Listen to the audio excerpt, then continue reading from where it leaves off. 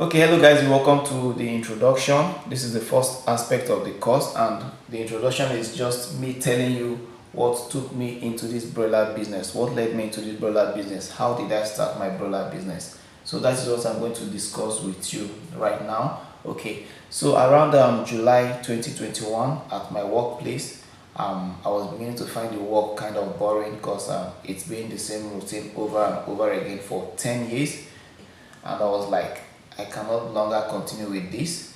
I should find an alternative means of income. So I started going through websites, going through YouTube, getting some PDF like that. And while going through the YouTube, I stumbled across this channel, Farm Up. It's about a medical doctor that left his field to farm, okay? And he went into poultry farming. And I began to pick interest in poultry farming. And then I started making research on my own, watching other YouTube videos, downloading PDF. I even took a course on alison.com. So I did all that just to know more about the poultry farming before I started. And okay, so I decided in that July that I was going to leave my job. December that year, that is December 2021. I decided I was going to leave my job. I even had the guts to write a resignation letter, and I kept it to submit December. Okay, so after all my research around August that year, I decided, okay, enough of all the paperwork, all the reading, all the YouTube videos. I decided to take action. And luckily for me, I had a plot of land then. Okay, I was not using it for anything, so I said, okay, let me use the place for a broiler farm. So I decided to look for fund. I think at that point I got a bank loan to start up. Okay, I got a bank loan to start up to build the structure, and I came across this website where you can order the chicks online.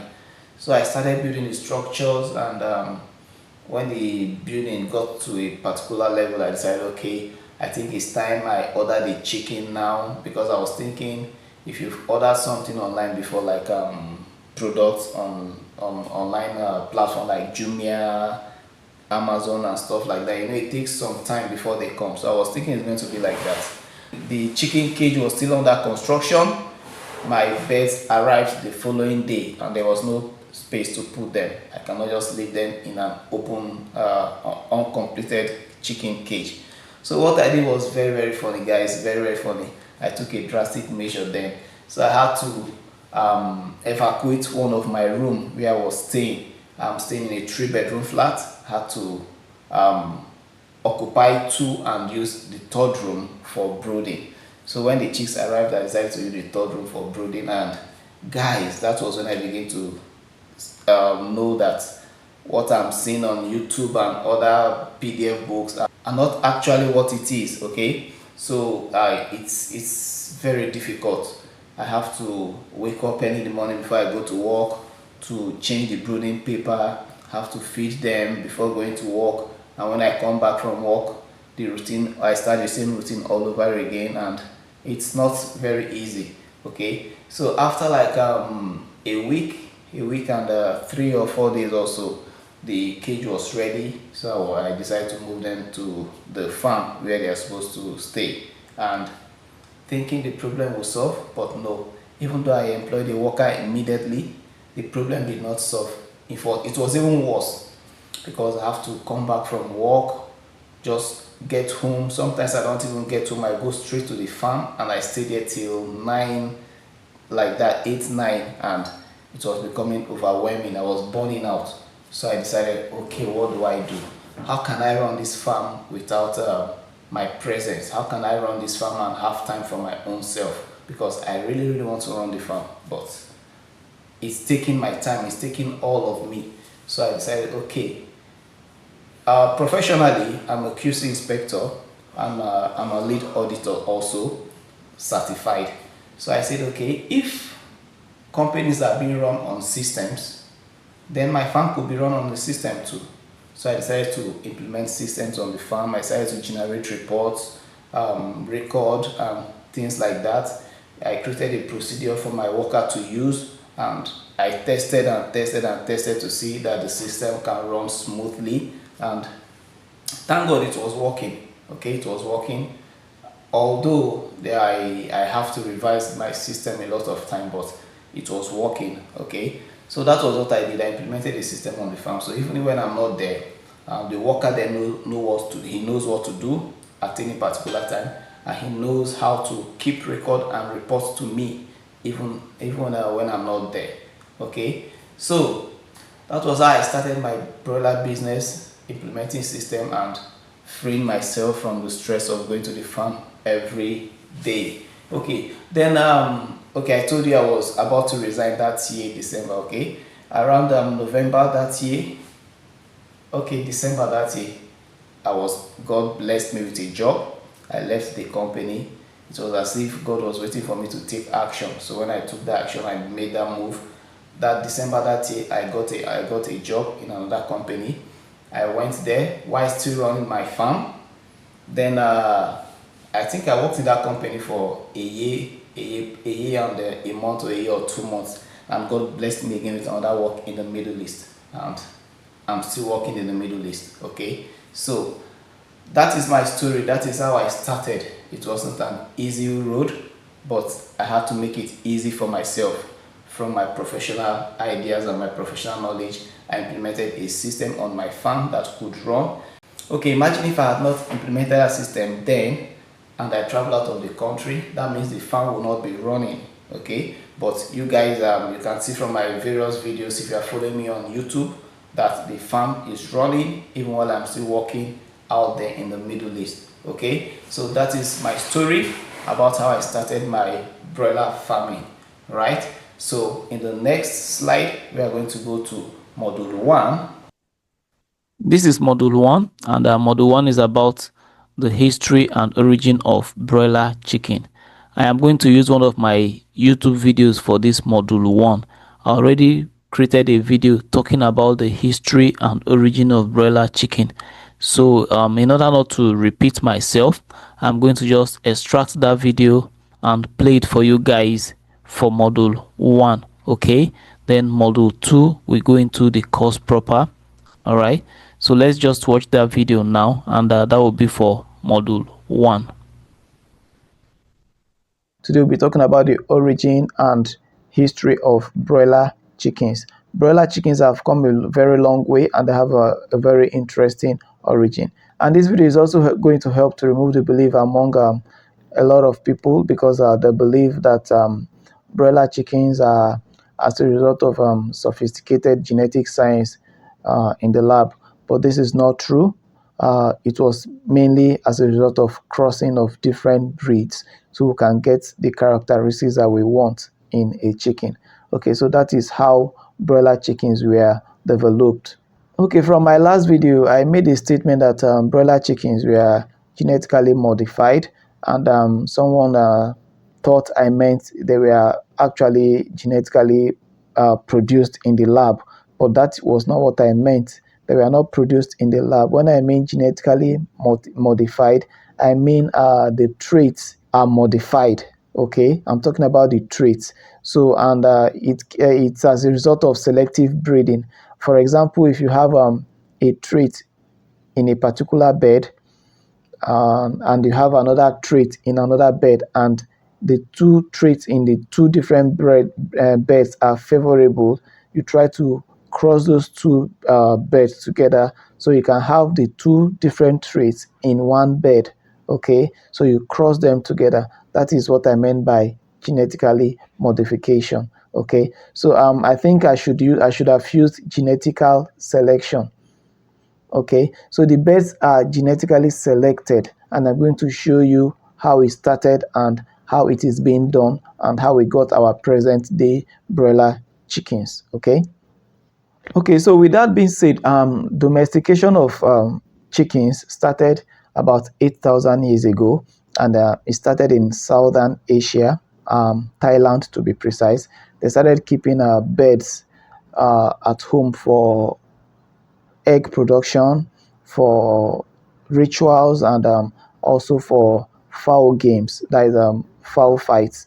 Okay, that was the major reasons why they were keeping birds in those days, not for meat production. Okay, now the fowl game became so rampant in the 1800s, and it spread to England, spread to America, and other parts of the world. So people started using their fowl for game, started domesticating fowls for game, and they found out that a lot of fowls, or rather some fowls, are aggressive than others. And these aggressive ones may not have the body weight to fight, but they are aggressive. And they have other birds that have the body weight. So they try to cross these two birds together so they can see if they can produce a bird that has the body weight and also the aggressiveness of the parent bird. Okay, and that was how crossing of birds began.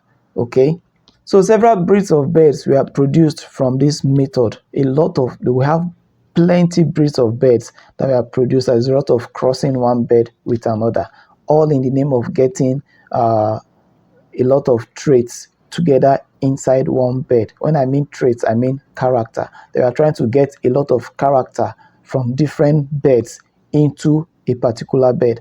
And that is how the Cornish breed was produced. And this Cornish breed is one of the great grandparents of the present day broilers. Okay, so now the Cornish breed was produced in England, in Cornwall, a place called Cornwall. That is why it is called Cornish. It was produced in a place called Cornwall in England, and it was initially called Cornish game chicken, but they removed the game from it because they later discovered that chicken fighting is illegal and it was abolished. So they have to remove that name game from it. So it was now called Cornish chicken only. Okay, so this Cornish chicken was found in 1820 in England, and it's as a result of crossing the Asael breed. The Asael breed is gotten from Pakistan, India, Pakistan, that area, and they crossed it with the old English game. That is the black-breasted old English game chicken. Okay, now the Asael from Asia is a very aggressive chicken, very strong. Okay, it has a very big thigh meat and has a very broad chest, has the back, the feather, the wing to wing distance are wider apart, and also the leg distance are wider apart. Now also the old English game chicken, it's like the local African chicken we have in Nigeria. If you are in Nigeria, that local chicken we have is the old English game chicken. Okay, now they crossed it with this Asael, and we all know the English chicken with the old English chicken, our native English chicken in Nigeria. You know how aggressive it is and how powerful it is, how strong the bones are. So they now crossed it with the Asael. So they were hoping to get a very big and aggressive chicken for their game. Okay, and unfortunately, what came out did not have the fighting trait of the parent chicken. Okay, that was how they produced the Cornish. For meat, it has the meat, and it has the wide chest, it has the good breast milk meat, it has the wings are apart, but the aggressiveness of the parents were completely lost. Okay, so the Cornish was not really used for game as they thought it was going to be used for game. Okay, now there are other breeds of birds that have been crossed and that has been manufactured in a different part of the world. Now in America, we have the Plymouth Rock, which is another breed. If you know this black cockerel that we have in Nigeria and I think some other part of Africa, that is the Plymouth Rock breed. Okay, it's from the United States. And this Plymouth Rock is also gotten from crossing of different breeds of bird. That is the Brahma, the Cochin, the Java, the Dominic. They crossed over several crossing. They got this Plymouth Rock breed. Okay, now in America, I think in the early 90s, that is around 1920, the race for meat bird in America began to grow. People started looking for meat birds in America, and one of the pioneer of this, the first person to start raising birds for meat purpose is Celia Steele. Her husband was a U.S. Coast Guard. When her husband is off for duty, she will raise chickens for sale, and she started with about 500 chickens. Okay, so right now she's the mother of broiler birds all around the world. Okay, so the broiler we know today started back then around the 1920s, 1940s, like that, when they started competing to raise birds that have more meat. Okay, so the competition was on, and it was called a Chicken for Tomorrow contest. So most farmers and most chicken breeders, they started looking for how to produce chickens that will have meat. Okay, they were looking at the breast meat, the drumstick meat, uh, and livability, how it can adapt easily to the environment. Okay, that was when different breeds of broilers started coming out. All our broiler breeds are not from the same parent stock. Okay, they'll look at different factors when they are crossing the beds. They'll look at the meat, they'll look at the body shape, they'll look at food efficiency, and they'll also look at environmental adaptability. Okay, so those are factors that they look at when they are crossing beds, and that was when companies like Abueka started coming up. I think Abueka won the Chicken for Tomorrow contest. So other broiler companies started coming up: the Abueka, the Ross, the Cobb Ventress, and some other broiler companies that did not succeed. Okay, so the broiler we know today is as a result of the crossing the Cornish, which we discussed about, and the Plymouth Rock from America. Okay, so they crossed these two beds and they were able to produce a very strong, muscular, and meaty bed, which we call our broilers today. Okay, so that's a brief history of broiler chickens. Now, the broiler chickens we have now, they grow faster, and they are meatier than the old broiler chickens that we discussed about, as a result of constant research and constant selective breeding that has gone on over the years. Okay, then also what has helped the broilers of today is their nutrition. Okay, scientists have developed a feed that has the right amount of nutrition that will help them grow well. So it's also a contributing factor why we have our broilers growing so fast these days. Okay, now we have feeds that have the right percentage of protein, carbohydrates, calcium, and other mineral elements. Okay, and it has helped the broiler chickens to grow faster. Okay, then the housing management also contributes to the rapid growth of our broilers these days. We have different poultry cages and different management system that we have been able to put in place.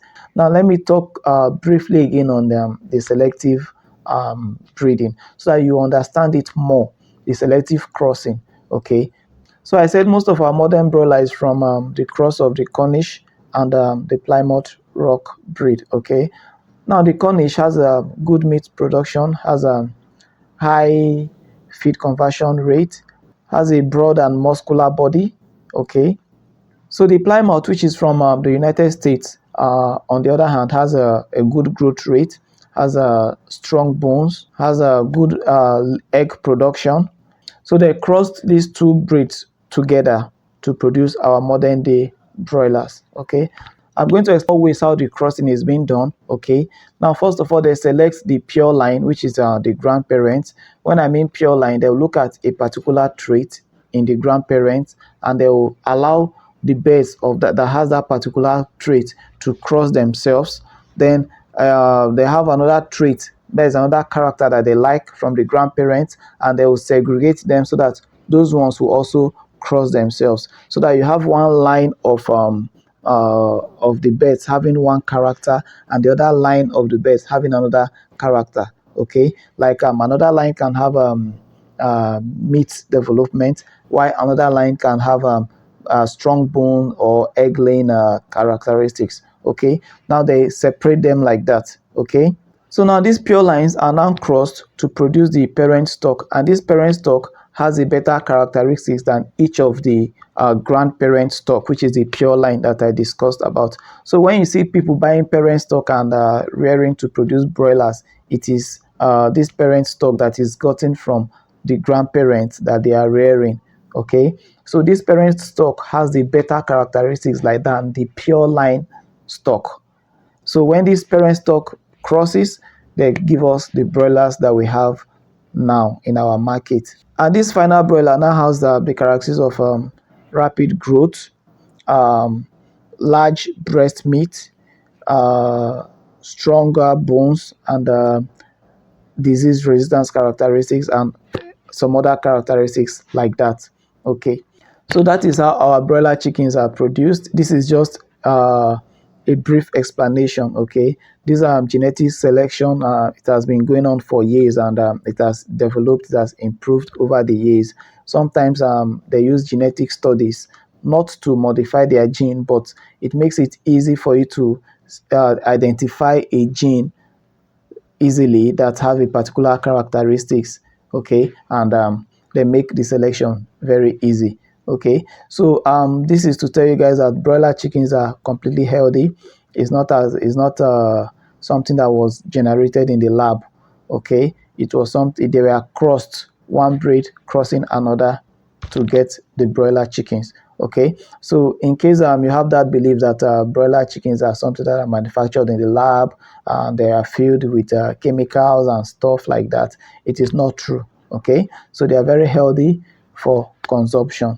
Okay, then if you are living in an area where the broiler chicken you have now is not actually giving you the yield you want, you can as well cross them with your local chicken you have in your area. Maybe you can come up with a breed that is very adaptable to your area.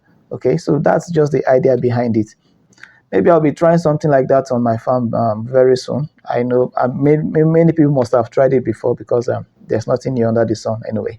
So I'll just try it to see if I can come up with something that's more resistant to environmental disease.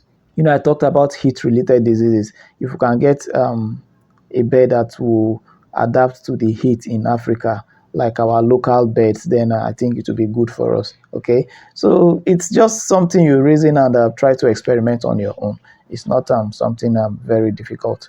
Okay, so now if you are new to this channel, don't forget to subscribe. Don't forget to hit that notification icon.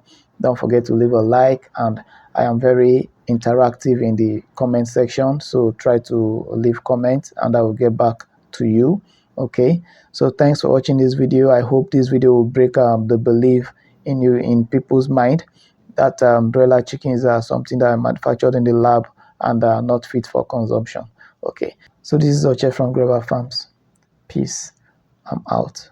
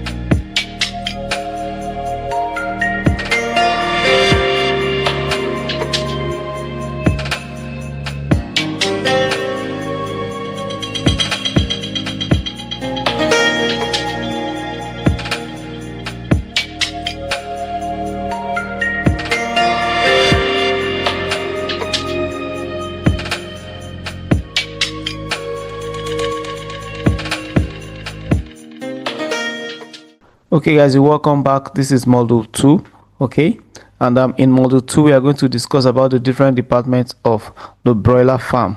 All right, so I'll just read through the slide for you to have a better understanding of how to craft a working system for your broiler farm. You must first understand the different departments that are in play on a broiler poultry farm business. Okay, identifying the segments or departments will enable you generate procedures and work instructions that are relevant to each section of the farm, rather than just producing an ambiguous document that will be cumbersome for your staff to understand. It can help you have a clear understanding of the type of documents to generate. This can also help you during audit, because auditing will no longer be haphazard but according to departments, which will make it easy and thorough. Okay, so this section we're going to talk about the different departments of a broiler farm. If you're a small broiler farmer, you may be wondering, how am I going to have different departments on my small broiler farm? Okay, I'm not saying you should necessarily have different departments. I just want you to know that there are different departments on your broiler farm, so that it will help you to generate a good document tailored for each aspect. When I mean aspect, I mean each department of the farm. Okay, it makes everything easy, it makes the process easy for you. So now, if you are a small broiler farmer, one person can handle all those departments. I've done that before. And if you have 2-3 workers, it's still good. You have to separate the jobs for them. Let everybody know the department that they are in charge of. Okay, so what you do is you generate documents according to these different departments, and one person can combine some of these departments together and take charge of it. Okay, so here's a breakdown of the major departments you can have on your broiler farm, but there could be more depending on the scale of your farm and the nature of the system you wish to implement. Okay, so the first department that you can have on your broiler farm is the procurement department, and these guys are responsible for acquiring goods and services for the farm. Its duty includes sourcing materials and suppliers and negotiating prices. Okay, they also manage the procurement process and ensuring compliance to regulations and farm policies. And they are also in charge of cost management, ensuring that the process is done within the farm's need and budget.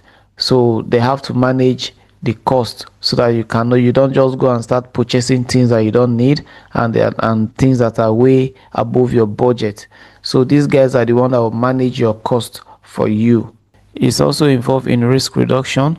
They assess and mitigate potential risk like price fluctuation and supply chain disruption. Sometimes if you are manufacturing feed, the raw materials are cheaper and sometimes they are expensive. So these are the guys that will try to reduce the risk, so that you don't just spend money unnecessarily. When the price is down, they are to take action and get those products and store them, so that when the price is high, you already have the products on your farm. Okay, then sometimes some suppliers will not have a product at a particular time to supply to your company. So these are the guys that can see when this can happen, and they try to reduce any chances of this happening. Okay, then they also maintain positive supplier relationship. Yeah, the people that are bringing goods and services to you, these guys, they have to treat them well, so that the relationship will be good. Because sometimes if products are beginning to get scarce, it's only the person that has a good relationship with the supplier that the supplier is going to give. At that point, it's not about money anymore, it's about relationship. Okay, so you should be watchful for that. Then they also maintain accurate record, that is procurement records. All right, then the next department we are going to look at is the logistics department, and this logistics department is responsible for planning and executing the movement of goods and services from their point of origin, that is the farm, and to their point of destination, which is the end user, the retailers or the wholesalers or the consumers directly. Okay, And they're also in charge of managing transportation, warehousing, inventory, distribution to ensure efficient and cost-effective operation. Okay, then we are going to go into the third department, and this is mostly operations. Okay, and this is the brooding and the grow out department. This is a purely operational department. Okay, so these guys are responsible for chick placement and brooding management. That is taking the chicks from the hatchery, putting them in the brooder and stuff like that. And they also manage the temperature, the humidity, the light control, and they ensure daily monitoring of the birds for good health and growth. Then feeding and watering operations, litter and ventilation management, calling weak or sick birds. That is separating the sick bird from the rest of the flock. Okay. Then record keeping of mortality and the performance of the bird. So this department is purely an operational department. Okay, that is brooding and grow out department.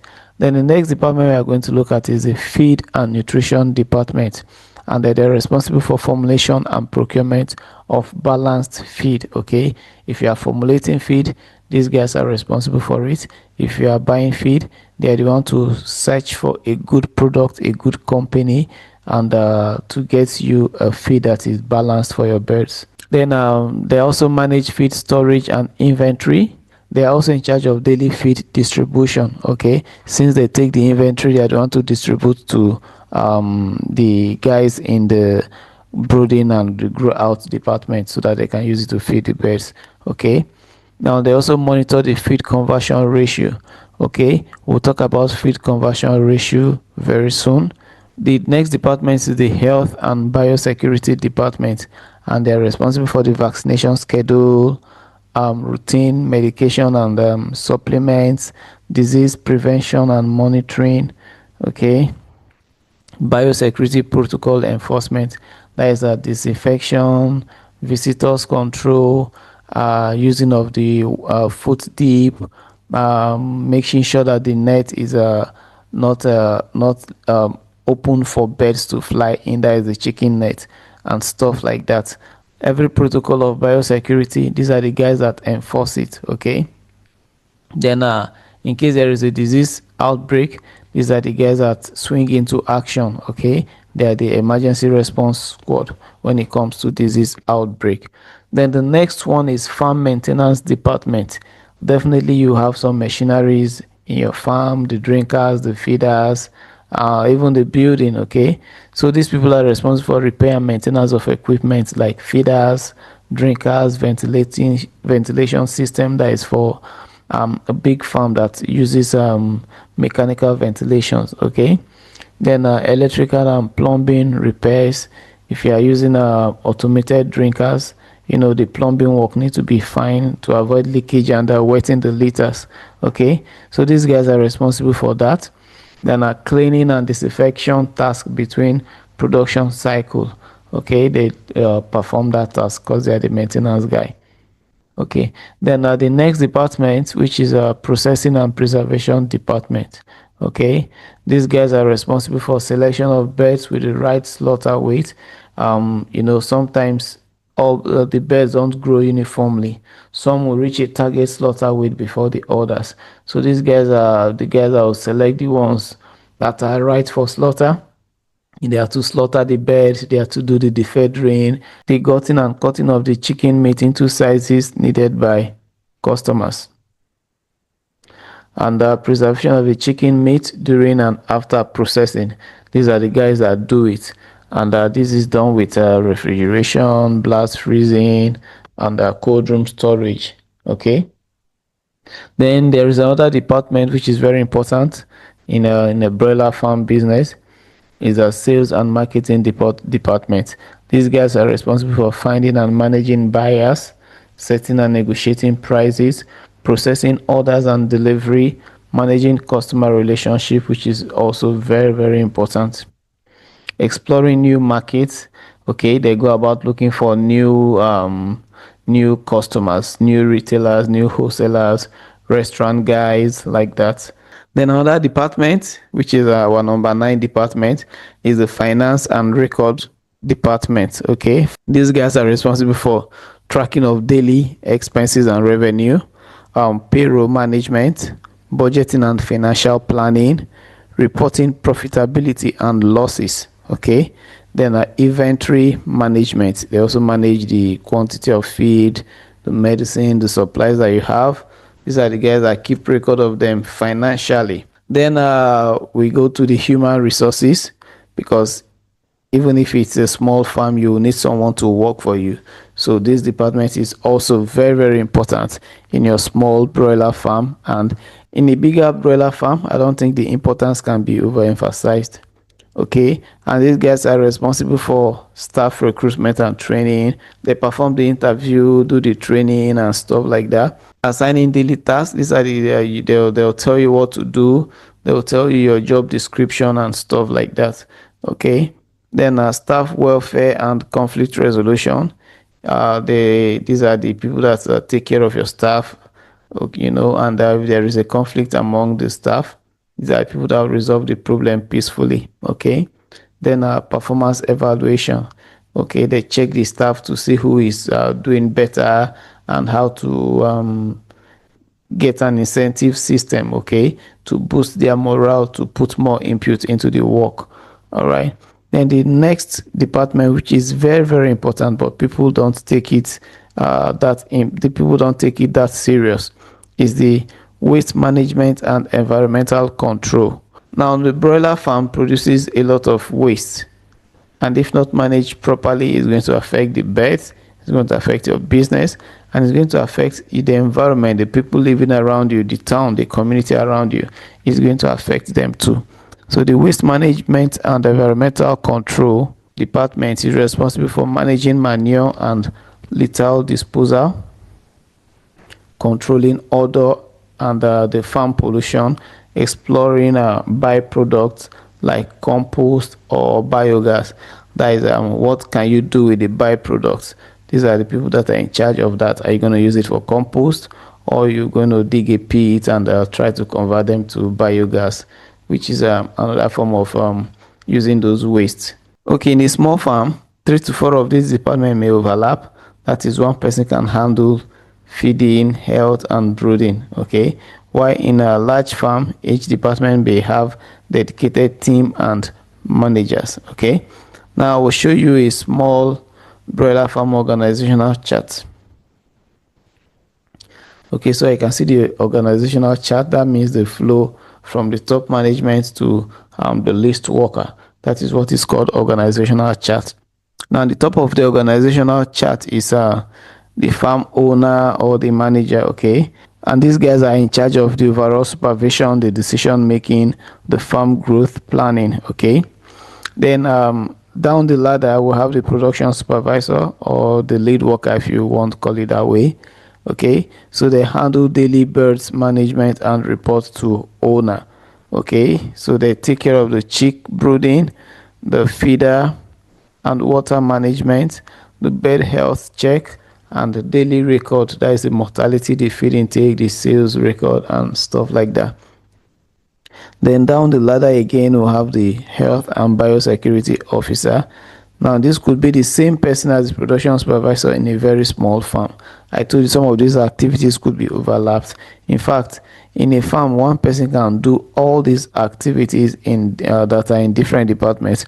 All they need to do is just to make sure that they realize that these departments are different, and they should try to keep the records according to each of the departments. And if there is a procedure or a system you want to put in place, you should put them in place, having these departments in mind.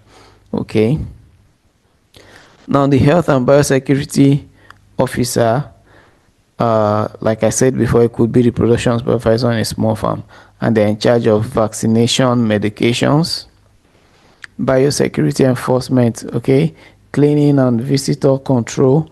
They're in charge of disease symptoms monitoring also. Okay, then down the ladder, how to feed and storekeeper, and these guys, they manage feed storage and daily food distribution. They keep inventories of food and medicine equipment. Okay, then they report supplies. Okay, then the next is sale and marketing officer, another very important aspect of broiler farming. I told you before that raising broiler farming is not really the major headache for broiler farmers. It's selling them that is a major headache for broiler farmers because the competition is so fierce. Okay, so these are departments can be handled by the owner or a separate staff if available. If it's not available, the sales and marketing could be handled by the owner. Okay, and the duty is to find customers. That is the, like for example, market women, retailers, restaurants. You look for people like that. Then they manage price and negotiation and sales. Okay, they manage price negotiation and they also sell the products. Okay, then oversee delivery and customer pickup. Then the next is the casual worker or the farm hand. Okay, and these guys normally they are hired if needed. Okay, sometimes if you want to clean the pen and you think the person working for you cannot handle it, you call someone from outside to assist and you pay the person. Okay, so have our co-workers and casual workers. These guys are responsible for cleaning the pen. They can assist in feeding if your worker is overwhelmed with the feeding activity. They can assist in feed formulation.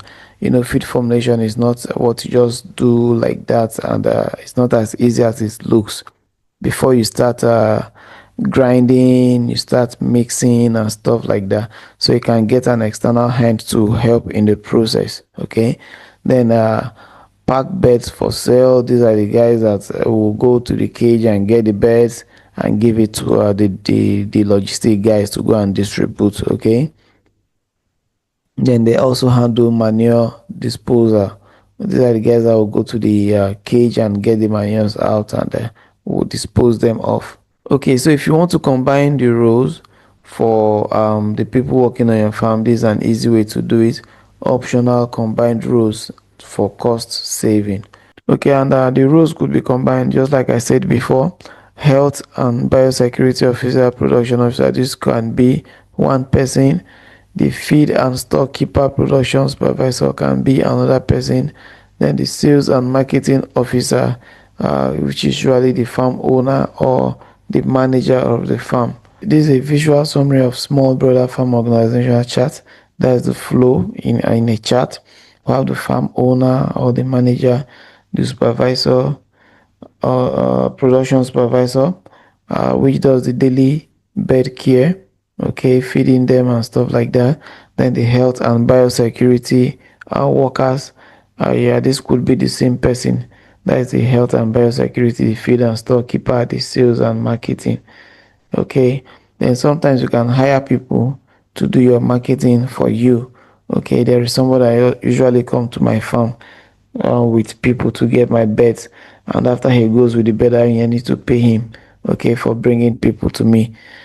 Okay, then also casual workers, which is the least. Okay, here are some tips for your small farm business. Okay, the roles should be flexible. There's a staff should be able to multitask and reduce payroll costs. Then prioritize biosecurity, as disease in a small farm can cause serious losses. So when it comes to small farm, don't take biosecurity for granted. Okay, the owners should handle marketing directly unless it's too busy. If not, the guys that are on the field selling your stuff for you, they are going to cheat you, they are going to lie to you, and they are not going to treat your customers well. So if you can afford to hire people specifically for that, then please do. But if you cannot hire people to do that, I think the best advice is for you to try to do it yourself for some time to see. Then daily record keeping is essential to track growth, sales, and feed usage. Okay, so now we have come to the end of module 2 and we are now going to module 3. Thank you for watching the slide, and we're going to come back after a short break for module 3. You're welcome back. This is module 3. And in module 3, we are going to discuss systems. This is a very important part of the poultry farming. Okay, it's a very important aspect. I have tried systems on my farm and it has reduced my direct involvement on the farm. It has given me time to do a lot of things. Even when I'm not in town, even when I'm not around, I'm far away in the Middle East. Because of the systems I'm implementing on my farm, the farm is running successfully. Okay. Now, what is a system? Okay, this is a set of procedures or set of rules or instructions according to which something is being done. Okay, and when you have these procedures and work instructions and manual in place, there should be a form of reports, right? That is where the reporting and recording comes into play. Because if they are following the procedures and the work instructions, there should be a way to keep record of them so that you actually know that this thing is being followed. These procedures are being followed, okay? So that during audit, the reports and the records is going to help you to audit your system very well, so that if there is any loophole, you can revise the system immediately. It doesn't go on forever. Sometimes you may need to change some things, and sometimes due to evolving technology in the broiler industry and things like that, your systems need to be changing from time to time. Okay, so I'm going to show you samples of how to generate some documents that you can use on your farm. So after showing you the sample, I'm going to show you the generated documents I use on my farm. Okay, so this is the first document I'm going to show you. So you can use this as a template for your document generation. Okay, this is your daily task sheet. Okay, so this is the date, the pen number. If you have 1, 2, 3, or 4 pen, you write the pen number there. The supervisors on duty, his name will be here. Okay, then these are the tasks. Morning health check, is it done? If it's done, you should tick done like this. Okay, if it's not done, then you should tick X, but definitely you ask them to do it, so it should always be ticked done. Okay, then the feed distribution, okay, it should be checked. The water check, is it checked? You check. The litter cleaning, you check if it is done that day. Okay, then the remark, under this remark you can see sick beds and the symptoms. You should write that one. Amount of feed used should be written. So this is a simple template to give you an idea of how to create a task sheet on your farm. Okay, so if you want to create a task sheet on your farm, you can use this template. This is just a head start for you. Okay, you can add as many tasks as much as possible. Okay, you can see temperature monitoring, mortality count, culling. That is, culling means separation of birds, the ones that are sick or weak, you separate them.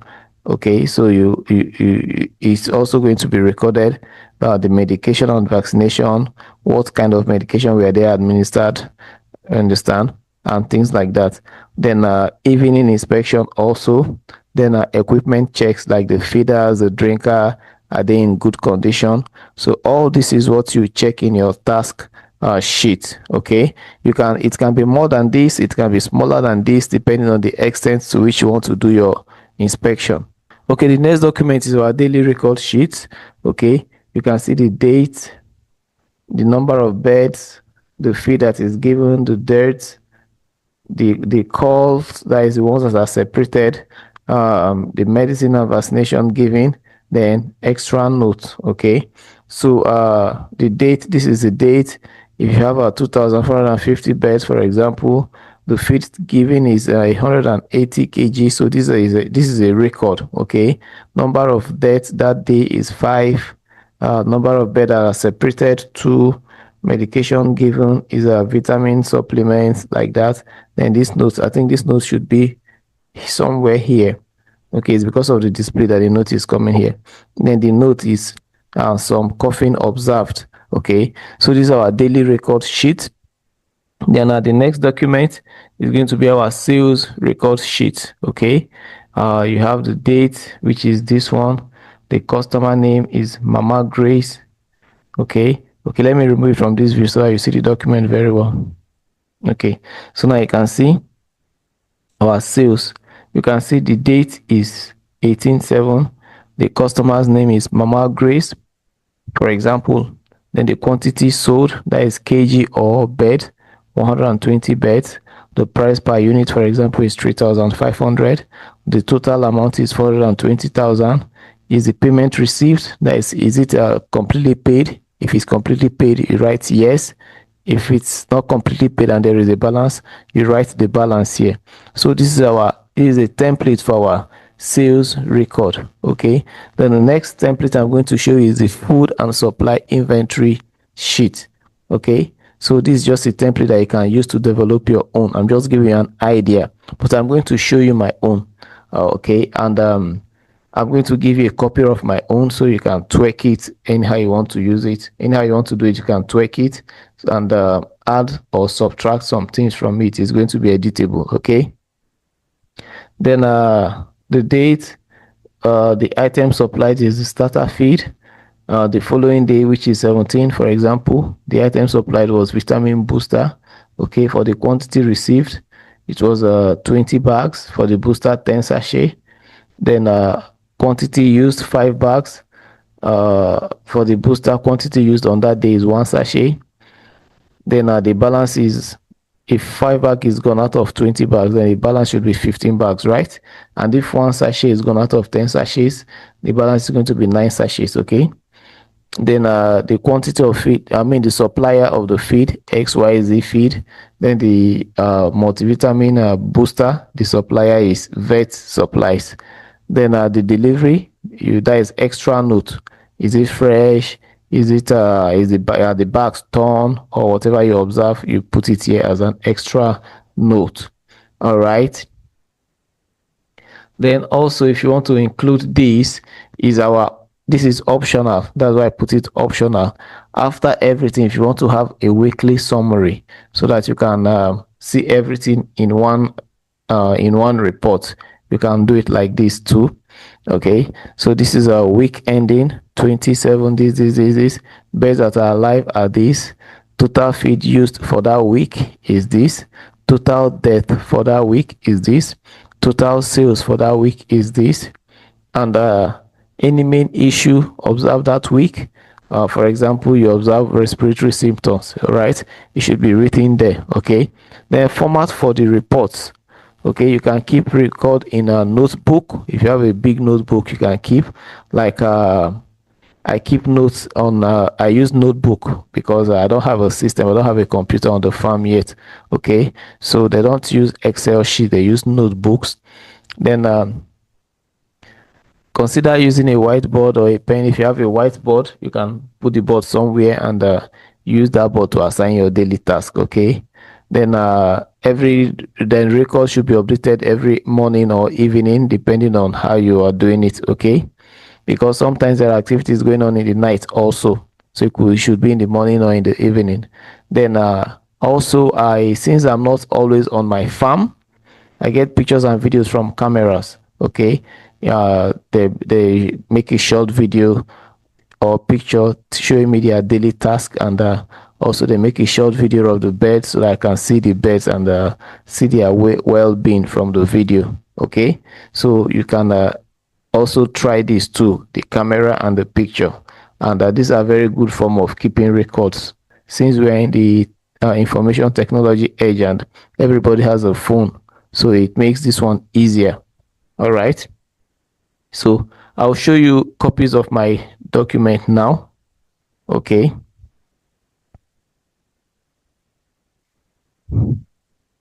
so we start from this, which is our body weight and feed consumption log for broilers. Okay, the first column here is the age of the birds in days. The second column is the date. Okay, then the required body weight. Okay, I got this figure from the ROS 308 performance book that was sent to me from my supplier. I was given a ROS 308 performance book, so I use the weight. I try to get the average from it and I use it. Okay, so this is the expected or the target body weight, so I use this as a reference. Then the actual body weight, so this one now is the weight I recorded. Like in day one, if the weight is supposed to be 57 theoretically, and my actual measurement. Whatever I get, I record it here so I can compare with what is supposed to be there theoretically. Okay, so on day 7, which is our first week, the weight is supposed to be 189. So whatever I get, I record it here. Okay, then also the feed intake, from that same document, this is what I got. Okay, so on day 1 they are supposed to consume like 12 grams. Sometimes why I put it here for reference is sometimes when I give them this 12 grams, I discover they don't finish it. Okay, so that is one of my major problem. Okay, so if I give them according to this quantity here, most times they don't finish it. So what I do is I write the actual feed I give them here, but I just use this as a comparison. Okay, then the total number of birds that I fed that day, that is fed on a particular day, is written here. So if there is a mortality, this section here and here, this is mortality Zatec, mortality aggregated. These are hatcheries that I use birds from Zatec, which is the Cob 500, and also get birds from aggregated, which is Ross 308. So if I have 100 aggregated, if I have 100 Zatec, I write it here, and 100 aggregated, I write it here. Okay, so the following day, if there is a death, I'll write the mortality here. Okay, 1 then here I subtract. Okay, so the total bird left on the farm, if I have 100 and maybe 2 Zatec die and one aggregate die, the number here out of the 200, the number here is going to reduce to 197. Okay, I hope you get the picture. Then the total feed consumed that day is going to be written here. I'm supposed to know the total feed I'm supposed to give the birds, right? Which is supposed to be this multiplied by the number of birds on the farm. Okay, so on day 2 I'm supposed to give them 16 grams times 197, which I calculated earlier. That is supposed to be what I will feed them on day 2. But sometimes if I feed them that quantity of feed, they don't finish it. So actually write the record of what I gave them that day. Okay, is written here. And if I start selling, okay, I start recording the sales from here, so that at any point if I look at this record, I should know the number of birds on my farm. I should know the quantity of feeds that was given at any particular day. I should know the birds that were sold at any particular day. I should know the mortality at any particular day, and I should know the weight at any particular day. Okay, so with this document, I know those ones at a glance, right? So the next document I'm going to show you now is our vaccination and medication program for broilers. Okay, so so day 1, this is what they are supposed to take as they are coming out from the pack. Okay, you administer them tonic, multivitamin, glucose, right? So that is for day 1. Then day 2, this is what I administer them. Day 7, that is day 2 to 6. Day 7, they go for their first IBD vaccine. On day 9, they go for their first Lasuta vaccine. Then from day 12 to day 16, I give them coccidiostat. Okay, then after that, I start my second IBD dose. That is the vaccine for infectious bursal disease and Newcastle disease on day 19, like that. So this is my vaccination chart. I use this one for vaccination, and I have a footnote here. You will need a veterinary to help you out with the vaccination. That is, if you don't know how to do it.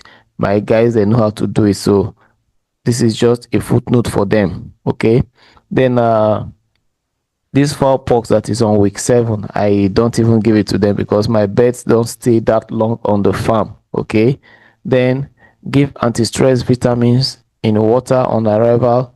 Okay, so this footnote is just to tell my guys, okay, it's still part of your work instruction.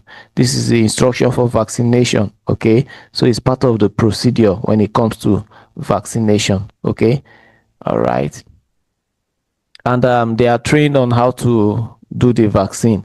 So it's not written here, but they know how to do it. They know the process to follow when they are vaccinating. I did a physical training for them so that they how to open the vaccine, how to mix with the water and stuff like that. So they know how to do it and they are following it strictly. Okay, so the next document we'll look at now is the farm procedure. Okay, before we go to the farm procedure, let's look at all other records first. Okay, let's look at I will come back to this. Okay, my litter steering and examination log. Okay, this I have 3 cages initially, but now I have 4 cages because I've built a very big one now. Okay, 1,400, 1,500 capacity. But initially, this is the record I was using for the 3 cages I have before. Okay, so I can still use this record. It's just for them to get another page and call it cage 4. Okay.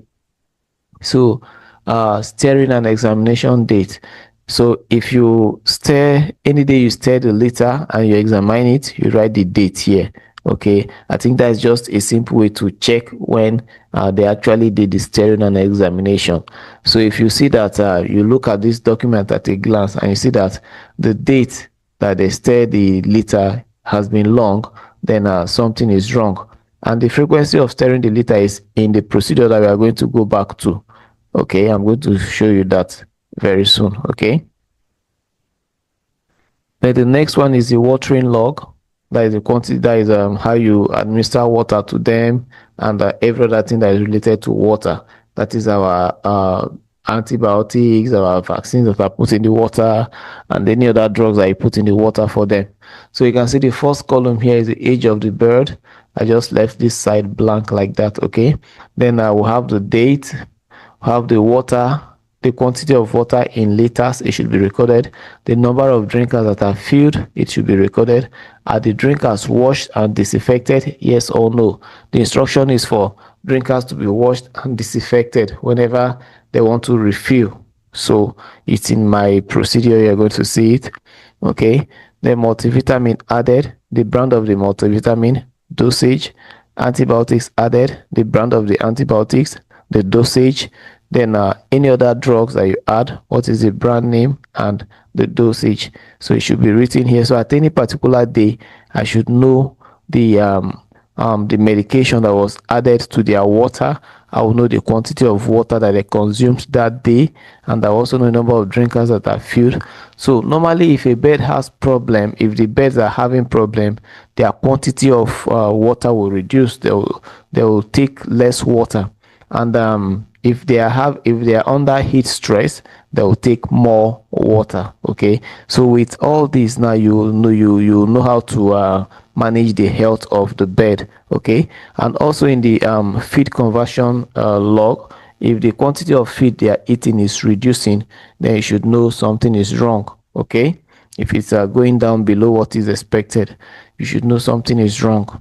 So that is why these records are very important. Then the next record I'll show you here is the workers. Okay, the feed formulation. Okay, so this is I formulate feed. I started recently to make feed for my birds. Okay, so this is the feed formula. Okay, I will show you how I arrived at this formula. Okay, so you can develop your own using the ingredients in your place. You don't need to copy this, and if you still want this, fine, I'll give it to you. But you can develop your own feed using the ingredients that you have available in your area. Okay, you can see some if you watch some YouTube videos and some documents for feed formulation, you see some ingredients that you don't even have.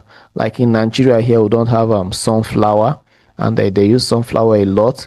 Then pan kernel cake, we have it here, but it's scarce. Okay, I just want something I can just go to my local market and buy immediately and start formulating feed for them. So that is why I arrived at this formula. All right, so you can use whatever plant you have in your area.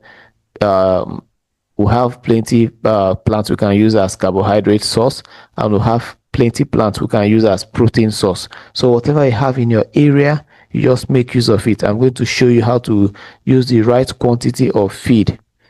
The right quantity of the ingredients to formulate your feed. Whatever ingredients, whatever raw material you have in your area, you can use it to formulate feed, a well-balanced feed for your birds. And I'm going to show you how to do that when we get to that section. Okay, so this is my feed formula procedure. Okay, how they formulate feed, and this is a footnote how to mix and stuff like that. So we go to another document now. Okay, let me go to this one before I go to the procedure. Okay,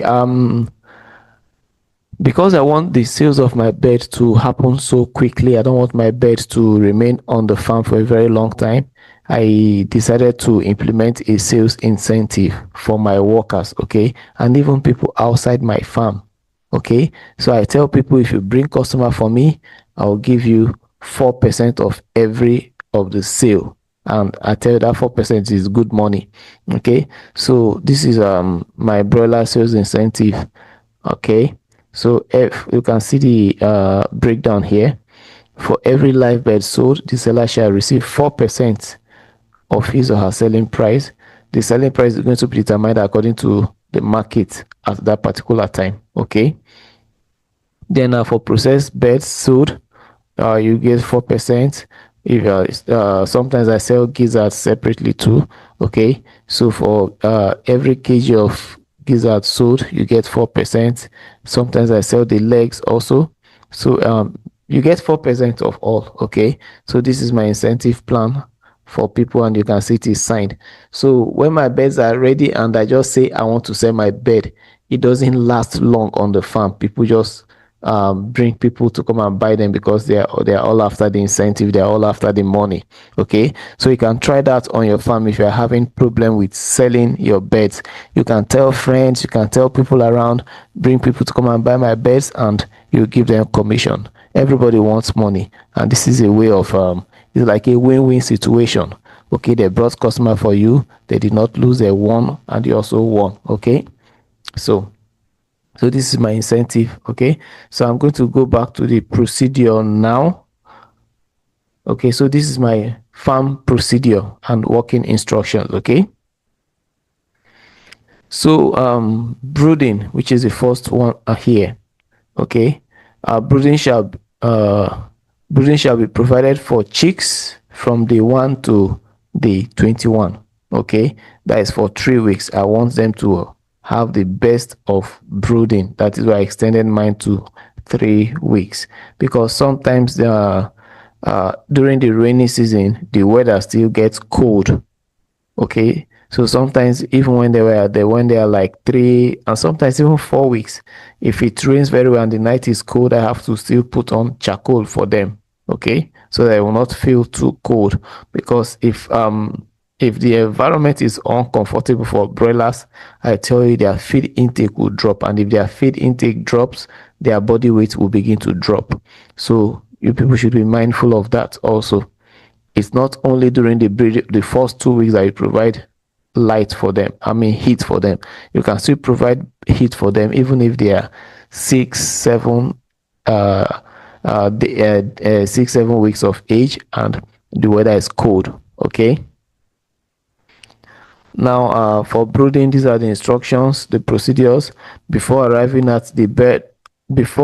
of the bird, the brooder shall be prepared as follows. Okay, so this is a working instruction. You give you document it and you write it down and you update it when necessary, and you make sure your workers follow this. So if you travel anywhere or you are not in town, you are not around, or even if you are around, you can just be in your farm reading newspaper, and your workers will be doing their work like clockwork. Nobody need to direct them, because you already trained them, you've already given them the procedures and the work instruction to follow. Okay, so before the arrival of the birds, litters shall be evenly spread in the brooder, and the depth of the litter shall not be less than 3 inches. Okay, the entire perimeter of the brooder shall be covered with plastic sheet to minimize heat loss. Okay, water containing glucose, multivitamin, antibiotics, okay, and feed shall be available inside the brooder. Feeding shall be given at the times stated in the section 4 below. Okay, that is when you give them food. Okay, so we'll soon go to section 4. Let's just continue. Then heating source shall be available inside the brooder. The heating source could be coal pot. I use coal pot. Initially I was using this number 2 here, which is kerosene stove, but now I use coal pot. Then I will also have gas heater, which is economical when it comes to the gas, but the whole setup is more expensive than coal pot because you need to get a gas cylinder and the gas heater burner, which is very expensive. Okay, then I will have electric bulb. This is kind of cheaper, but you need to do it in a place where you have constant electricity, and in Nigeria we don't have constant electricity, so this is a no-go area in Nigeria because the power supply in Nigeria is going to disappoint you. Okay, then brooding paper shall be placed on the litter. Brooding paper can be old newspaper, textbook, or exercise book. That is what I use. There are some special brooding paper you can just buy like that. Okay, but I'm trying to cut cost. So some of the books my children use that they are no longer using again, their exercise book, after they are leaving one class going to the next class, I keep those books and I use them. Okay, and if you have here, you can get old newspapers. Please do gather them and use them for brooding. Then brooding paper shall be changed every morning. I tell you, if you leave a brooding paper overnight, the kind of mess you see on that paper, those things they can poop. So it's better you change it every morning. Okay, you don't leave it for 2 days so that ammonia will not start generating. Okay, then the brooding temperature shall be maintained according to the brooder temperature chart. There is a brooder temperature chart that I provided for them. Okay, so let me show you the brooder temperature chart now. Okay, so this is the brooder temperature chart. 0 to 1 week. This is the temperature in Fahrenheit and in centigrade. Okay, degree Fahrenheit and degree centigrade. So this is the temperature week 1 to 2. This is what is expected. 31.1 degrees Celsius to 32.2. Week 3, this is what is expected. 28.3 Celsius to 29.4. Week 4, this is what is expected. So my people use this. Okay, they use this every day on the farm.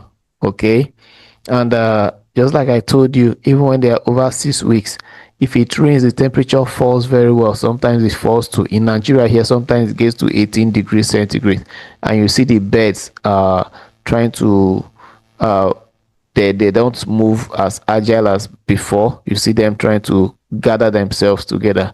So I don't want that to happen. I still put on light for them and maintain like 25 26 degrees Celsius. Okay, so that is what I do. So now I'll go back to the procedure.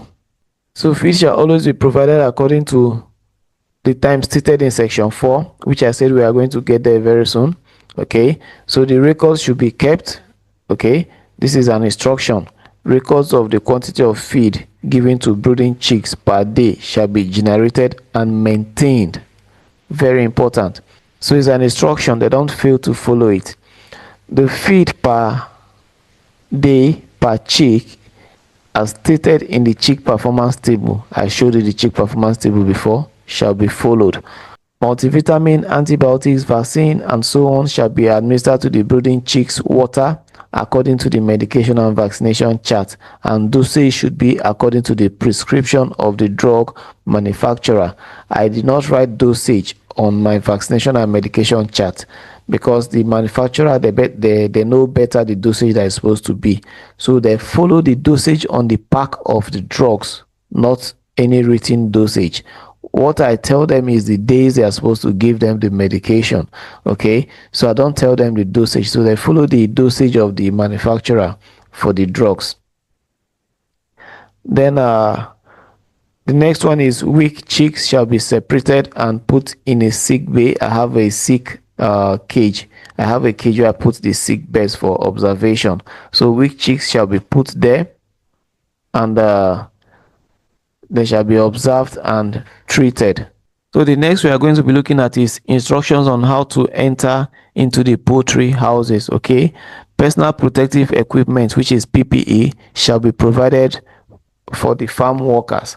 They all have PPE, they have clothes they wear inside the chicken house. So as a farm owner, you need to provide all this for your workers. You need to provide all this for your workers. Okay, so anytime they are washing the PPE, they use detergent and bleach to wash the PPEs. Okay, then I provided rubber gloves for them. So rubber gloves shall always be available on the farm.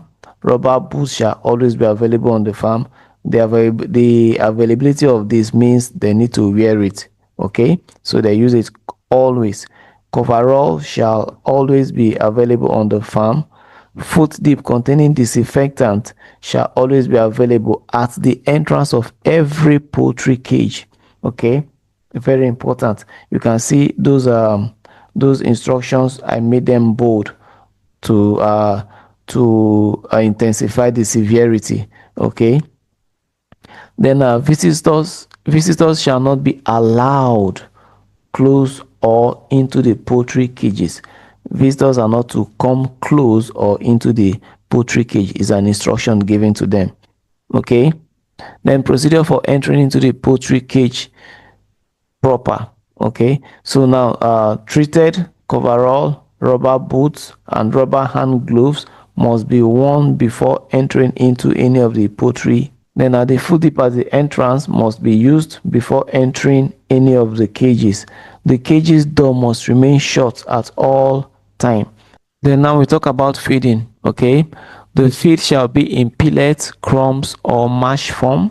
Okay, then after brooding, the birds shall be given fresh supply of feed 3 times a day, which is 8 a.m., 1 p.m. and 5:30 p.m. Okay, you may be wondering, why don't I just give them the whole quantity of feed I need to give them in a day? Why don't I just full their feeder so that the worker does not have to suffer himself to be feeding them at this time? Okay, one thing I observe is when you give them the food and they have the food plenty, the food is plenty in their feeders, they are not moved to eat. They don't like eating because it's always available. So they just go once in a while, pick out of it and go and relax. Okay, but when you give them piece by piece, at any point you are coming to give them the food, they rush it. You understand? They fight over it so that they can eat more. Okay, so observe that if I do it like this, the total quantity of feed they consume a day is more than when I just add it in their feeder and leave it for them like that. Okay, and you know, the more they eat, the more they grow. That is, if they are healthy and their feed conversion ratio is good. Okay, so the more they eat, the more they will grow. So that's why I feed them 3 times a day. So you can also try that on your farm if you're already starting a farm, or if you have a farm already. Okay, then feeders shall be washed with disinfectant every morning and allowed to dry before they are used to feed the birds. The farm manager shall measure and issue out the right quantity of feed to the farm workers. So the farm manager is supposed to oversee the measurement of the right quantity of feed. Okay, and this is done every day at the designated feeding time. The quantity of feed per bird per day is indicated in the chick performance table, the table I showed you earlier. Okay, feeders shall be properly assembled with all accessories in place and lifted above the ground appropriately to avoid feed wastage by the birds. Okay, so the feeders should be lifted. Apart from feed wastage, it will make the birds not to stress themselves to eat, because if the feeder is low, the bird has to pick it before it raises its head up to swallow. So it will reduce the feed intake. So it's better you lift it up to the appropriate height, which is normally the back level. Okay, you lift it up until it gets to the level of the back of the cheek. Okay, so with that now it can stretch its neck and get the food, which is easier. Then feeder shall be adequate and well spaced for all birds to have access to the feed. Then record of all activities above shall be generated and maintained. Very important. Then we go to watering. Okay, after brooding, water shall be available in all drinkers and at all time. Before refilling and replacing water in drinkers at any time, the drinker shall be washed with soap and disinfectant and rinsed properly under running water, not fetching water in a big bowl and be rinsing and then rinse them inside. That water is not running, the water can be contaminated and you still be using it to rinse. So I prefer to do the rinsing under running water. Okay, medications and vaccines shall be administered to the birds through the drinking water according to the medication and vaccination chart that has been provided. Okay, the right dosage of multivitamin and antibiotics shall be monitored by the manager and shall be as prescribed by the drug manufacturer, which I have said before.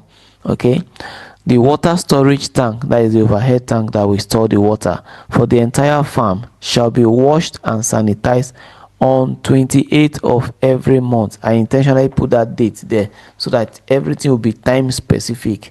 If you don't put any date there, they'll just, if you just put per month, should be washed every month, it will not be washed, the interval of washing will not be equal. Okay, so it has to be equal, the interval has to be equal. Then records of all activities stated above shall be generated and maintained. Then section 5 will come to vaccination. The manager shall ensure that the vaccination is done according to the medication and vaccination chart. Okay, that is a chart. I've showed you that chart before. Then we come to the litter. The litter shall be any of the following: wood shaving, rice husk, sawdust. At the brooding period, sometimes I use wood shaving if it's available, because it's really scarce here in Port Harcourt. So if I have it, I use it. If I don't have it, I use sawdust. But because I use brooding paper on top of the sawdust, I don't have any issue with that. Okay, then 2, the litter shall be evenly spread and should be about 1 inch thick. This thickness is used after brooding. Okay, you know, in brooding I said it should be 3 inches thick, but after brooding at least 1 inch thick will be okay. The litter shall be stirred twice a week. Okay, and I specifically put the days there, which is Mondays and Thursdays, and the activities shall be recorded. The litter shall be changed after every 2 weeks. So if you follow the thickness, I think these 2 weeks will be okay. All you need to do is just to stir it. Okay, but if the litter is not of good quality, sometimes they may need to change it before the 2 weeks mark. Maybe the wood is just sawn in the sawmill, and the sawdust is not very dry before using it. Okay, then you might need to change it earlier than 2 weeks, right? Then a record of all activities should be generated and maintained. Then we come to 7, biosecurity. So this is my work instruction for biosecurity. The farm shall be fumigated for pest and disease once every 2 months. That is, the entire farm shall be fumigated for pest and diseases. So every 2 months we fumigate the farm. Okay, the entire poultry cage shall be examined twice a week, Mondays and Thursdays. So on Mondays and Thursdays, they just walk around the cage to see if there is any holes that rodents can come in through, or from the roof, if there is any way that birds can fly in through, and they just go around the cage to inspect the cage. Okay, if they see any problem with it, it is being fixed immediately. Then weeds should be controlled on a daily basis, either by use of herbicide or by manual weeding. If it's done on a daily basis, then there is no chance for weed to grow on the farm at all. Yeah, that's why I said it should be done on a daily basis. So daily sweeping of the environment should be enforced so as to limit the rate of weed growth and maintain a clean environment. So if you are sweeping a place regularly, it will be difficult for weed to grow. And if you are sweeping it regularly, if you see weed coming up, it's just to pull it out, right? So that is why I encourage them to do it on a daily basis. Then our foot dip shall be changed every 2 days. Okay, the proportion of mixing of disinfectants and water shall be as per the instruction of the disinfectant manufacturer. Okay, then records of activities listed above shall be generated and maintained. Okay, so this a work instruction for my farm. If your farm is a big place and you see that there are other places you need to cover with your work instruction, then you can do that. So just try to be creative and get a good working instruction and procedure for your farm. We've discussed the template and we've discussed the format. So now we go to module 4. Okay guys, you're welcome to the slide again, and this is module 4. So in this module, we are going to discuss poultry health, and I'm going to divide this module into 3 sections. Okay, the first section is going to be common poultry diseases that you need to know. Then the second section is going to be how to diagnose poultry diseases from their droppings, and the third section is going to be how the environment and poor management affects poultry health. Okay, so we go to section 1 now, which is common poultry diseases that you need to know. So there's a wide range of diseases that can affect our poultry beds, but however, we are going to be discussing the ones that we experience more on our farm. Okay, you know, our broiler beds stay on the farm for just 7-8 weeks maximum. Okay, so most of the other poultry diseases may not affect them. So the ones that is going to affect them within that short period of time is what we are going to be looking into. Okay, so we shall be investigating the causes, the species that are being affected, the clinical signs, the treatment, and the prevention. Then there are 2 broad categories. Okay, we are going to divide them into 2 broad categories, which is the respiratory and the non-respiratory diseases. Okay, so respiratory diseases are those diseases that affect the respiratory tracts of the poultry beds, while the non-respiratory diseases does not necessarily affect the respiratory tracts, but some other part of the poultry body. Now we shall go into another kind of classification, which is based on the kind of microorganism that is causing these diseases. That is virus, bacterial, and parasites. Okay, then we can have the viral respiratory disease and the viral non-respiratory disease. We can also have bacterial respiratory disease and non-bacterial respiratory disease based on the classification that I have told you before. Then for the parasites, we can have external and internal parasites. Okay, so we go to part 1 because I'm going to further break this section down into parts for better understanding.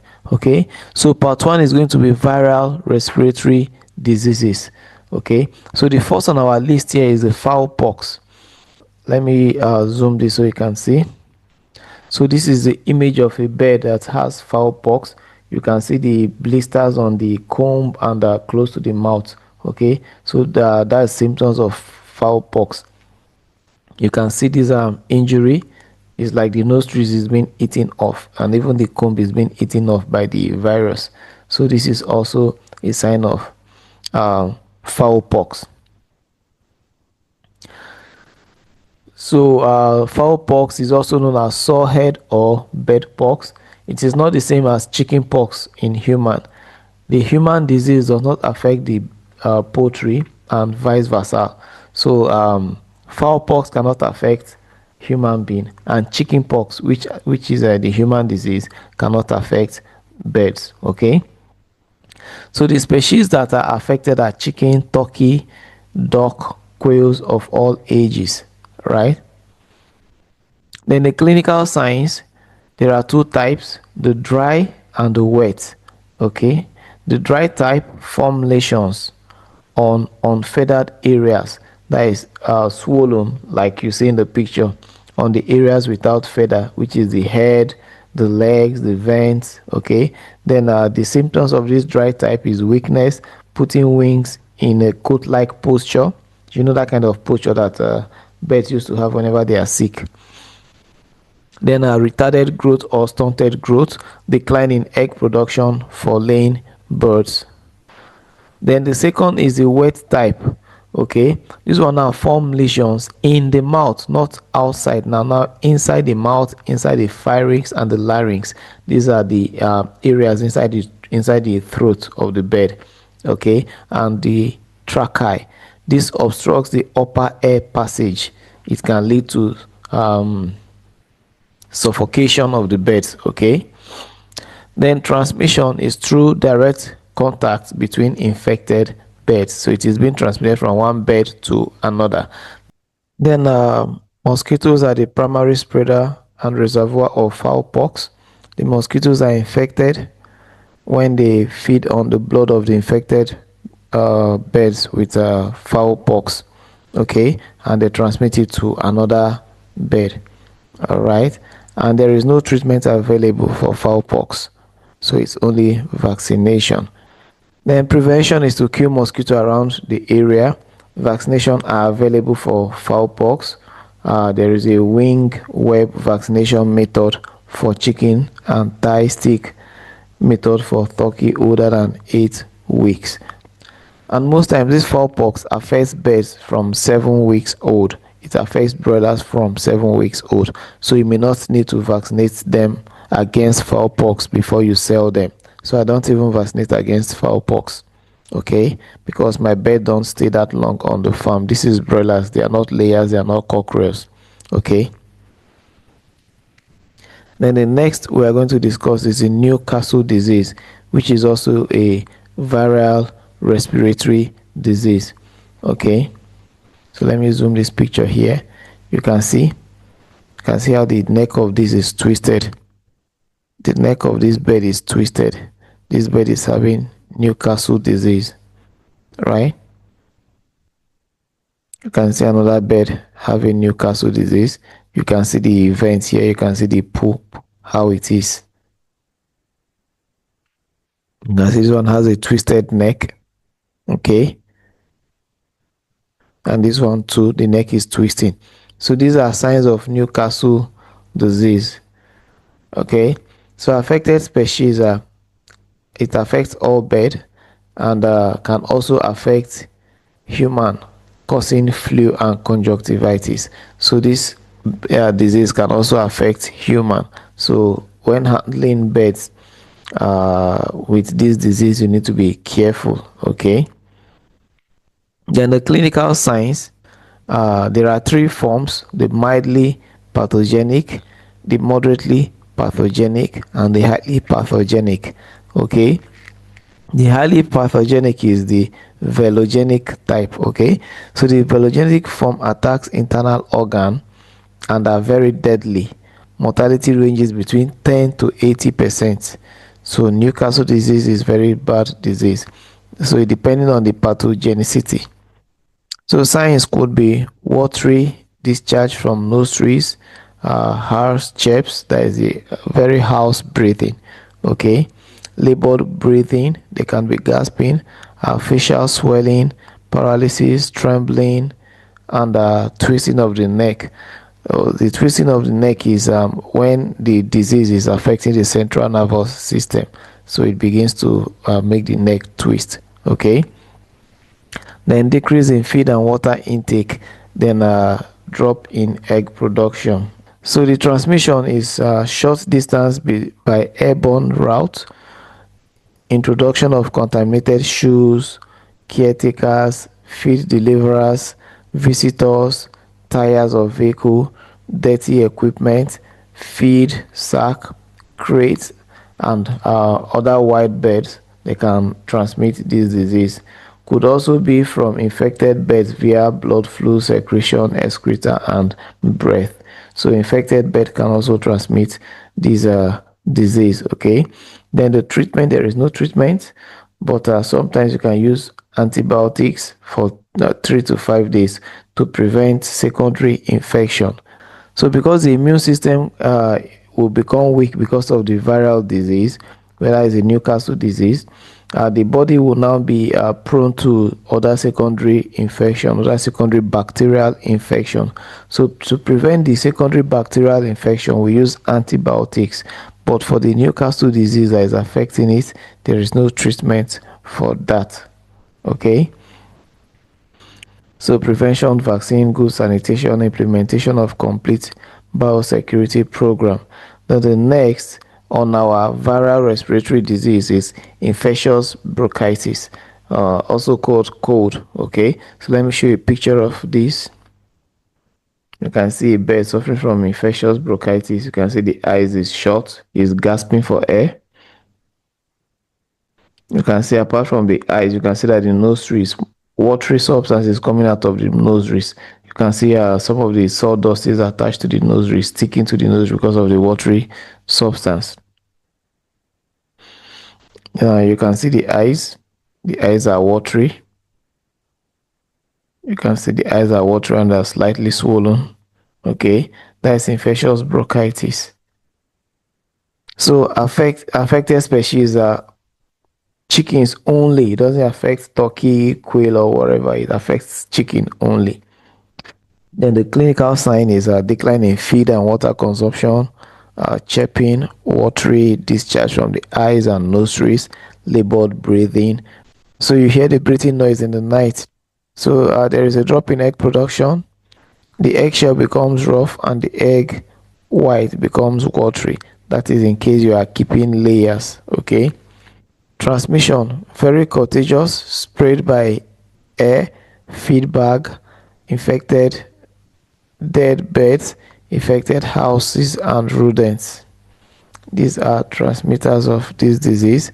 Can also be transmitted by eggs too. However, infected embryos usually will not hatch. The treatment, there is no treatment for it, but antibiotics can be given for 3 to 5 days to reduce the possibility of contacting secondary bacterial infection. Okay, so prevention is through vaccination, and you establish and enforce a good biosecurity program or measure. Then the fourth on our list is the avian influenza, which is commonly known as bird flu. Okay, so this is a picture of a bird having bird flu. I think this bird is already dead.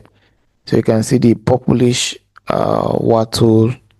Okay, then you can see the birds that are having bird flu, they are all dead. You can see the leg, how swollen they are at the joint area. You can see the eye. Okay, so it happens to almost all birds, and it has a mild and highly pathogenic type. The mild form produces weakness, loss of appetite, respiratory distress, diarrhea, drop in egg production, and low mortality. But the highly pathogenic form produces facial swelling, blue comb and wattle, dehydration with respiratory distress, dark red/white spots developing in the legs and comb of the chicken. There could be blood things discharge through the nostrils. Mortality can range from low to almost 100%. That is how dangerous bird flu is. Decrease in egg production and hatchability. There can be increase in production of soft shell egg and shellless eggs. Transmission is through improper disposal of infected carcass and even manures. Then contaminated shoes, clothing, crates, and other equipment. So insects and rodents are mechanical carrier of these various, and they affect poultry. For treatment, there is no treatment. Then a broad spectrum antibiotics can be used to reduce secondary infection. Prevention is a strict quarantine measures for mild form of infected bird. But if they have the leather form, they need to destroy all your flocks immediately. Okay, and you try to disinfect immediately. So now we go to part 2, and the part 2 is bacterial respiratory disease. We have discussed about viral respiratory disease. Now we are talking about bacterial respiratory disease. And the first on the list in this case is infectious coryza, also known as IC or ROOP. Okay, you can see the picture. Let me zoom in so you can see. You can see that the swollen around the eyes. You can see the swollen around the eyes. You can see the thick substance coming from the eyes. You can see the swollen around the eye of this cheek. Okay, that is infectious coryza.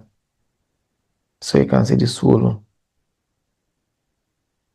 Okay, so affected species are chicken and guinea fowls. Then clinical sign is swollen around the face, foul smelling. That is the substance coming is foul smelling. It is thick and is a sticky discharge from the nostrils and eyes. Then labored breathing with abnormal breathing sound. The eyelids are irritated and may stick together. The birds may have diarrhea. Growing birds may become stunted. Low egg production mortality is usually less than 20%, but sometimes it goes up to 50%, depending on the severity of depending on the severity and or secondary infection. The transmission is through direct bird-to-bird contact with infected birds and birds that have recovered from the disease, which still remain carrier of the organisms.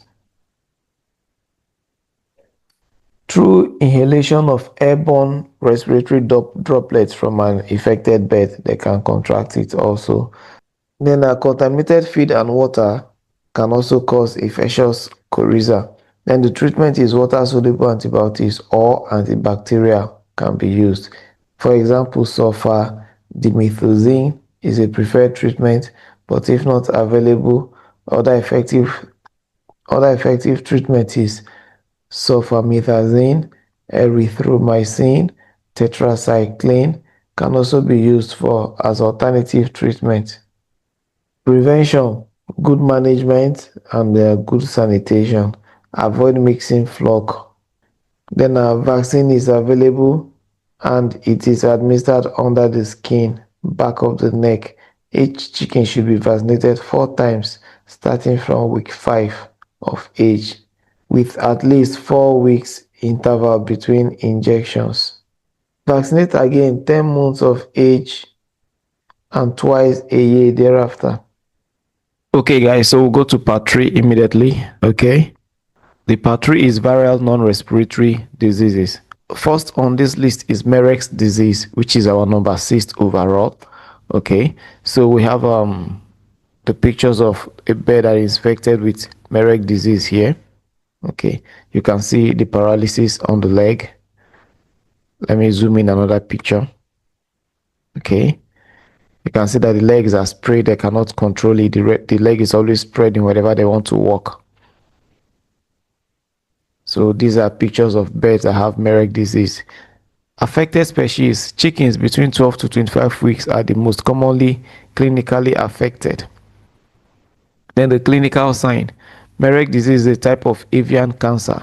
Lameness and paralysis may occur due to tumors in the nerves.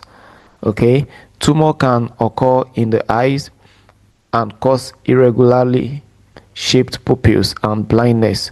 Tumors in the liver, kidneys, spleen, pancreas, proventriculus, lungs, muscles, and skin can cause incoordination, weakness, paleness, weak labored breathing, and enlarged feather follicles. The birds are emaciated with pale, scaly comb and greenish diarrhea. Okay, and transmission. The virus is transmitted by air within the poultry house. It is in the feather dander, that is the flakes from the feather. If you scratch the feather, you see some tiny flakes coming out. Okay, so chicken house dust, feces, and saliva. Infected birds can carry the virus in their blood for life and are source of infection for susceptible birds. Treatment: there is no treatment for Merrick disease. Then prevention: chicks can be vaccinated at the hatchery. And while the vaccination prevents tumor formation, it does not prevent infection by the virus. So they can still get infected by the virus, but tumors will not be formed because the vaccination will give them a kind of immunity to the virus. Okay.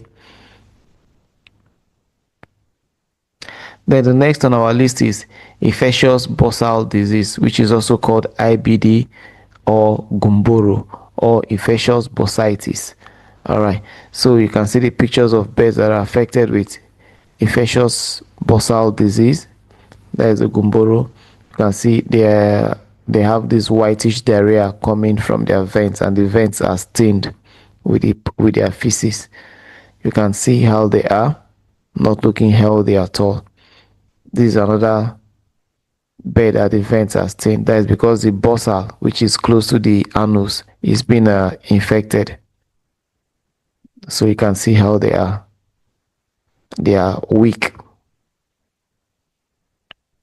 So affected species are chickens only. Okay, the clinical signs: in affected chickens greater than 3 weeks of age, there is usually a sudden drop in feed and water consumption, watery dropping leading to soiling of feathers around the vent. You can see that from the picture. Okay, vent pecking: because of the soily vent, other chicken will begin to peck the vents of the ones that are having soily vents. Okay, then the feathers appeared ruffled. All right, then the chickens affected when less than 3 weeks of age do not develop clinical diseases but become severely and permanently immunosuppressed. So if it affects bird less than 3 weeks, okay, they are not going to develop clinical signs yet, but their immune system is going to be highly suppressed. Transmission: the virus is spread by bird-to-bird contact as well as by contact with contaminated people and equipment. The virus is shed in the droppings and can be spread by air on dust particles. Okay, so the dust particles also can carry this virus. Dead birds are also source of the virus and should be incinerated or buried properly. Treatment: there is no specific treatment. Vitamins, electrolyte therapy is helpful. Then surviving chicks remain weak and more susceptible to secondary infection because of immunosuppression. So if a chicken survive it, it's always going to look sickly because of secondary infection that can affect it because the immune system has been suppressed by the virus. Then the prevention is by vaccination. The next on our list is egg drop syndrome. Most times broilers are not kept until they start laying egg, but there are some people that still keep it just because they want to cross it with other breeds like the Plymouth Rock and some local breeds. So sometimes they leave their broilers for close to a year like that so that it can lay egg and for them to hatch. So if you are leaving your broilers for a very long time on the farm, you can have this egg drop syndrome if you leave them to lay egg, but mostly this can be observed in a layers farm. Okay, so egg drop syndromes, you can see how the eggs the shells become soft, and sometimes it's like there is no shell at all. You'll be seeing the egg white and the egg yolk directly. Then the affected species are chickens, duck, geese of all ages and breeds. It is severe in broiler breeders and brown egg layer strain, that is the ISA brown. Then clinical signs: there is no reliable signs other than the effect on egg production and egg quality. Healthy appearing hens start laying thin shelled egg and shellless eggs. transient diarrhea and dullness occur prior to egg shell changes. That is, before the egg start having this soft shell and shell problem, you are going to observe diarrhea and dullness of the chicks. Okay. Then transmission. It could be transmitted from contaminated vaccines, okay, from infected breeders to chicks. Newly hatched chicks excrete the virus in their feces, and they can transmit it through that way. Treatment, no successful treatment yet. Induced molting will restore egg production. Then prevention is good biosecurity program. Just observe a good biosecurity program. Now we go to part 4, which is the bacterial non-respiratory diseases. Bacterial non-respiratory diseases, and the first on our list is the fowl cholera. So I'll just zoom the pictures here so you can see how the wattle, the swollen wattle. Okay, this is a sign of fowl cholera. You can see these two. You can see the whitish and greenish excretion. Then you can see the swollen at the joints and the swollen at the foot. So those are signs of birds that have those are signs of fowl cholera in birds. Then affected species, all domestic fowl and other birds can be affected by fowl cholera. The clinical sign usually affects birds older than 6 weeks of age. Okay, in acute outbreak, the first sign could be dead birds, fever, reduced feed intake, mucoid discharge from the mouth, ruffled feather, diarrhea, and labored breathing may be seen. Also, loss of weight, lameness due to joint infection, rattled noise during breathing. Okay, as fowl cholera becomes chronic, chicken develop abscessed wattles, swollen joints, and foot pads, just like I showed you in the pictures. Okay, then our turkeys may have twisted neck due to fowl cholera. Transmission.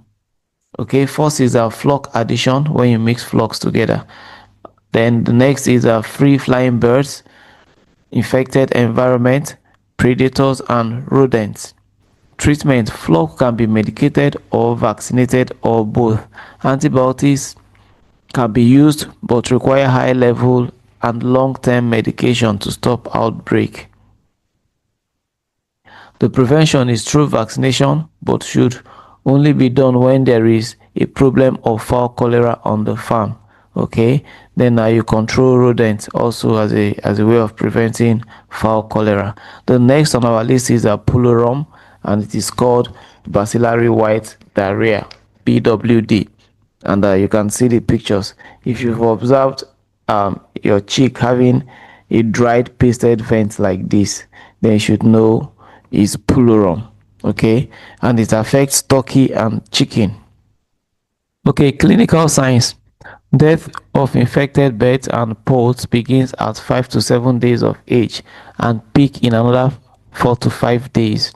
Okay, signs could include huddling, droopiness, that is a weakness, diarrhea, weakness, pasted vents, gasping, and chalk white feces that are sometimes stained with green biles. Okay, affected birds are slow and stunted because they do not eat. Survivors may become asymptomatic carriers with localized infection in the ovaries. Asymptomatic, that is, are not showing sign of the symptoms. Okay, that's the meaning. Then transmission. This disease is caused by the bacterium Salmonella pulorum. That is the bacteria that causes it. Salmonella. I know a lot of you must have heard that on your farm. It can also be transmitted through the eggs from the hen to the chicks. Contaminated incubators, hatcheries, chick boxes, houses, equipment can also transmit the disease.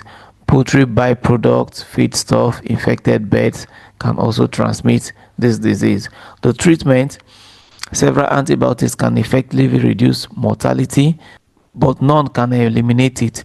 Eradication requires destroying the entire flock. Prevention could be handled on eradication basis. Replacement breeder flocks are tested before start of production to assure pollution-free state. Then the next is botulism, which is also known as limber back or bulbar paralysis or alkali disease. Okay, so let me show you pictures of birds that have the bulbar paralysis or the botulism. So you can see birds with the botulism. It usually causes paralysis. It usually causes paralysis. So you can see they are paralyzed. Okay. So the affected species are all fowls, and it can also affect other animals. The clinical sign: botulism is food poisoning. It is caused by eating spoiled food containing a neurotoxins produced by the bacterium called Clostridium botulinum. Okay, the paralysis is common and occur within an hour. The paralysis is common and occur within a few hours after poisoned food is eaten. Now, the neck feather becomes loose in the follicles and can pull easily. Dull and sleepy if high amount is consumed. Okay, you can see the bird's prostration and death follow in 12 to 24 hours.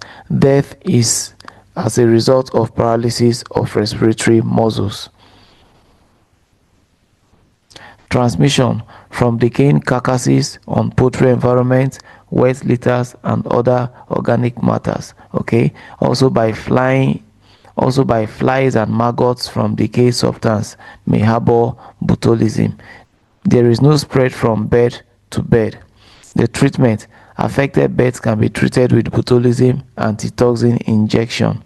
Prevention: remove spoiled food and decaying matters. Incinerate and bury dead birds properly. Do not feed spoiled vegetable. You control flies and replace susceptible feeds. Okay, now we go to part 5. In part 5 we'll talk about internal and external parasites. Okay, so the first is internal parasite, and the first internal parasite we are going to discuss is coccidiosis. Okay, I'll show you pictures of birds having coccidiosis. You can see the bloody veins. That's because the parasite has eaten the walls of the intestine of the birds. You can see how weak they are looking. Okay, so all species from 3 weeks of age and matured flocks are affected by coccidiosis. The clinical signs: the disease is caused by various species of Elmeria parasites. Signs could include underweight, weakness, reduced growth and production rate, decrease in egg production, lack of appetite, reduced water and feed intake, and death. Severe diarrhea, which may become bloody in severe case, is the primary sign. Transmission: the disease spread through consumption of contaminated materials containing the parasite's egg, that is the oocyst, present in the litter. Infected birds excrete these oocysts in their droppings, which require warmth and moisture to mature. The oocysts can remain active in the litter for over a year and are highly resistant to most disinfectants. So if it's on your farm, they are difficult to eradicate. Although birds of any age can be affected, but the problem is uncommon in chicks younger than 3 weeks because it takes the parasite sufficient time for it to multiply and cause issues. Okay, note: the outbreak of coccidiosis can be more severe when there is lack of vitamin A and K. Treatment: while it is practically impossible to completely prevent coccidiosis under normal farm conditions, the use of amprolium can help control the parasite's ability to multiply and slow down its rate of reproduction. Sanitary measures are also crucial in keeping the number of coccidia on the premises as low as possible to prevent severe infections. Prevention: thoroughly clean and disinfect the houses as frequently as possible. Keep the litter and entire house dry. Avoid leaking roof and prevent rainwater from entering the house. Stir the litter regularly to prevent caking. Use sulfur drugs and amprolium early in the outbreak to reduce severity of coccidia infections. Then I will talk about worms, okay, and I'll have the roundworm and the tapeworm. So this one, you observe them in the feces, okay. You can see some worms in the feces. You can see bed that is affected by worm. You can see worm in the droppings, okay. You can see worm in the droppings and like that. So affected species are all birds and other animals. Clinical sign is weight loss, slow growth, and pale combs. We also have diarrhea, which may be whitish, and unthrifty appearance, that is slow appearance. Then droopiness in heavily infected birds, reduced egg production, decreased appetite, and ruffled feathers. Worm, then you also see worm appearing in the droppings. Transmission: worm infestation spread from bird to bird through the fecal oral route, that is from the feces to the mouth, okay. Then treatment: effective treatment of worms in chicken include piperazine citrate and levamisole. This could be, there could be other effective drugs, so just tell your vet to give you the worming medicine and they're going to give it to you, okay. Prevention is you feed your birds with a well-balanced diet, prevent feed and water fouling, keep birds away from foul and damp ground and litter, as worm eggs can survive for long period in such conditions. Regularly clean and disinfect the poultry house, especially before introducing a new batch of chicken. Separate young birds from adults to minimize the risk of worm infestation. Control worm and parasite carriers such as earthworm, grasshoppers, weevils, beetle, slugs, snails, flies, ants, and cockroaches on the farm. So all these are worm carriers. Then we come to part 6, which is our external parasite, and I'll join all of them together, which is the lice, the tick, the mites, and the fleas. I think the lice is most common, so you can see pictures of. So you can see close to the skin, you can see that we have lice eggs there. Okay, you can see how the lice egg are gathered in one area. Okay, so those are the lice eggs. You can see here too. Okay, then here you can see live lice. Okay, so affected species are all birds and animals. The most important external parasites include the lice, the tick, the mite, and the flea. So the lice are ectoparasites that reside in the skin of birds, particularly around the cloaca and under the wings. Okay, they cause irritation, leading to reduced egg and meat production.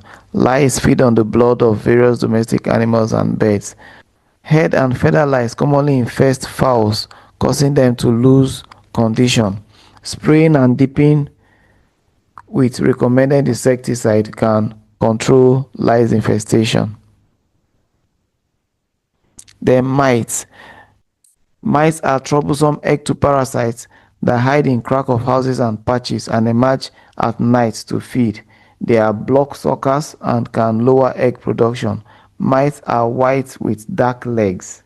Signs of mite infestation in poultry include weight loss, scabs near the vents, a drop in egg production, loss of feathers. Okay, disinfecting poultry houses with suitable disinfectant or using dust, powder, or spray solution can effectively control mite. Then we talk of ticks. Ticks can cause severe infestation leading to anemia, and in extreme cases, death due to blood loss. Signs of tick in poultry include chicken changing perching location, pale combs or wattles, and red spots on the skin. Then we'll talk about the fleas. Fleas are small, dark colored parasites that can jump into the air. They feed on blood and can survive for a long time without food. Flea eggs and young ones are found in bed nests and cracks in wall and floors. Signs of flea in poultry. Signs of fleas in poultry include weight loss and pale comb. So how to control the external parasites? One is applying malathion dust on individual beds, wall and laying nest.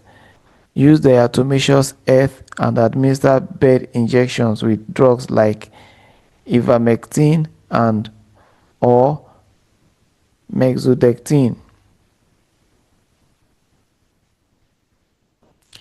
Repair cracks and crevices in walls and maintain overall hygiene and sanitation. Okay, so now we'll go to section 2. Diagnosing diseases from droppings. Poultry farming has been a very delicate business because of the mortality rate of the birds, especially in birds like broilers and sometimes layers and noilers. There are numerous diseases that can cause mortality in your flock. Hence, knowing how to identify them and preventing, managing, or treating them is key to the success of your poultry business. In this section or article, we will be looking at how to identify normal and abnormal droppings in poultry beds.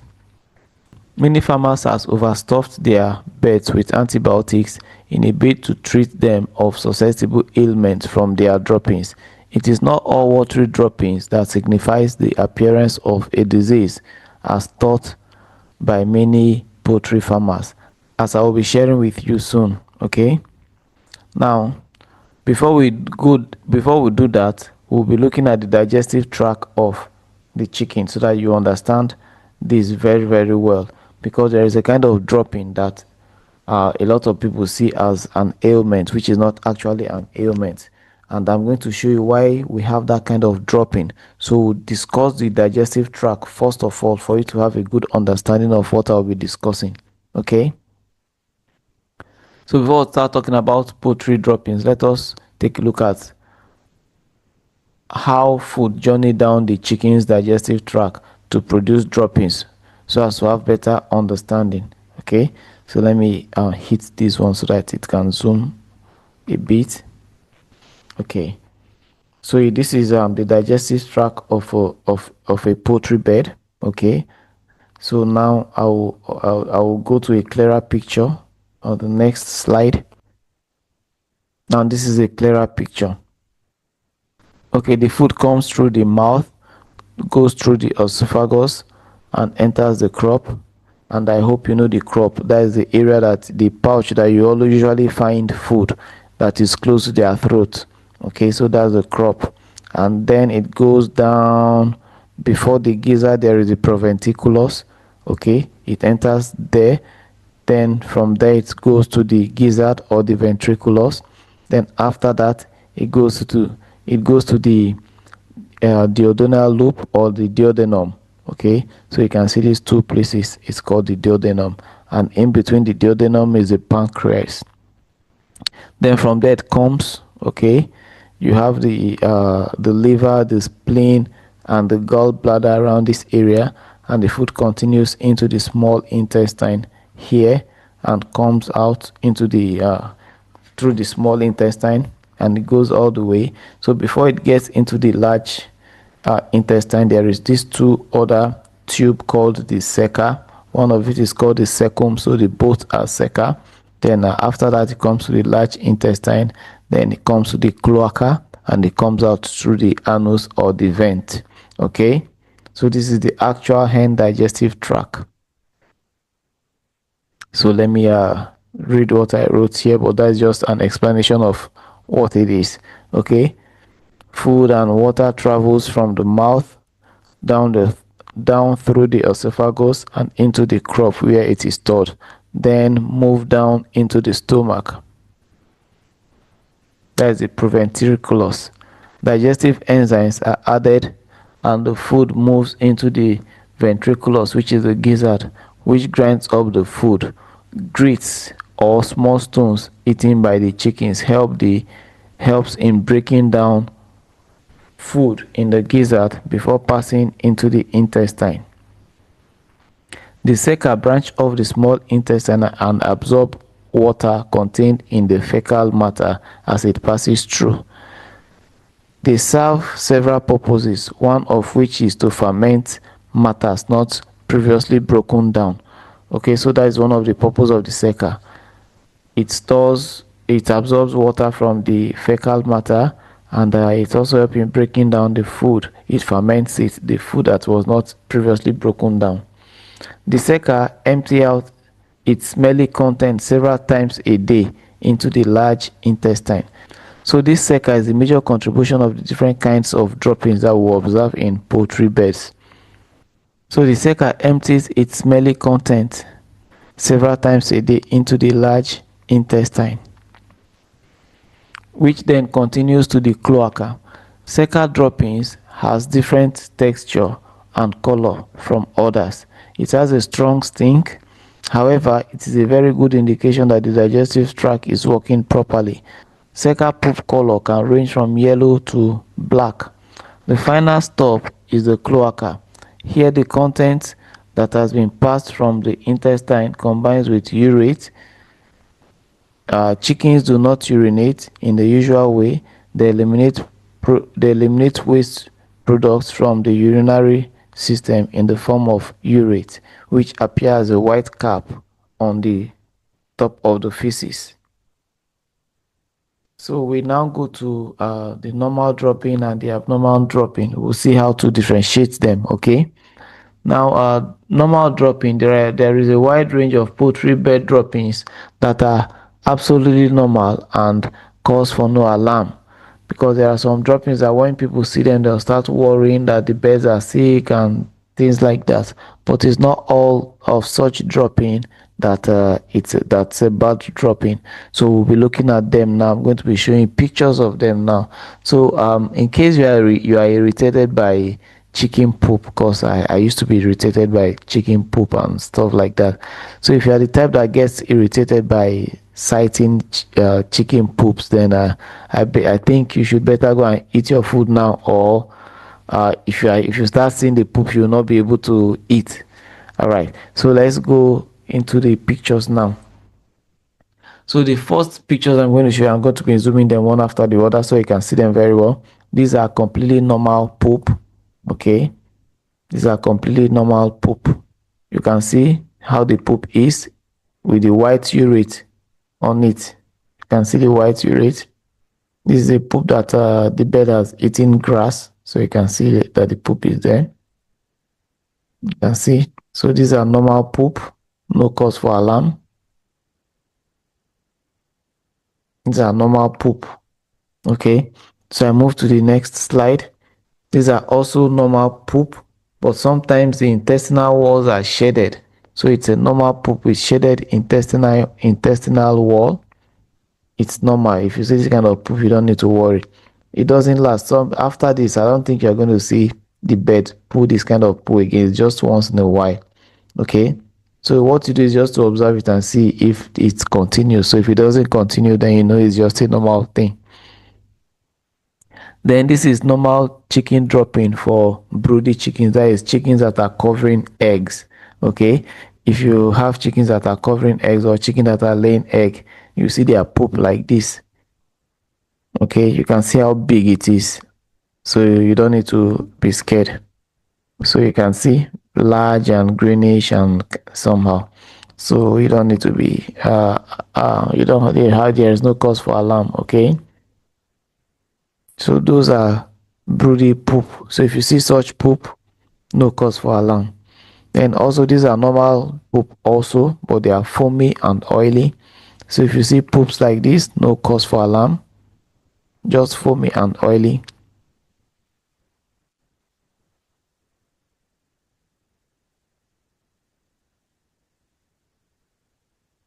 So these are normal poop. Then also these are normal poop. Okay, I talked about the siaka. those two branched tubes from the small intestine, between the small intestine and the large intestine. So they are the one that causes the bird to pull this kind of poop. So there is no cause for alarm. Okay, so these are poop produced from the cecum of the chicken, and they are mustard to dark brown in color. Okay, so there is no cause for alarm. They are expelled every 8 to 10 droppings. So in every 8 to 10 dropping, you experience this kind of droppings. Okay, so it's normal. So any poop like this is normal. You don't need to start rushing to get antibiotics for your birds.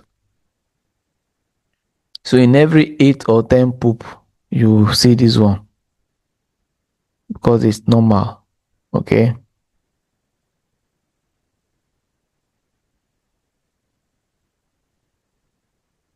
So these are normal poop. Okay. Then these are also normal poop. If there is heat, if the weather is hot, the birds will tend to take in more water, right? So you see that their droppings will have more water than the actual feces. Okay, and sometimes it could be whitish like this because of the urate. So this is a normal poop. It's just that the weather is hot and they took excess water.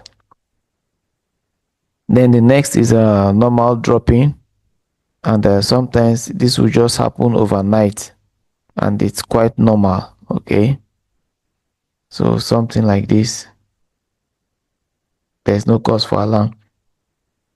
Okay, the droppings picture that are displayed above are quite normal and should cease after a day or two, but if they continue, then further attention should be given to the birds. All right. Then abnormal droppings. So now I'm going to show you pictures of abnormal dropping. Okay. So if you see this kind of droppings, then you should know that the bird needs urgent attention. Okay, so you can see this very bloody sign of coccidiosis. You can see this. These are almost a sign of Merrick disease. Then this one is the onset of a worm infestation. If you have a whitish pool like this, you know that there is a worm infestation about to kick in. Okay, so this is the onset of a worm infestation. All these writings are scattered because I am viewing it in another mode. So all the writings are scattered, so pardon me, but I will explain it. Okay, so this is also the early state of worm infestation or bacterial infestation. Then this one now you can see roundworm. Here you can see, okay, let me click this so you can see early stage of worm or bacterial infection. Then this is roundworm infestation. This is roundworm infestation. This is tapeworm. You can see it is segmented. So this is tapeworm. It's different from roundworm. Tapeworm is segmented. So you can also see all these poop are bad. So if you see this kind of poop, then you need to consult your vet immediately. So you can see this one now is birds are suffering from kidney cancer. Okay, so this is roundworm infestation. This is an early stage of worm. If you see this kind of milkish white droppings, you know it's a sign of early stage of worm infestation. Okay, so the write-ups are scattered, but from my explanation, I think you'll grab it. Okay, having the knowledge of the normal and abnormal chicken droppings will help you to reduce the cost of antibiotics and to reduce the excessive intake of antibiotics by the bird. Like I said in introduction, this is from my personal study and I have benefited from it. However, it's not foolproof. Okay, it's from my personal study. Whatever I'm showing is from my personal study. I will advise you to observe your birds keenly to be able to differentiate between normal and abnormal poop. The droppings from slide 8 to 13, if you check the slide, are quite normal and should cease after a day, just like I explained to you. Then but if they continue, then further attention should be given to the beds. Now we go to section 3, and section 3 is how your management and the environment affects the bed. Okay, so the section 3 heading is effect of environment and improper care. So the first in section 3 is heat stress. Okay, this is a very serious problem in a broiler chicken, especially in the tropics where the weather is always hot. Okay, so the first is heat stress. We are going to be understanding, preventing, and managing a major production threat of heat stress. Okay, introduction. Broilers are genetically selected for fast growth and feed efficiency and meat yield. However, these traits will make them highly susceptible to heat stress. Due to their fast metabolism and feather coverage, broilers generate a lot of internal heat and have a limited ability to regulate body temperature, especially in hot, humid climates. Heat stress can reduce productivity, immunity, and survival, and it remains one of the biggest threats to broilers' profitability in the tropic and subtropic region like Nigeria and many other parts of Africa. Causes of heat stress. Heat stress occurs when the environmental temperature exceeds thermoneutral zone for broilers and the birds can no longer regulate their internal temperature through normal mechanism like panting. Okay, so I'll highlight the key causes here. One is high ambient temperature, temperatures above 30 degrees, okay, 30 degrees Celsius causes distress, with severe heat stress occurring above 35 degrees Celsius. Then a high humidity can also cause heat stress because most times high humidity in the tropic goes with high temperature. So it limits the effectiveness of panting as a cooling mechanism. If the humidity is high as the bird is panting, the evaporative action of the panting will not be effective. The cooling by evaporation action will not be effective. So the cooling will not be good. Okay. Then if there is poor ventilation in the house, the poor ventilation can trap heat and ammonia, leading to increased temperature and humidity in the house. Also, overcrowding can cause heat stress. High stocking density prevents air circulation and causes birds to produce more metabolic heat. Then a lack of cooling system, absence of fan, coolers, or sprinklers worsen heat buildup. Okay. Then improper house orientation or design, poor alignment and construction can retain solar heat. I will explain this when we talk about the housing of birds. Okay, so you see the explanation for this. Then dark colored and metal roofing materials absorb and radiate heat back into the poultry house. So if you are building a poultry house, try to use bright colors because bright colors reflect heat, but dark colors absorb heat. Then the symptoms and signs of heat stress. Identifying early signs is critical to avoid bird losses. Watch out for panting or open mouth breathing, wings spread away from body, lethargy and reduced movement, poor feed intake especially during the day, high water consumption, wet litter due to increased water intake, pale comb and wattle, increased mortality, decreased growth rate and feed efficiency, reduced immunity and increased disease incidence. So these are the signs of heat stress. Then the effect of heat stress, growth and productivity loss. This heat stress is very important. That's why I'm taking my time to explain it very well. Okay. Growth and productivity loss. That is, the bird eat less to reduce internal heat, leading to weight loss and stunted growth. feed conversion ratio worsen due to inefficient metabolism. Then 2, immune suppression. Heat stress impairs immunity, increasing the risk of disease outbreaks like coccidiosis and Newcastle disease. Then 3, increased mortality. Sudden death from heart failure, dehydration, or heat stroke, especially in older and heavier beds. Okay. Then carcass quality issue. After processing, the carcass will not have a good quality.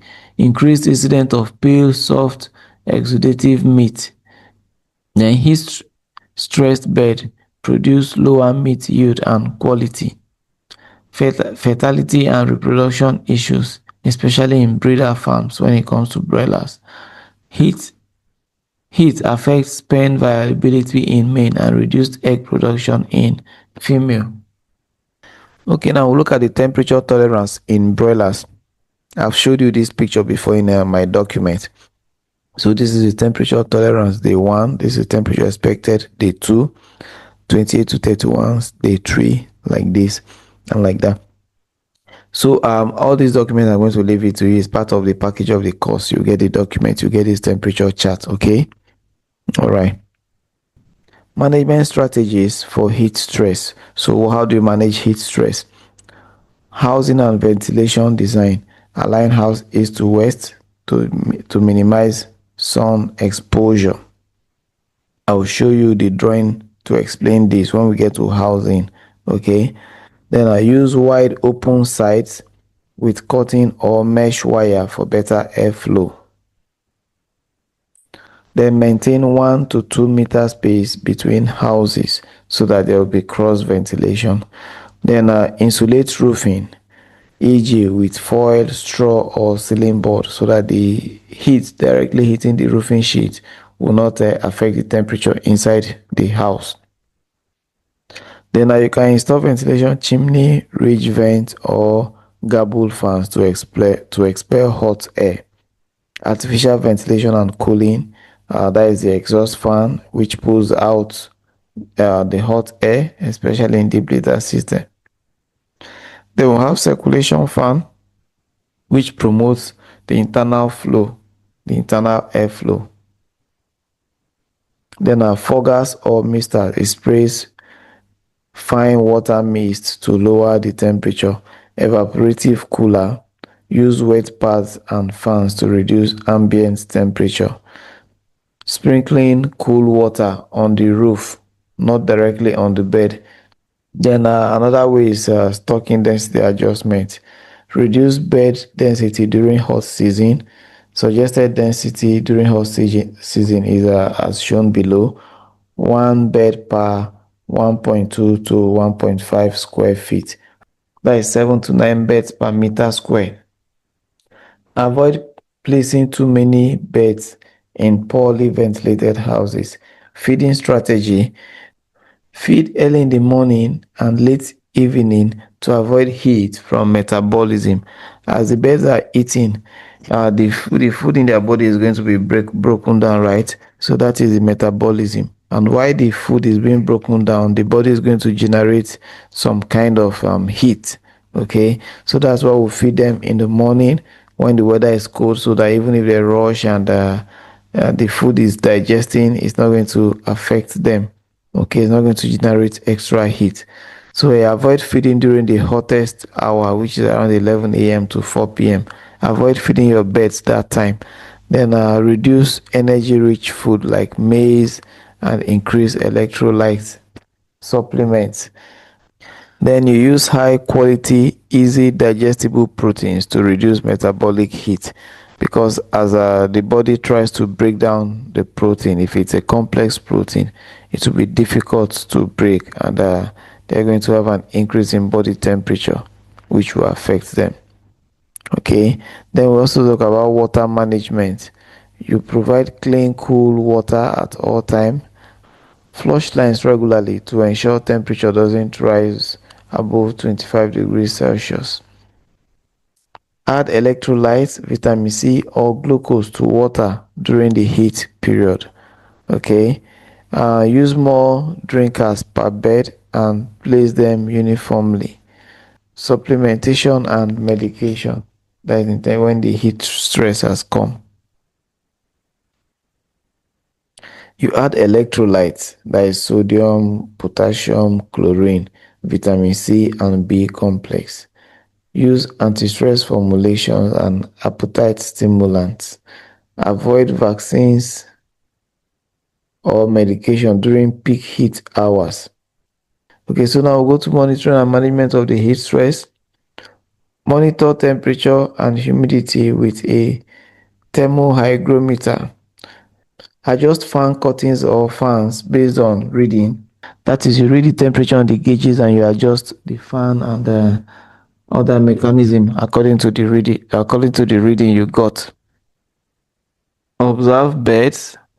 If they are panting, if they are huddling, or if they are spreading, they are all signs of discomfort. So you observe bird for signs of discomfort. Then you record the mortality. Okay, you record the mortality, water, and feed intake for early warning. So if you are recording this, if the mortality is increasing, then you know there is a problem. If the water intake and the feed intake is decreasing, you know there is a problem. So what not to do during heat stress? The don'ts of heat stress. Number one is don't feed during the hottest part of the day. I've discussed this with you guys before. Even in one of my YouTube videos, I've discussed this. Then two, don't crowd beds, especially around feeders and drinkers. Then three, don't pour cold water directly on bed. It can lead to shock. Don't shut ventilation openings to trap cooling. Don't ignore signs like panting and wing stretching. Then the economic impact of heat stress. Heat stress can lead to up to 30 to 50% weight loss. That is what you can get from heat stress. Increased mortality from 5 to 25%. Poor food conversion ratio, that is at 1.6 to 2.2. Okay, so the feed conversion ratio is poor. Then increased medication costs, you need to buy more drugs. Then poor meat quality, reducing market value. Okay, emergency action plan for severe heat. What you do is you flush water lines with cold water and add vitamin C. After flushing the lines, the water, you add vitamin C to their water. You increase airflow using portable fans or open all sides of the curtain. Okay, so you wet litters lightly if it is extremely hot and dry. Temporarily space out beds by opening adjacent room if available. Use fogger or mist frequently. Okay, you spray them frequently with the fogger or mist. Then suspend feed for 4 to 6 hours and resume during night. So what to do? You can ventilate the place, isolate the place. Then feeding. Okay, so the house design, it should be well ventilated, insulated, open sided, oriented east to west.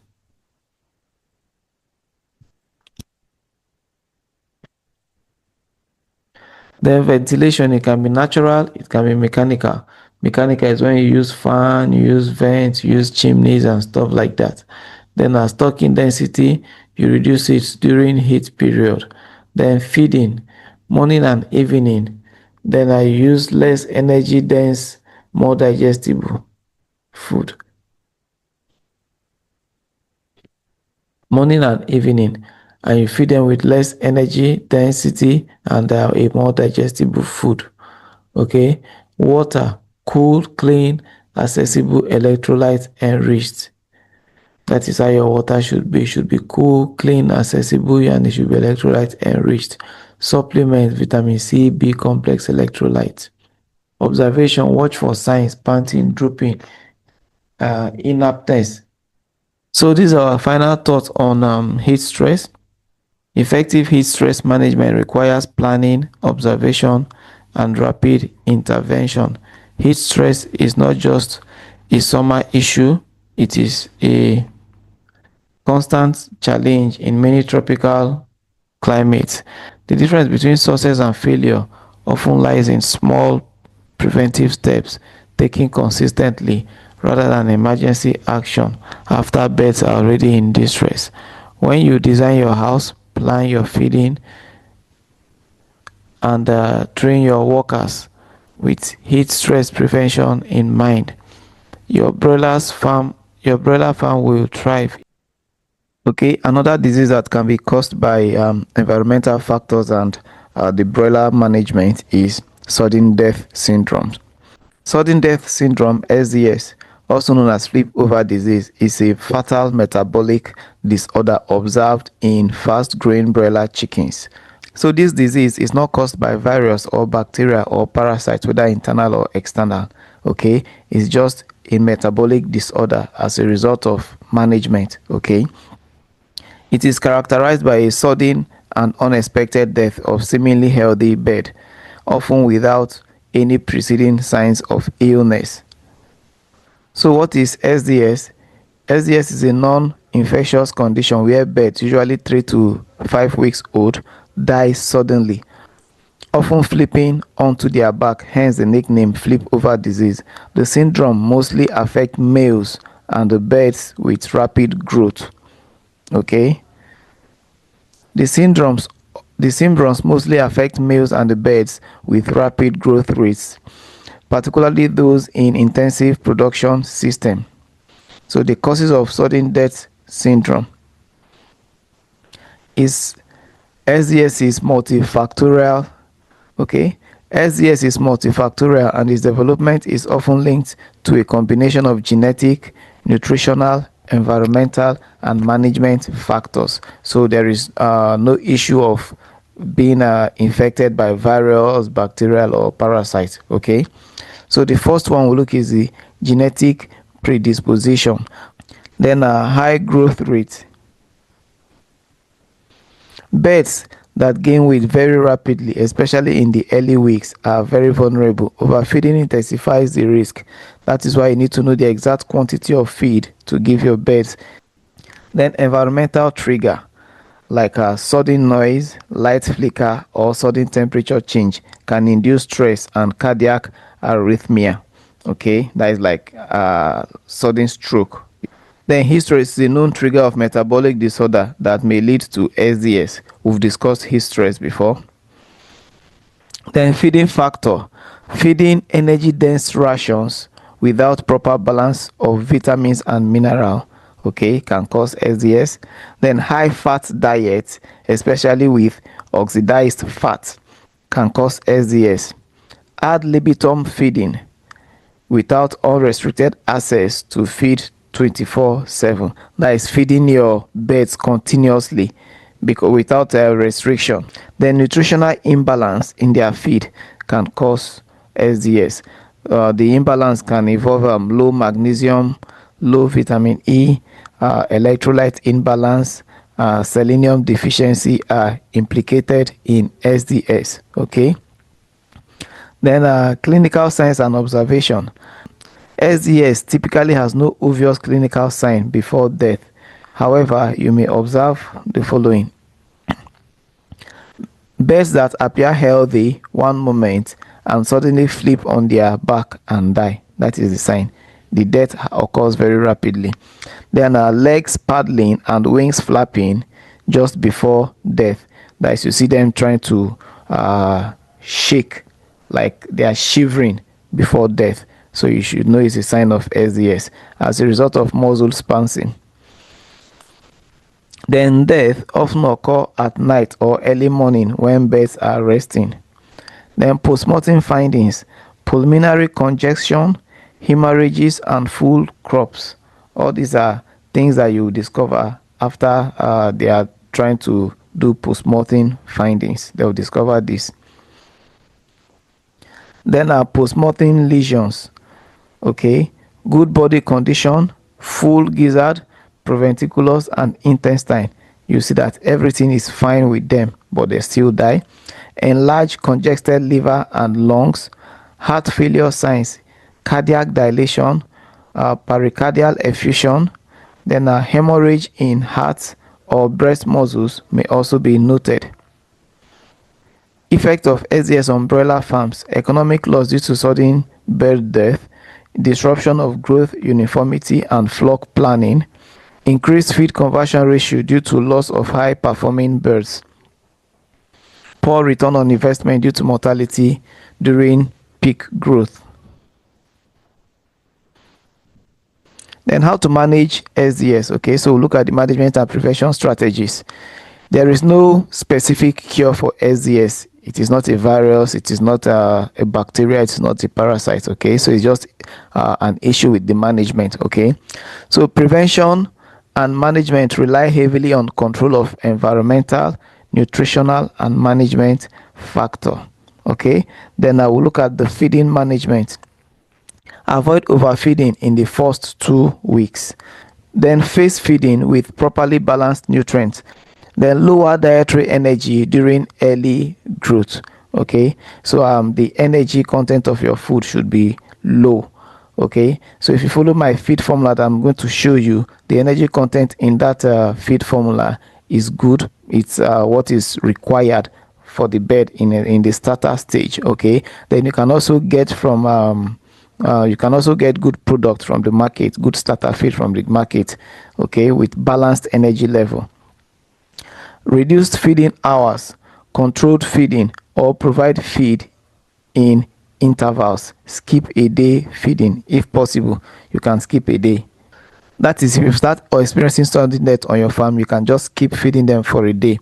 Let them be hungry so that they can burn some of the food that they've already conserved in their flesh. Okay, some of the energy could be burned and utilized. Then avoid high fat diet and ensure added fat is fresh and non-rancid. Okay, ensure feed has adequate vitamin E, selenium, magnesium and electrolyte balance. Then we'll go to the light programs. Avoid sudden lighting or noise that can startle the birds. Okay, that is why I think it is advisable, like I own grinding machine on my farm to produce the feed for them. Okay, so from the early stage they start getting used to the noise, so whenever I on the machine, it doesn't startle them.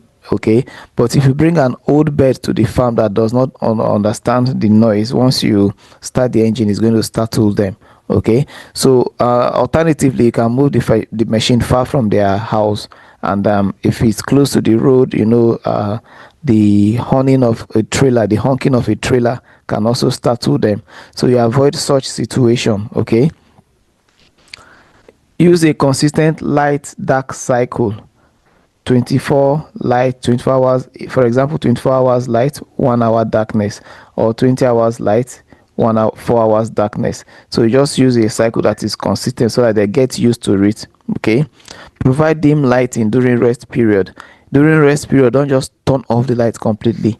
Okay, if your bulb can be dimmed, then you dim it, and if it cannot be dimmed, you get a low wattage bulb that you use during the time that you want to dim the light during the light out. Okay, you don't just put the light off completely. Like on my farm, there is a light outside the premises of the cage, so if I turn off the lights inside the cage, the light in the premises will also reflect inside their cages, so it's not completely dark. Then you ensure that light does not flicker. The light is steady, not flickering. Okay, then when it comes to temperature and ventilation, you maintain optimal brooding and ambient temperature. You use the chart that I'm going to provide for you so that you can have a good temperature for your birds during brooding and even as they grow. Then avoid sudden changes in temperature. Okay, ensure good ventilation to reduce stress and maintain oxygen level. Okay, then we now look at the stocking density. Avoid overcrowding. Reduce stocking density in early stage, especially during brooding. Then the breed selection. Consider slow growing strain or moderately growth rate birds.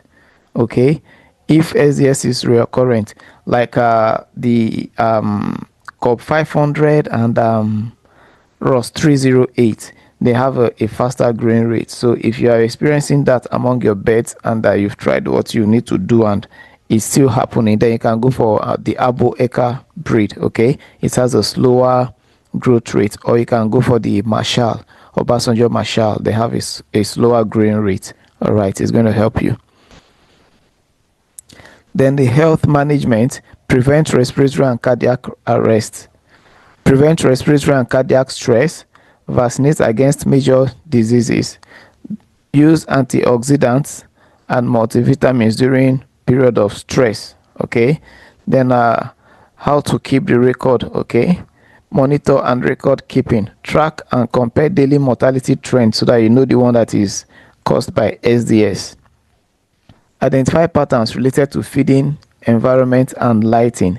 Isolate SDS-related mortality from disease-related death in records. So anyone that died as a result of SDS, it should be recorded separately from the one that died from diseases that is caused by virus, bacteria, parasites, and things like that. Okay. Ensure you have a veterinary plan for investigating unexplained death. All right. Recommended practices. Okay, light control, avoid sudden on and off lighting change. Feed restriction, delay full feed access to reduce growth rate in early stage. Okay, monitor growth rate. Coil coil coil means separate extremely fast growing beds early if SDS is persistent. Then adjust diet, balance energy and protein, and you increase antioxidants. Then use electrolytes and vitamins, especially during hot weather or stress. Then avoid startling stimuli. Train staff to minimize noise and abrupt movement in the area of the chicken. Okay. Ventilation and cooling, ensure air movement and cooling systems are functional. Then conclusion for the SDS: sudden death syndrome is a serious but manageable condition in modern broiler farming. Its strong association with rapid growth, stress, and environmental triggers means farmers must take a holistic approach to management with careful nutrition planning, environmental control, and behavioral management. The occurrence of SDS may be minimized, safeguarding both birds' welfare and farm profitability. Okay, now we go to Module 5, and Module 5 is housing and environment. The A part will look at the types of housing for broilers.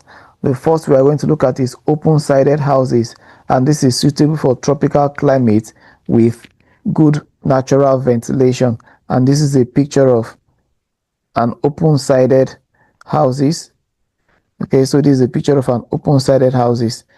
The floor could be concrete for easy cleaning, but sometimes you can just use an earthen ground like that. Okay, then you can see the recommended dimension. It could be more than that depending on how you want to do it. The next one we'll look at is environmentally controlled houses, which is the EC houses, and is ideal for large-scale operations with automated control of temperature, humidity, lighting, and so on. So let me zoom this in so you can see it. So you can see the EC houses. You can see the ventilation fan here, and these are cooling parts for the cooling system. Okay, then you can see the lighting. Then you can see the automatic feeders and the automatic drinkers. Okay, so that is the EC houses. Then the next point we'll look at is the orientation. Okay, so you align the houses east to west to minimize direct sunlight and heat stress. So if you are building the house, you align it east to west. That is, the length should be from the east to the west, so that the rising sun will not go directly into the poultry houses, and the setting sun will also not go directly into the poultry houses, so that it can reduce the heat stress. Then avoid placing houses in valleys or waterlogged areas. Okay, because if it's in a waterlogged area, the walls of the house will be getting cold, and it's going to affect them, and sometimes water can even seep in from the walls. Okay, then dimensions. Then the width should be 10 to 12 meters for natural ventilation and up to 15 meters for EC houses. The width should not be more than that, so it will be easy to manage, but the length can be as per the farm capacity, and it's normally around 100 to 150 meters. It could even be more depending on the capacity you want, but the width is has a standard measurement which I just told you. Then the height, that is the height from the ground to the roof, is 2.5 to 3 meters at the side wall. Okay, that is the edge. Then in the middle is 3.5 to 4 meters. Okay, that is at the center ridge, so that there will be good airflow. Then ventilation can be natural, cross ventilation using open side walls covered with curtains or wire mesh. You can use curtains so that whenever it's raining, you drop the curtains, and if you need ventilation inside the poultry house, you raise the curtains up. Okay, then use wire mesh to avoid birds from entering. You can also use ridge ventilators and roof overhang to aid hot air escape. So that is the roof. Instead of covering the roof completely, that is the middle of the roof, you create a small space there so that the hot air can be escaping from there. Then the other type of ventilation is the mechanical ventilation, and there is negative pressure system. In this case, the exhaust fan is placed in such a way that it draws out the stale air, creating suction for fresh new air to enter. Then there is tunnel ventilation, where you put high-speed fans in the cages. Okay, high-speed air movement from one end to the other, commonly used in hot climate. Okay, then you can use fans. The fan circulates air evenly, it reduces humidity and improves oxygen level. Then you can also use air cooler, that is evaporative cooling pads can reduce incoming air temperature. Mist or fog system helps in extreme heat, but must be well managed to avoid wet litter. Then still under the housing, we have the flooring and litter management, and we look at the floor types. Okay, it could be concrete, which is durable, is easy to clean. It can prevent rodents access because they cannot dig burrows in the concrete. Then it can be earthen, which is cheaper but harder to clean and disinfect. Okay, then the litter material, the common one is wood shaving, sawdust, rice husk, chopped straws. Then the thickness is 5 to 10 centimeter in the dry season, or 10 to 15 centimeter in wet season. Alternative flooring, it could be slated floor, that is droppings falls through, separating beds from manure. It could be plastic mesh floor, which is hygienic and easy to clean. Deep litter and partial slates, because deep litter is the most comfortable flooring. Okay, so combine comfort and sanitation. Okay, stocking density. Ideal stocking density, okay, for broilers is 10 to 12 broilers per square meter in open houses. Okay, but for EC houses, that is environmentally controlled houses, it is 14 to 16 broilers per square meter. All right, then if the stocking density is too high, it could lead to stress, disease, and poor growth. Then if it is too low, it is uneconomical use of space. Okay, then lighting program. There are type of lighting. We have the incandescent bulbs, which is cheap but high energy use. Then we have the fluorescent, which is more efficient. Then we have the LED, which is the most common now, and it's energy saving, low heat input, customizable intensity and spectrum. Okay, then lighting schedule for starter phase, from which is day 1 to day 7. The lighting could be 23 to 24 hours of light. Okay, you can give them light the whole day, and you can add just an hour of darkness. Then grower phase, which is 8 to 21 days, it can be 20 to 22 hours of light, then the remaining one of no light. Then a finisher phase, which is 22 plus, you can give them 18 to 20 hours of light, then the others will be no light. Use a dimmer to reduce stress and control activity. Don't just turn off the light and leave them in pitch darkness. You try to use a dimmer to reduce the light.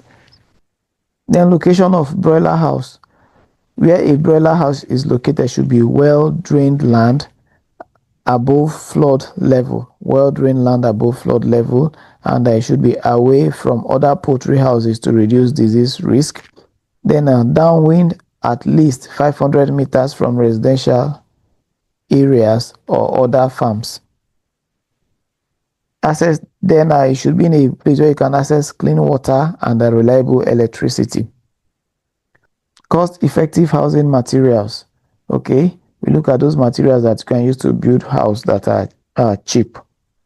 The first is the walls. You can use bamboo, you can use thatch, you can use palm fronts, you can use mud bricks. Okay, then the roofing could be aluminum sheets, it could be thatch, it could be treated palm leaves.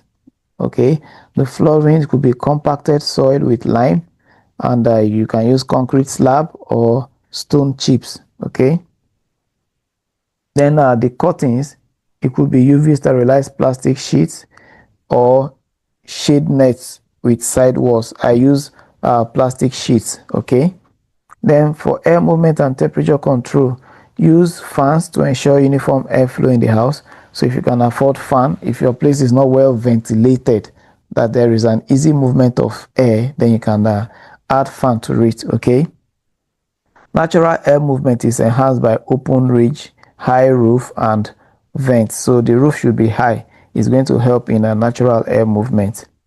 Then for heat management, install roof vents and overhangs. So let there be vents in the roof. Use white or reflective roof paints to reduce heat absorption, because reflective and white roofing paint reflects heat, but if you use dark color, it's going to absorb the heat. Then sanitation and biosecurity. For your house, you provide a foot bath and disinfectant spray at entrance. You isolate sick beds. You restrict access to visitors and unauthorized persons. Then you regularly clean and disinfect the houses between batches. Then the watering and feeding, you can use nipple drinker, which reduces spillage and wet litter. You can use bell drinker, it's common and easy to maintain. Then automated feeders could be used. Okay, improve efficiency in large flocks. Water must be clean, cool, and always available.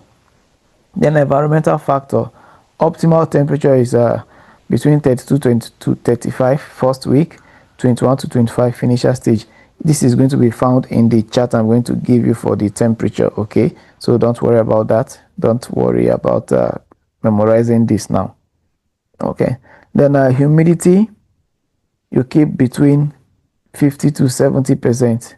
Okay, high humidity increases ammonia level, so you try to reduce humidity as much as possible. Ammonia control, good ventilation and dry litter reduce ammonia buildup. Then additional consideration, insulation. So if you are in a place where it gets too hot or it gets too cold, you can consider insulating the walls and the roof of the house. Okay, so you can use straw, polystyrene, and other affordable materials to reduce heat loss. Then curtains, operable curtains allow manual control of airflow and light. Okay, then drainage, proper slope and gutter to avoid flooding and wet litters. Then windbreak, use trees or barriers to reduce strong wind and dust. Then this is a summary table. Okay, house type, we have the open-sided and the easy house. Then some floor type, we have the concrete, which is the best, and we have the earthen, which is cheap.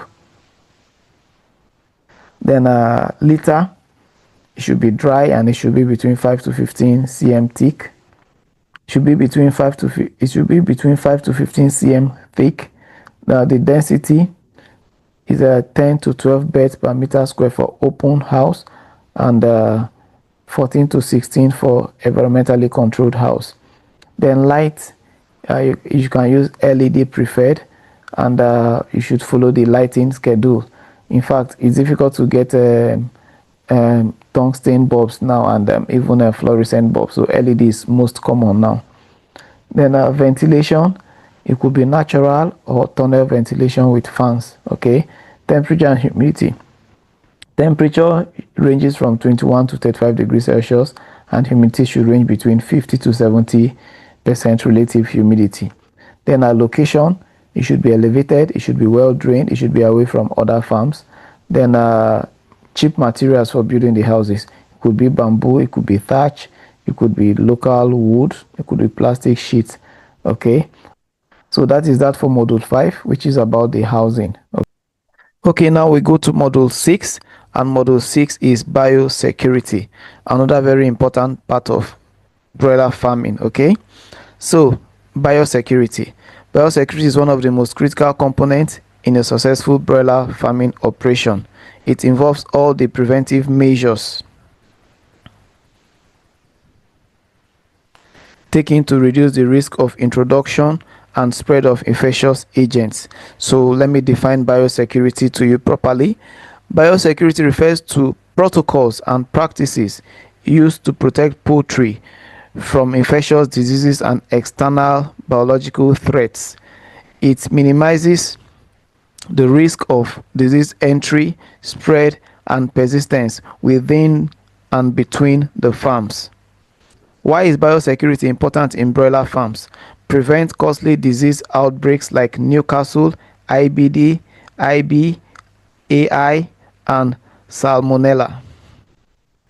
Reduces dependence on antibiotics, ensures better performance, growth rates, and feed conversion. Enhances customer trust and food safety, crucial for maintaining market access and avoiding regulatory penalties. There are 3 core components of biosecurity. One is bioexclusion, which is external biosecurity, which involves preventing diseases from entering the farm. And the measures are farm isolation, that is, locate your farm at least 500 to 1,000 meters away from other farms or livestock operations. Then controlled access is another key measures. You use gates and fences. Only authorized personnel should enter. Then visitors logbook, record all visits, restrict unnecessary traffic. Food bath and disinfection stations. At all entry and exit points there should be foot bath. Then vehicle disinfection. All transport entering the farm must be disinfected. Clean clothing and footwear. Farm specific overalls and boots must be worn. Quarantine new birds 14 to 21 days before integrating with the main flocks. Then rodent and wild bird control. Use mesh, netting, and bait stations. Then the first one is external biosecurity. Now we talk of biocontainment, which is internal biosecurity. Prevents disease spreading within the farm. Key measures. One is compartmentalization. Keep flocks in different houses or pens separate. All in, all out system is another key measure. Entire flock enters and leaves together. Avoid multi-age rearing. Dedicated equipment per house.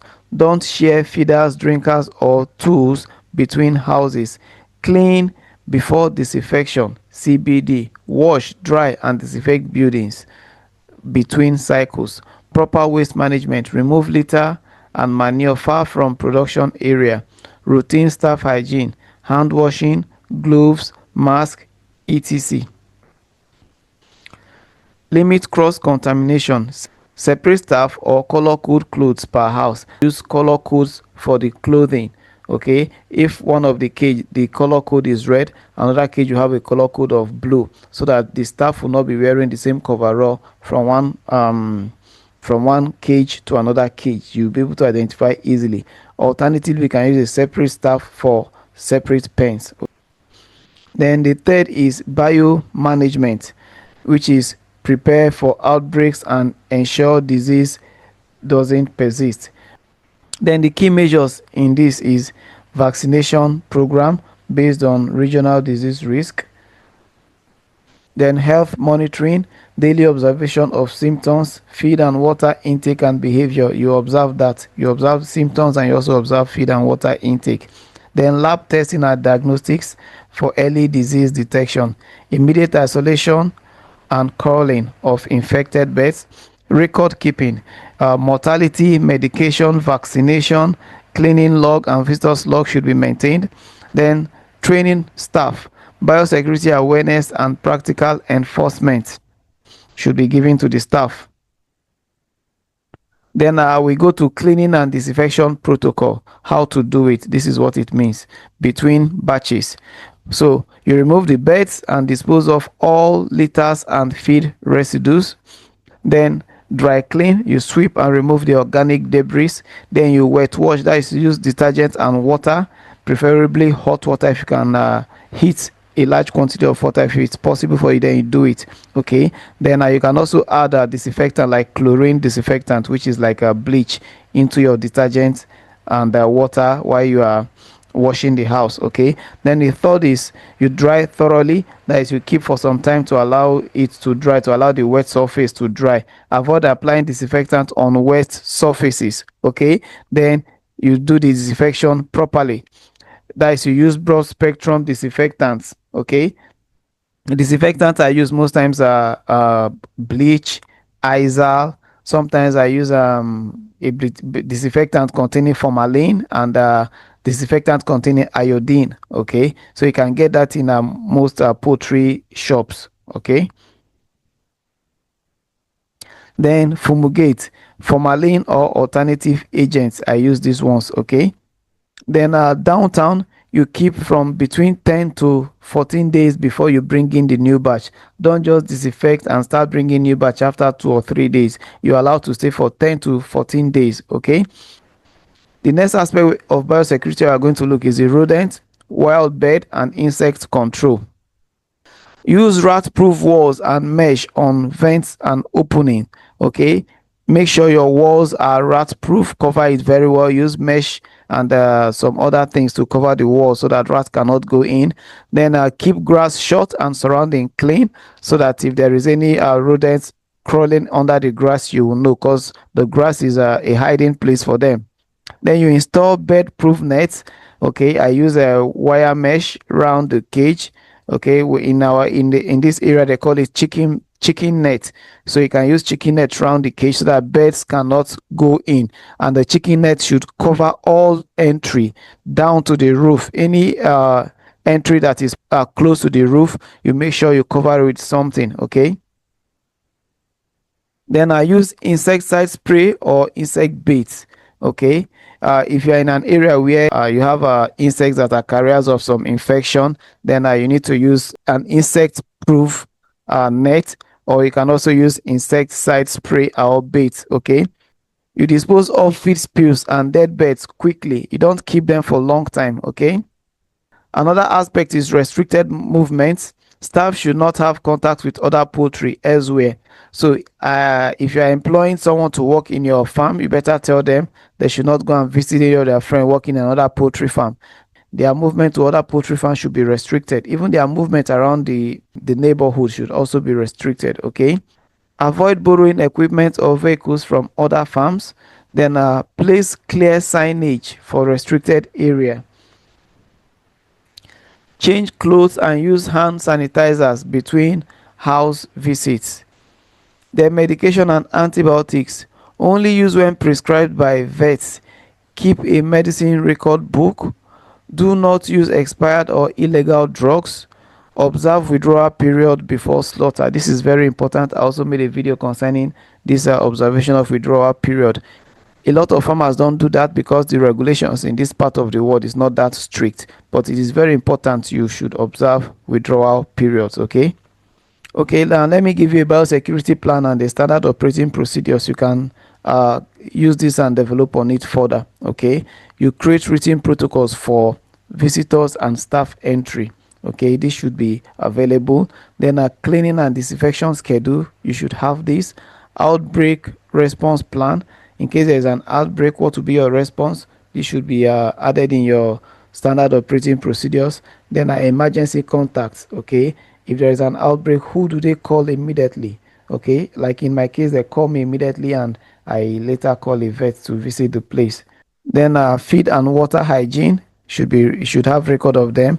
Then deadbed disposal, there should be a procedure for deadbed disposal. Okay, let me give you a summary checklist. Okay, so you can improve on this. This is just a template you can use to create your own. Okay, so farm level biosecurity essentials category: access control.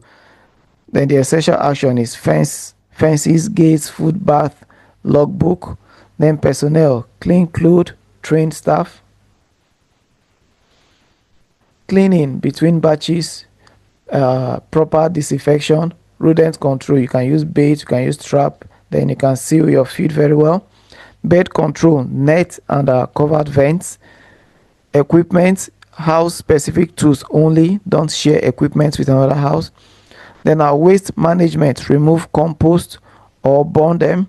Then our water/feed, clean source, sealed storage. Okay, the water and feed should be from a clean source and the storage should be sealed.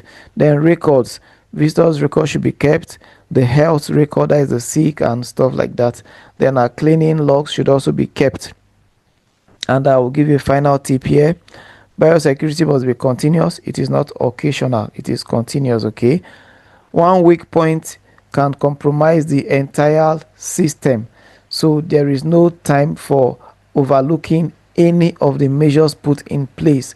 Do not overlook any of the measures put in place. Let your worker know this, whether they are being supervised or not. None of them should be overlooked. There should be no oversight when it comes to biosecurity. The cost of prevention is much lower than the cost of outbreak. You're welcome back from the break. This is module 7. And module 7, we're going to discuss about poultry byproducts. There are byproducts that comes from raising broiler chickens. Okay, most people don't take this very important, but I think it's also important. In fact, it's very important to avoid spread of diseases from the byproducts, and also not to break the regulatory laws in your area. Then if you are also processing on your farm, there are other byproducts that will come from meat. We'll be discussing about those byproducts in this module. Okay, now what are poultry byproducts? Poultry byproduct refers to the non-primary output of broiler production. Materials not directly part of marketable meat or eggs, but are generated throughout the bird's life cycle and during processing. So these are the poultry byproducts.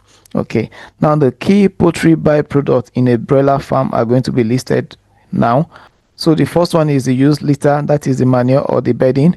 Then the second one is dead beds, which is mortalities. Also we have processing waste, like if you are processing your bed, the waste that come out of the processing process, which is the blood, the feathers, the chicken guts, the heads, the feet, and the offal. Then we also have the waste water from cleaning. If you're cleaning the house of the birds, the waste water and also the water from processing the birds are also waste water. Okay, then the eggshells, if hatching is involved, the eggshells, how do you dispose the eggshells in case you are hatching on your farm? Then dust and feather fall off. Most times the dust from the birds and the dust from the cleaning, and most times also the feather of the birds, they fall off. How do you dispose this? Then 7 is the spoiled feed. Some of the feed that are spoiled, it is very, very critical not to give them to the birds, not to feed the birds with your spoiled feed. So how do you dispose of this spoiled feed? Okay, the first is used poultry litters. Okay, used poultry litters. And what is the composition of these used poultry litters? Manure, the bedding, that is the wood shaving or the rice husk. Also the feather is also a composition. Then the spit feed is also a composition, and the moisture. Okay, then the management and disposal of used litters. Okay, first of all, storage. Store in dry, covered area on concrete or plastic lined ground to prevent nutrient leaching and flies, so that flies will not perch in, and so that the whatever is in the manure will not leak. Then another way of managing and disposal is composting. Composting easily means converting them to a useful manure, okay? So you mix with carbon-rich materials like straw and some other things like that. You mix the litters with it. Then you turn every few days to aerate and reduce pathogens. Then heat during composting kills most harmful microbes, okay? Composting, that is, you mix them with other materials, then you turn them into manure. That is meaning of composting. Then alternative uses, it could be used for organic fertilizers. It is rich in nitrogen, phosphorus, and potassium. That is NPK. Okay, it can be used for biogas production mixed with water in a digester for methane. Okay, it produces methane, which is used as a biogas. Okay, then a soil conditioner improves soil structure and water retention of the soil. Feed ingredients, sometimes this is highly restricted, but some people use it. Okay, dried and treated manures used in ruminant feed in some regions, so you should check regulation in your country. Then precaution, avoid runoff into waterways, risk of eutrophication. Okay, so don't allow these litters to run off into waterways. That's why you need to keep them properly, because if you dispose them anyhow, the rain will beat them and they're going to wash it into the waterways, so we should prevent that. Then handle with gloves, because it contains pathogens like salmonella, so be careful, because salmonella can affect human beings too. Okay, then don't apply fresh litter directly to crop due to ammonia and pathogens. So fresh litter is not good to be applied directly to crops. Sometimes they need to compost it. Okay, but most people do that, but it's advisable not to do that. You mix them with soil, and you allow it to mix together and to decay for some time before you use. The second one is the dead beds. Okay, how do we manage them? So the dead beds, which is the mortality, the types is the daily mortality, then disease outbreak mortality, then calling beds unfit for processing. There are some beds that are unfit for processing. So what do you do with those beds? So we'll look at the management and disposal. Or it can also be compost. That is, the dead beds can be mixed with carbon material to form a manure and stuff like that. So mix with litter and carbon material, layer to fully cover the carcass. Then it takes 1 to 3 months to break down. Okay, then after breaking down, you can use it as manure. Then another way of disposing is incineration, which involves burning. So you burn at a high temperature, that is at 850 degrees Celsius plus. Okay, then requires fuel and proper incineration setup. Then it can also be buried. Emergency method, you bury greater than 3 feet deep. Okay, which is over 100 meter from water source. You bury more than 3 feet deep, and it should be more than 100 meter from water sources. Okay, then you can add quicklime and cover with soil. All right, then rendering, if available, processed at rendering plant into fat and protein meal. Okay, like in my area, some farmers give their dead beds to people that produce animal feed, like dog feed. Okay, some people come to buy it, cook it, and package it for dogs to eat. Okay, not for human consumption. So they do that. That's called rendering. You can dry it whatever way that you can keep to preserve it. Then it can be fed to animals, especially dogs and cats, like that. Okay, then alternative uses with caution. Composted carcass can be used as fertilizers for non-food crops. Okay, non-food crops, you can use it for crops like rubber and some other crops that are non-food. Okay, then rendered meal, you can also use it for rendered meal.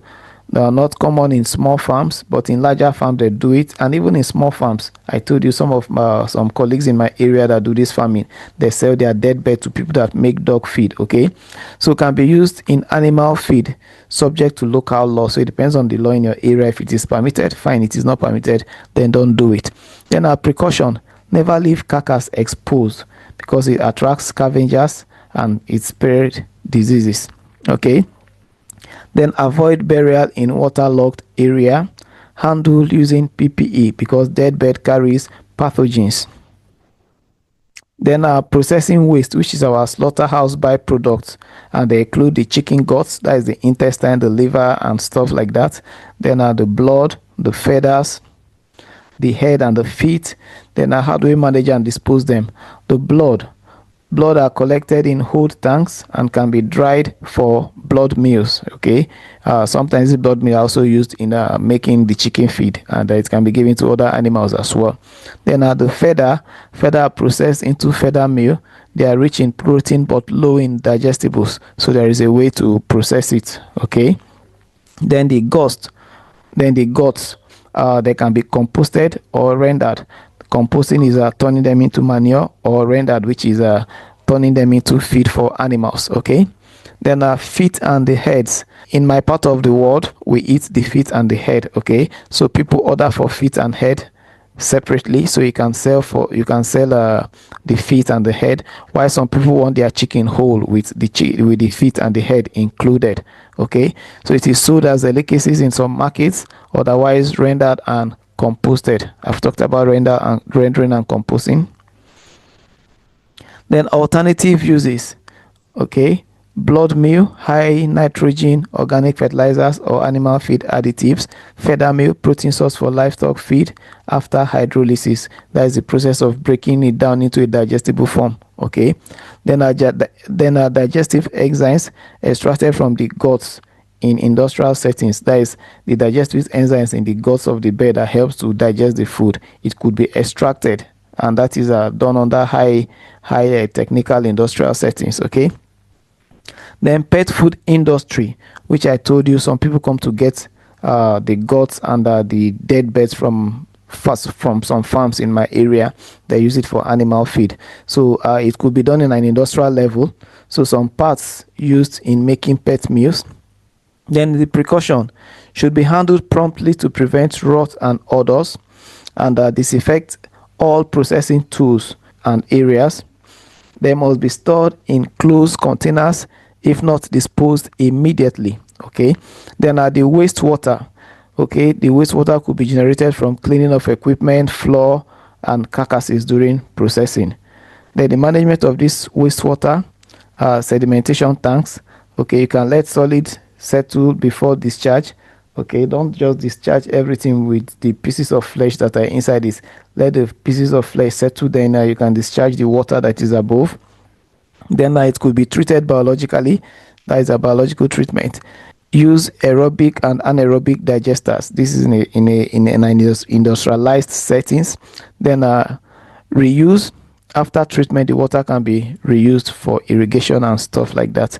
Then precaution, must not be discharged into open stream or farm drainage. You discharge it far away from your farm. Okay, and it should not be done in open streams. Then regular testing of the water for contaminants is also recommended. Then the next is our spoiled feed and dust. Okay, our spoiled feed and dust. Then feed may spoil due to moisture, fungi growth, and contamination. Dust and feather fall off accumulates in farm and equipment. Okay, then the uses. Spoiled feed may be composted, not used in animal feed anyway, because of the fungi that are inside. So they can be composted, mixed with manure to use for manure in plants. Then dust can be collected and disposed as solid waste. Then best practices for poultry byproduct management. Okay, so segregate waste type. Okay, easier handling and appropriate reuse. So you segregate the waste type so that it can be easy to handle. Composting, you convert waste to safe usable organic materials. Incineration, ensure pathogen destruction. Then use protective gas, prevent zoonotic infections. Treat wastewater, prevent environmental contamination. Educate staff that it ensures proper handling and sanitation. Then what to avoid? Dumping waste in open field or near water bodies should be avoided. Using untreated waste on food crops should be avoided. Refeeding dead birds remains, that is the dead bird remains, you are feeding them back to your bed, is illegal and is unsafe. Okay, poor storage of manure leading to ammonia emission, so you should avoid this. Then environmental and legal consideration when it comes to poultry byproducts. You check your local regulations on waste disposal, composting and use of animal byproducts. Proper documentation may be needed for off-site transportation of waste or dead birds. Okay, some countries ban use of certain byproducts in animal feed due to BSE or even influenza risk. Then conclusion, poultry byproduct, if well managed, can become valuable resources rather than a liability. Composting, rendering, and controlled reuse transform waste into fertilizer, feed, and even energy, while poor handling invites disease, pollution, and regulatory issues. Okay, so this is just a poster for your farm. If you need this, I'm going to leave this as a document for you to be reminded to your workers on how to handle poultry byproducts. And now we go to module 8. Now we are going into the operations proper. Okay, so we start with brooding. So what is brooding? Brooding is the management of day-old chicks to provide them with the warmth, feed, water, and care needed to survive, grow, and thrive. Chicks cannot regulate their body temperature for the first few weeks and require artificial heat and close monitoring. We talk of litter management in brooding. Okay, so we look into the type of litter. Okay, we can use wood shaving, which is preferred, soft wood, dry and dust free. Then rice husk, also good. Chopped straws, peanuts, hulls, use only if dry and mold free. So they should be dry and mold free. Then we can also use sawdust, but they should not be wet.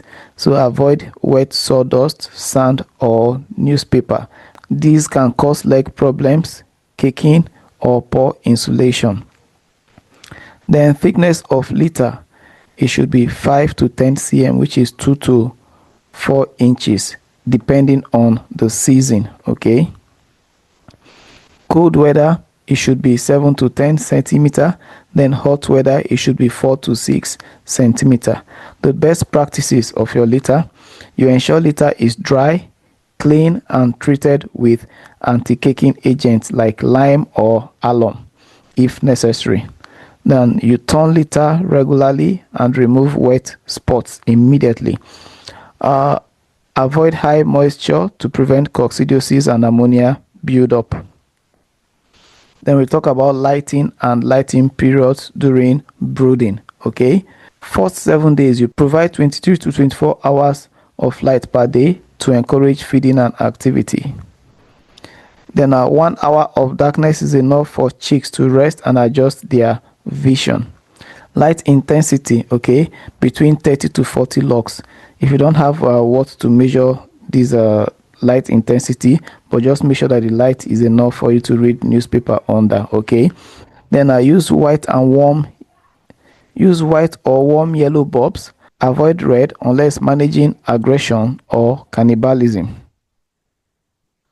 Then medication and vaccinations during brooding.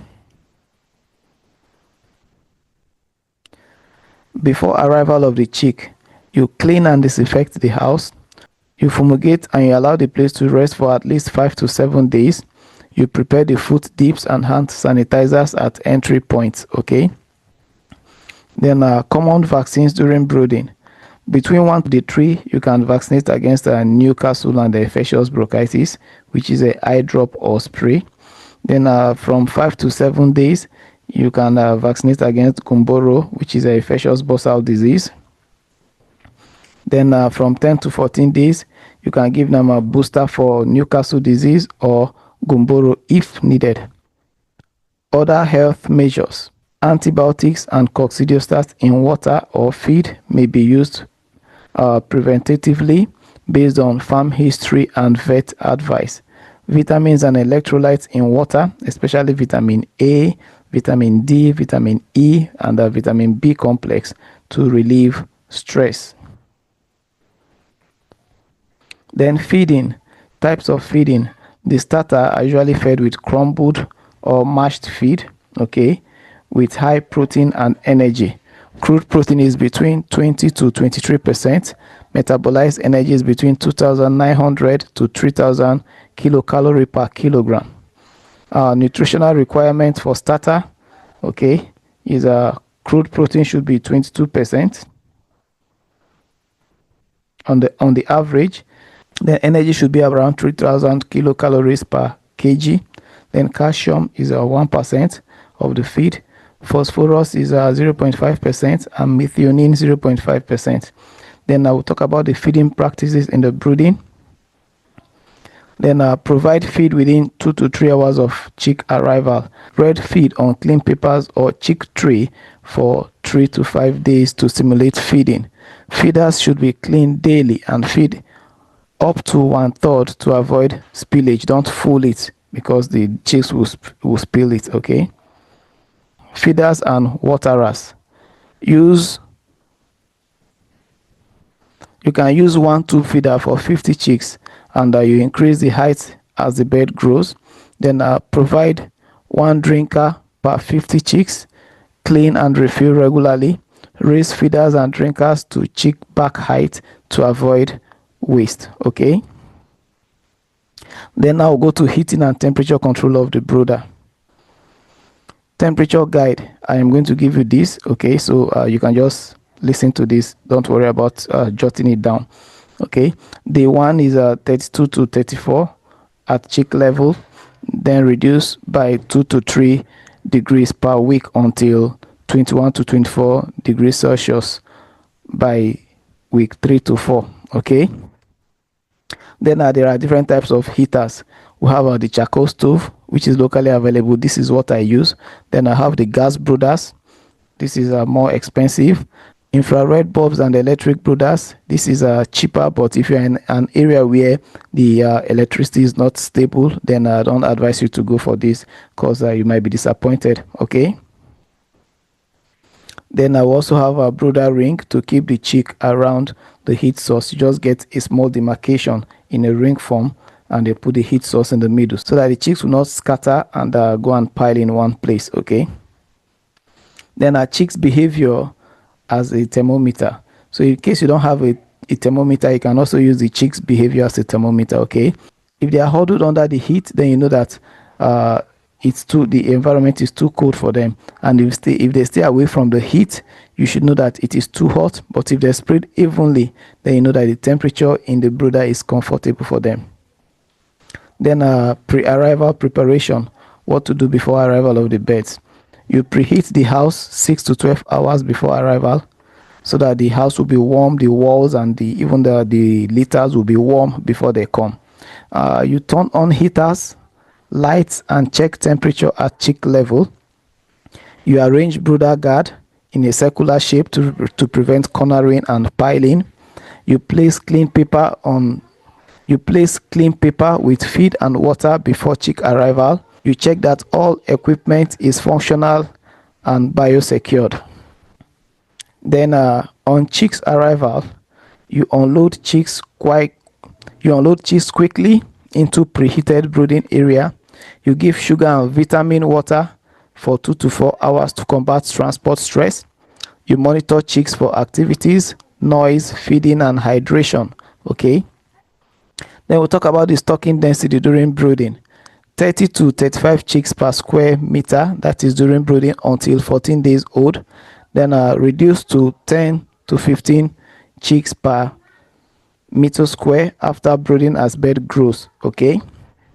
Avoid overcrowding to prevent stress and poor growth. Then we'll look at water management during brooding. Clean, cool water should be available at all time. Water temperature should be between 15 to 20 degrees Celsius, okay? Treat water to reduce pathogens, that is chlorination or organic acids. Then provide vitamins and glucose solution during first 3 days. Biosecurity during brooding. No authorized entry into the brooder room. Nobody should enter, only the person taking care of the birds.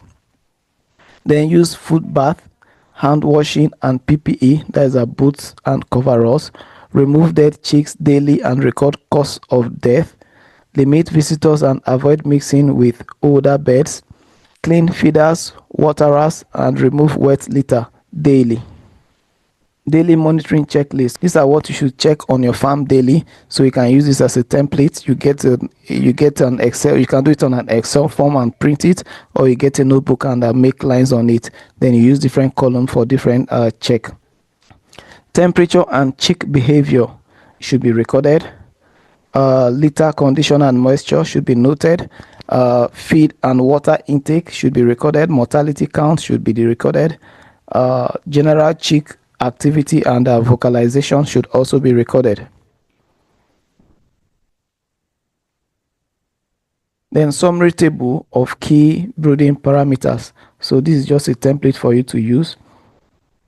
The litter depth at the brooding stage should be between 5 to 15 cm. Starting temperature is 32 to 24 degrees. Lighting is 23 to 24 hours for 7 days. Light intensity should be 3 to 40 lux. That is just enough for you to read newspaper with. Okay. Then our protein for starter should be between 22 to 23%. Stock density is 30 to 35 chicks per meter squared. Then the feed type is a crumble or mashed starter. Then vaccine day 1 is a MBD and IB. Then feed on paper should be for first 3 to 5 days. So that is that for module 8, and we see again in module 9. Okay, welcome back, and we go to module 9. Module 9 is about feeding and feed formulation. About 80% of the total cost of raising broilers on a broiler farm comes from the cost of feed. So knowing the right amount of feed to be administered to your bird will cut down this cost. Okay, then if you can formulate your feed, it can cost down the cost close to about 30%. Okay, so feeding and feed formulation is an important part of raising your broilers, and we'll dive into that now. Broiler feeding stages and types of feed. Broiler feeding is divided into 3 main stages, each with different nutritional needs. Then the first stage is 0 to day 14. Day 0 to day 14, and this is called the starter stage. And the type of feed given to them is the starter feed, and the form of the feed is in crumble or mash. Then the next stage is the grower stage, which is from day 15 to day 28, and the type of feed given to them is called the grower feed, and they are in pellets or in crumbles. Then the finisher, which is from day 29 to market size. The type of feed given to them is a finisher feed, and it's in pellet form. Okay, so look at the nutrients for the starter, the grower, and the finisher. Okay, the crude protein requirement for the starter is 21 to 23%, and for the grower is 19 to 20%, and for the finisher is 17 to 18%. The energy requirement is 2,950 to 3,000 kilocalories per kg for the starter, and for the grower it is 3,000 to 3,100 kilocalorie per kg for the grower. Then it is 3,100 to 3,200 kilocalories per kg for the finisher. The calcium requirement is 1% for starter, 0.9% for grower, and 0.8% for finisher. Then the phosphorus is between 0.5 to 0.6 for starter, 0.4 to 0.5 for growers, and 0.4 for finisher. The methionine is 0.5 to 0.55% for starter, and 0.45% for grower, 0.40% for finisher. Then the lysine is 1.2% for starter, 1.0% for grower, and 0.9% for finisher. So these are the nutritional requirements. The methionine and the lysine are other forms of protein, and they are very essential for the broiler growth. Okay, feed consumption per bed. Okay, so look at the feed consumption per bed. For ages 1 to 7, ages in days 1 to 7, the required feed per day per bed is 12 to 20 grams.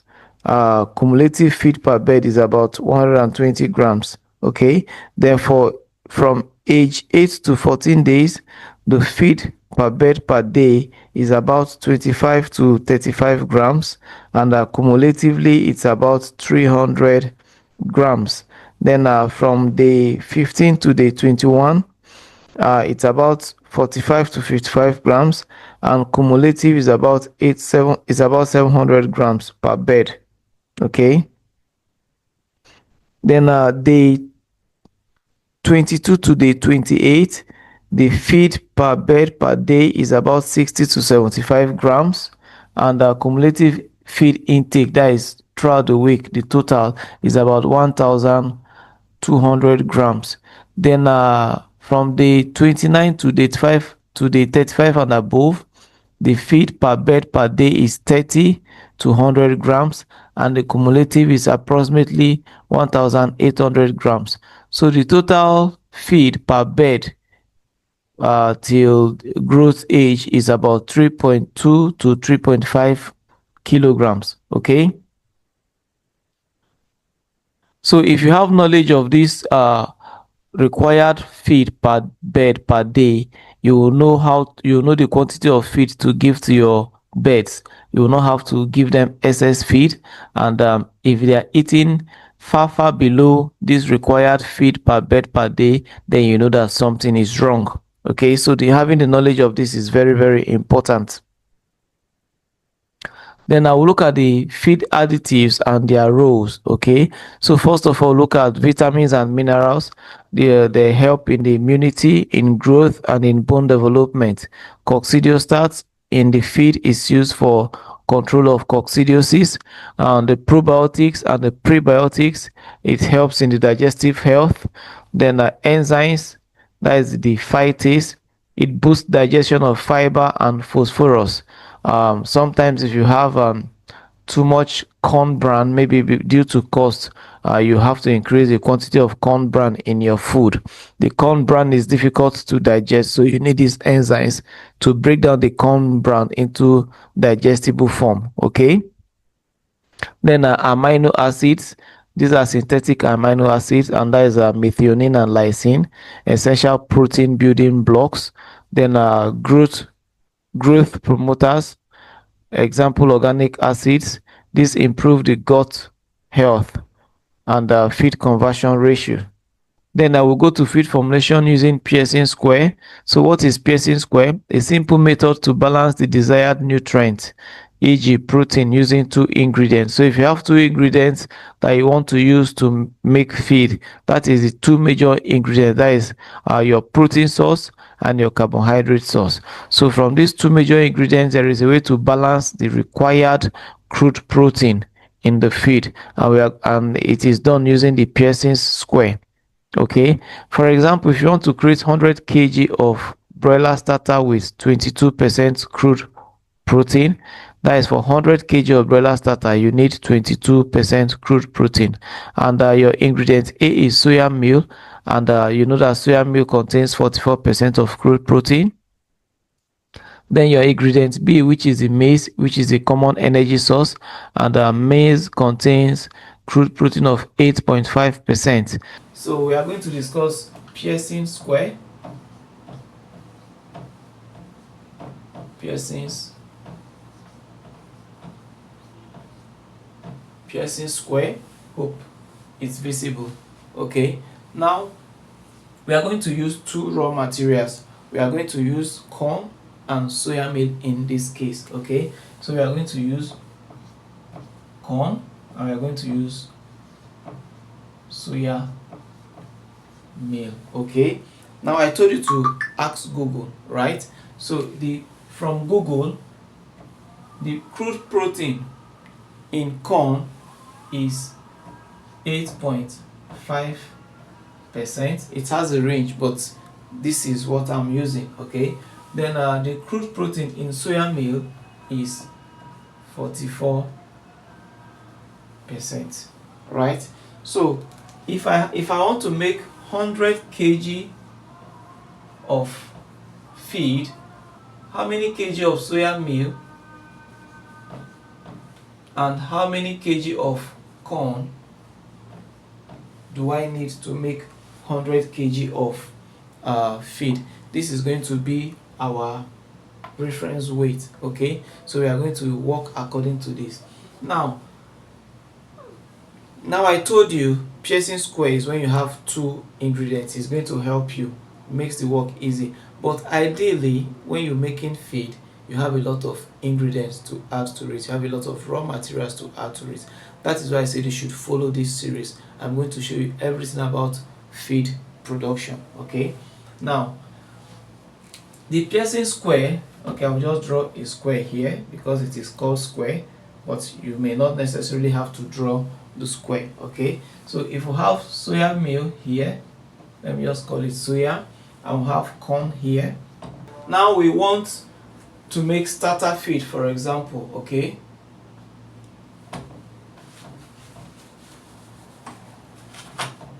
we want to make starter feed, broiler starter, and we know that the crude protein that's supposed to be in starter feed is 22%. This is the crude protein that is supposed to be in starter feed. So what do? We put the 22% in the middle of the square. Okay, now what we are looking for now is how many kg of soya meal and how many kg of corn do we need to create 100 kg of starter that will have 22% crude protein. That is what we need. Okay, so now we know that our soya meal, let me put that one here at this corner of the box, has 44% crude protein, right? And our corn has 8.5% crude protein. Okay, so what do we do now? We find the difference of this and also find the difference of this. Okay, so the difference of this for corn, the difference will be 44.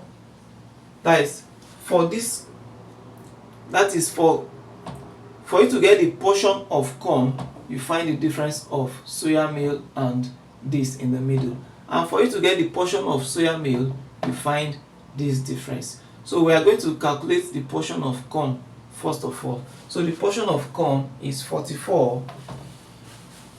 Let me remove the percentage. Is 44 minus 22, which will give us 22, right? That means we need 22 parts of corn. Alright, then for soya meal, how many parts of soya meal do we need? Okay, so I say we should find the difference of this. Okay, so we have 22 minus 8.5, which is equals to 13.5. I hope you can see that. Okay, so to make 100 kg of starter feed, we need 22 parts. I didn't say percent, I didn't say kg. 22 parts of the corn and 13.5 parts of the soya meal, right? Now what we do is we add these two together, 22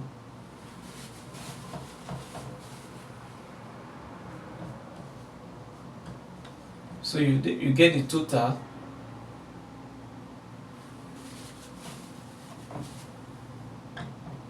is 22 plus 13.5, right?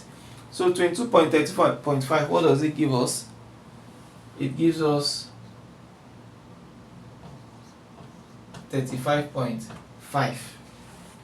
Okay, so this is the total. When you add these two parts, you have the total. So now we need to know the weight of soybeans and the weight of corn to use. So we are going to fill it in these two spaces, right?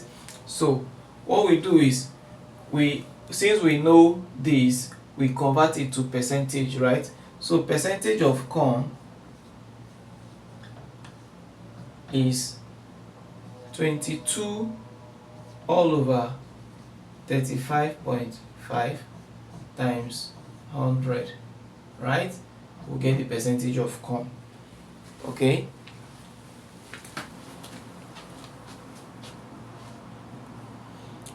Okay, so I'm going to use my calculator, which is 22 divided by 35.5 is equals to this times 100, which is 61.9. So it is approximately 62 kg. So that means we need 62 kg of corn. So for the soya beans, of soya, that is soya meal, is equals to, we have 13.5 all over 35.5 times 100. Okay, I can see that the light is reflecting there, so let me use here, which is equals to, so I use my calculator now, 13.5 divided by 35.5 is equals to this times 100. So that will give us 38 kg. And you see that if you add 62 kg plus 38 kg, you are going to get 100 kg. So for you to get a starter feed that has 22% crude protein, we need 38 kg of soya meal. Okay, we need 38 kg of soya meal and 62 kg of corn. So this is the Pearson square. It is used to calculate the crude protein when you have two major ingredients.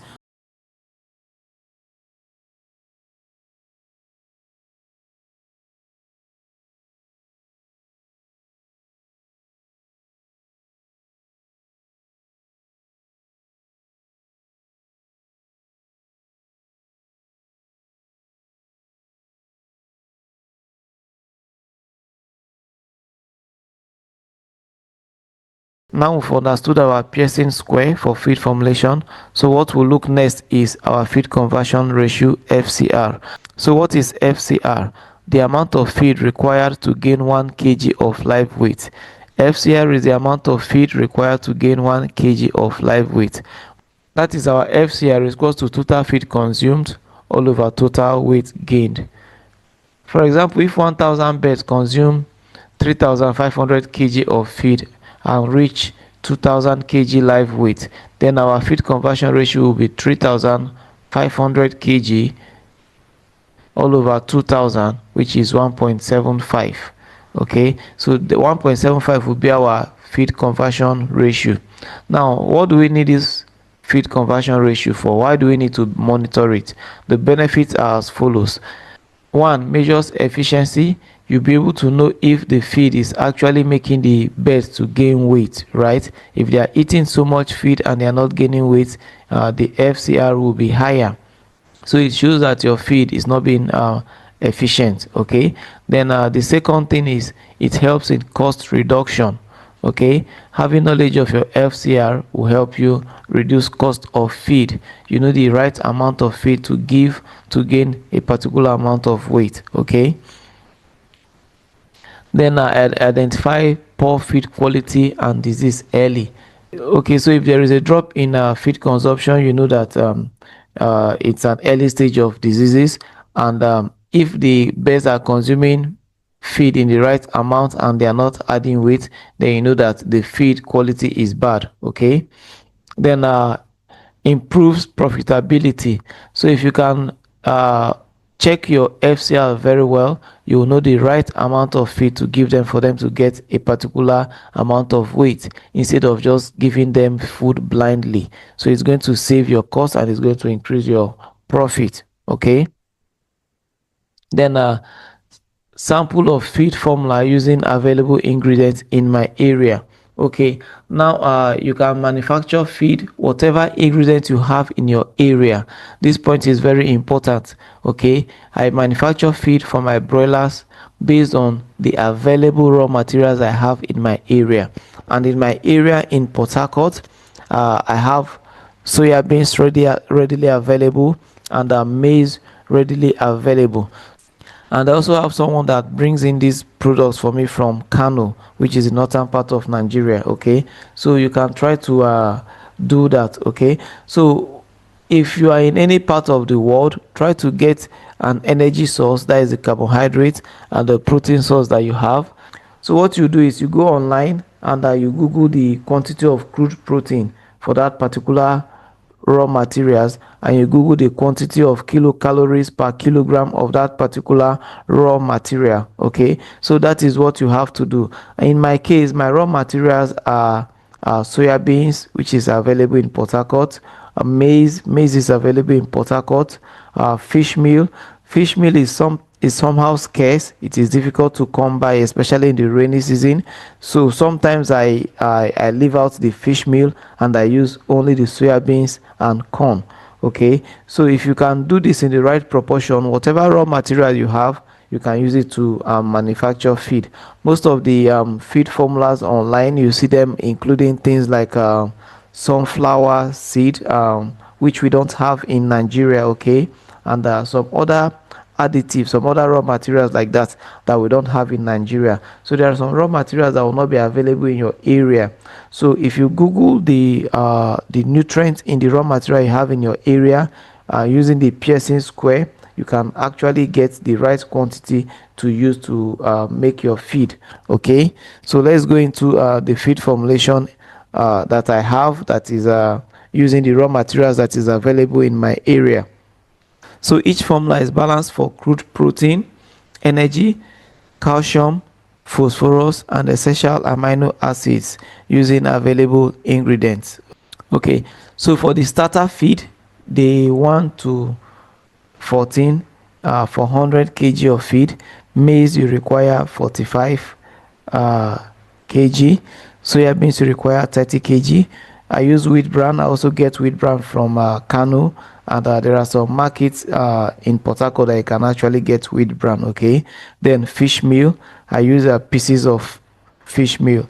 These people that sell dry fish, sometimes after selling the lumps of the fish, they have pieces and they gather them and sell also. So I go there to get those pieces. Okay, then corn bran is also readily available in some markets in Port Harcourt, and sometimes I think I got about 20 bags from Kano. Okay, I told you I have someone that supplies me from Kano, so he actually got me 20 bags of corn bran recently. Okay, then bone meal is also readily available in Port Harcourt and most part of Nigeria. Just go to where they sell poultry stuff and you get bone meal. Even lime is also available where they sell poultry materials. You can get lime there. Salt, which is the common salt which we eat. Okay, then other additives like lysine, methionine. Sometimes lysine and methionine are kind of scarce, but anytime or anywhere you find it available, it's better you buy them in bulk and keep. Okay, so the maize will be 45 kg, soya beans will be 30 kg, wheat bran will be 10 kg, fish meal will be 5, corn bran will be 4, bone meal will be 2, lime will be 1, and salt will be 0.5. So we will go to the board and I'm going to show you how I arrive at the crude protein of 22.5% and energy level of 2,950 to 3,000 kilocalories per kg. Now guys, I'm going to use the board to explain crude protein to you. I know with the board you are going to understand it better. Okay, so I'm going to explain it with the board and we are going to do the calculations together so that you understand it more. Okay, so that on your own you can calculate it. It's a very simple calculation, I promise you that, right? So we are preparing 100 kg of starter. Okay, and these are the raw materials that we need to prepare 100 kg of starter. We need corn 45 kg, soya beans meal 30 kg, wheat bran 10 kg, fish meal 5 kg, corn bran 4 kg, bone meal 2 kg, lime 1 kg, salt 0.25 kg, premix, that is the multivitamin premix, okay, 0.7 kg. In the slide I add all of them together, and they're all total to 1.75 kg, but I'm breaking it down here for you, okay. So the premix is 0.7 kg, the lysine is 0.4 kg, the methionine is 0.6 kg, then coccidiostat 0.05 kg, right? So now we are going to check each raw materials, okay. We are going to check the crude protein in each raw materials now, so I can total it up to know the crude protein that we have in the whole of these raw materials, okay. And you know that the crude protein in starter feed is supposed to be from 22 to 23, okay. So you can just average it to like 22.5. You may not get this 22.5 exactly, but you get something within the range that is required for starter feed, okay. So let's start with the corn now. So we have 45 kg of corn, and I told you can get these values from the internet, right? So for corn, the crude protein of corn in the internet is 9%, okay. So corn, the crude protein is 9%, okay. So this is gotten from the internet, and 9% is equals to 9 all over 100, which is equals to 0.09. So you multiply 0.09 by, we have 45 kg of corn here, so you multiply it by 45 kg, so that you get the percentage of crude protein inside this 45 kg. So when you multiply it, you are going to get 4.05 kg of crude protein. So for 45 kg of corn, we have 4.05 kg of crude protein, okay. So this is the crude protein that we have in 45 kg of corn, okay. So if we have soya beans now, so for soya beans, okay, in the internet, soya beans is 45%, right? So 45% crude protein in soya beans, which is equals to 45 over 100, okay, which is equals to 0.45, right? So the amount of crude protein in 30 kg of soya meal is 30 times 0.45, which is what? And we are going to have 13.5 kg. So for 30 kg of soya meal, we have 13.5 kg of crude protein, right? Hope you are getting it. Now we go to wheat bran. Let me start them so that you can differentiate it. Now we go to wheat bran, okay. On the internet, the quantity of crude protein in the wheat bran is 15%, right? So wheat bran is 15%. From our previous calculation, this is equals to 0.15%, right? So the percentage of crude protein inside this quantity of wheat bran, which is a 10 kg of wheat bran, is 0.15 times 10 kg, and which will give us 1.5 kg. So for 10 kg of wheat bran, we have 1.5 kg crude protein. Okay, so the next ingredient we are going to look at is our fish meal, right?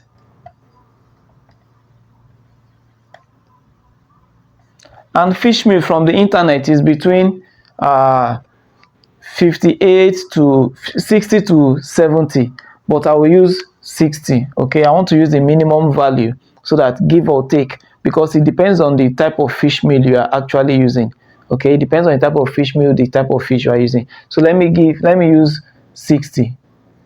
Let me use 60%, and 60% is 0.6, right?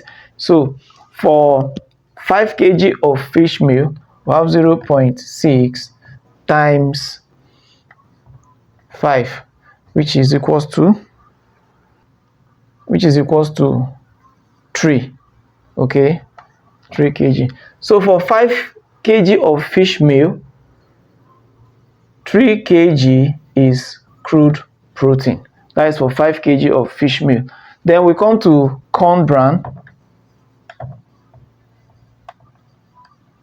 Okay, and corn bran is also 9%. I think it's actually the range is lower, but if you take it on the average, they are about the same thing. So I will also use 9%, and our 9% is equals to 0.9. Okay, so 0.9 times 4 kg of corn bran, 4 kg of corn bran, and this will give us point. This will give us point. Sorry, is 0.09. This is 0.09, so it will be, which is equals to 0.36. Okay, so for 4 kg of corn bran, we have 0.36 kg crude protein. So what do? Our bone meal doesn't have crude protein. It is just calcium. Okay, it is the bone of an animal that is being grounded into powder so that it can be a source of calcium. So the bone meal has no crude protein. Our lime has no crude protein. Our salt has no crude protein. Our premix, they are just multivitamins, right? So they don't have crude protein. Lysine doesn't have crude protein. It is a synthetic protein but not crude protein. Okay, methionine doesn't have crude protein, and coccidiostat is a drug for coccidiosis. It doesn't have crude protein. So to get the crude protein in 100 kg of this feed using these raw materials, we have to add the value of these raw materials that actually give us some value of crude protein. So we have 4.05 plus 13.5 plus 1.5 plus 3 plus 0.36. So let me do that quickly.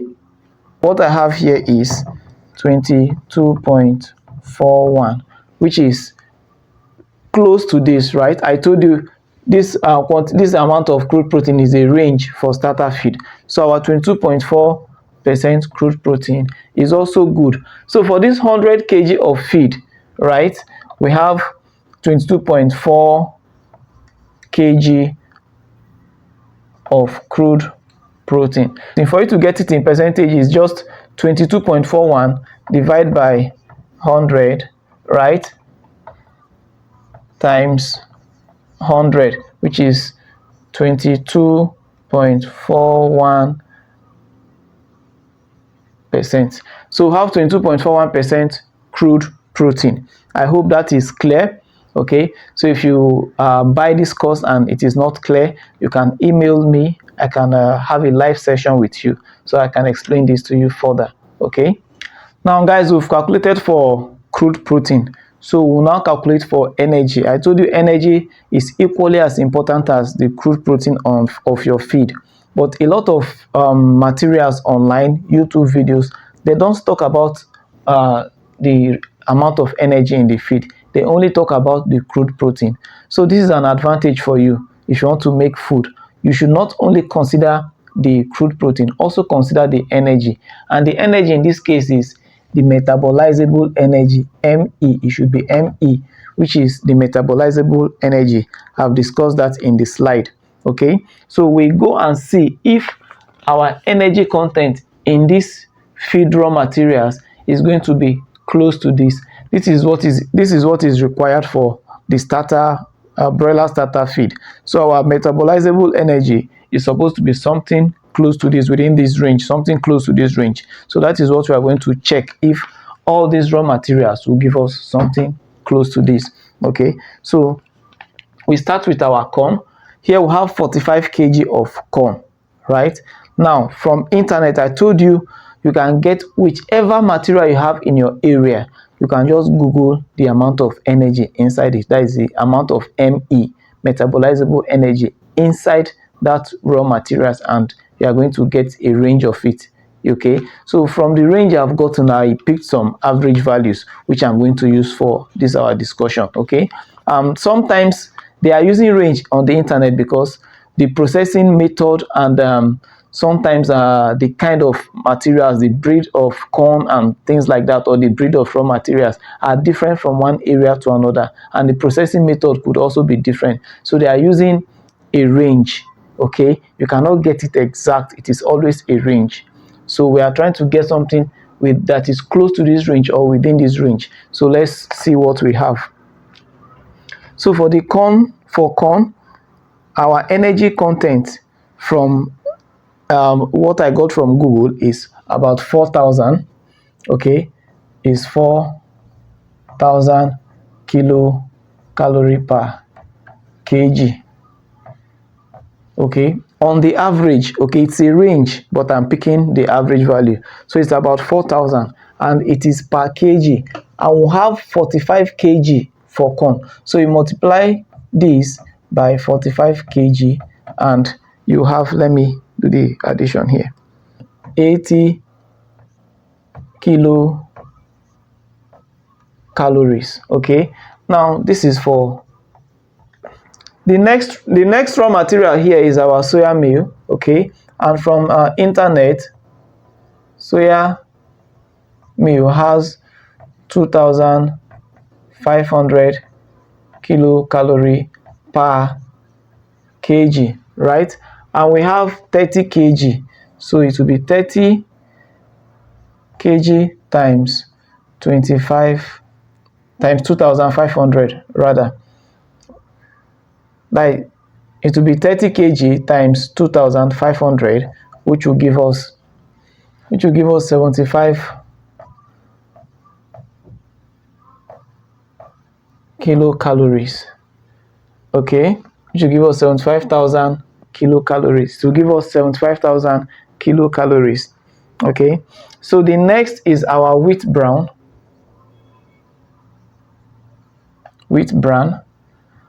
Okay, and from the internet I got wheat bran to be 2,250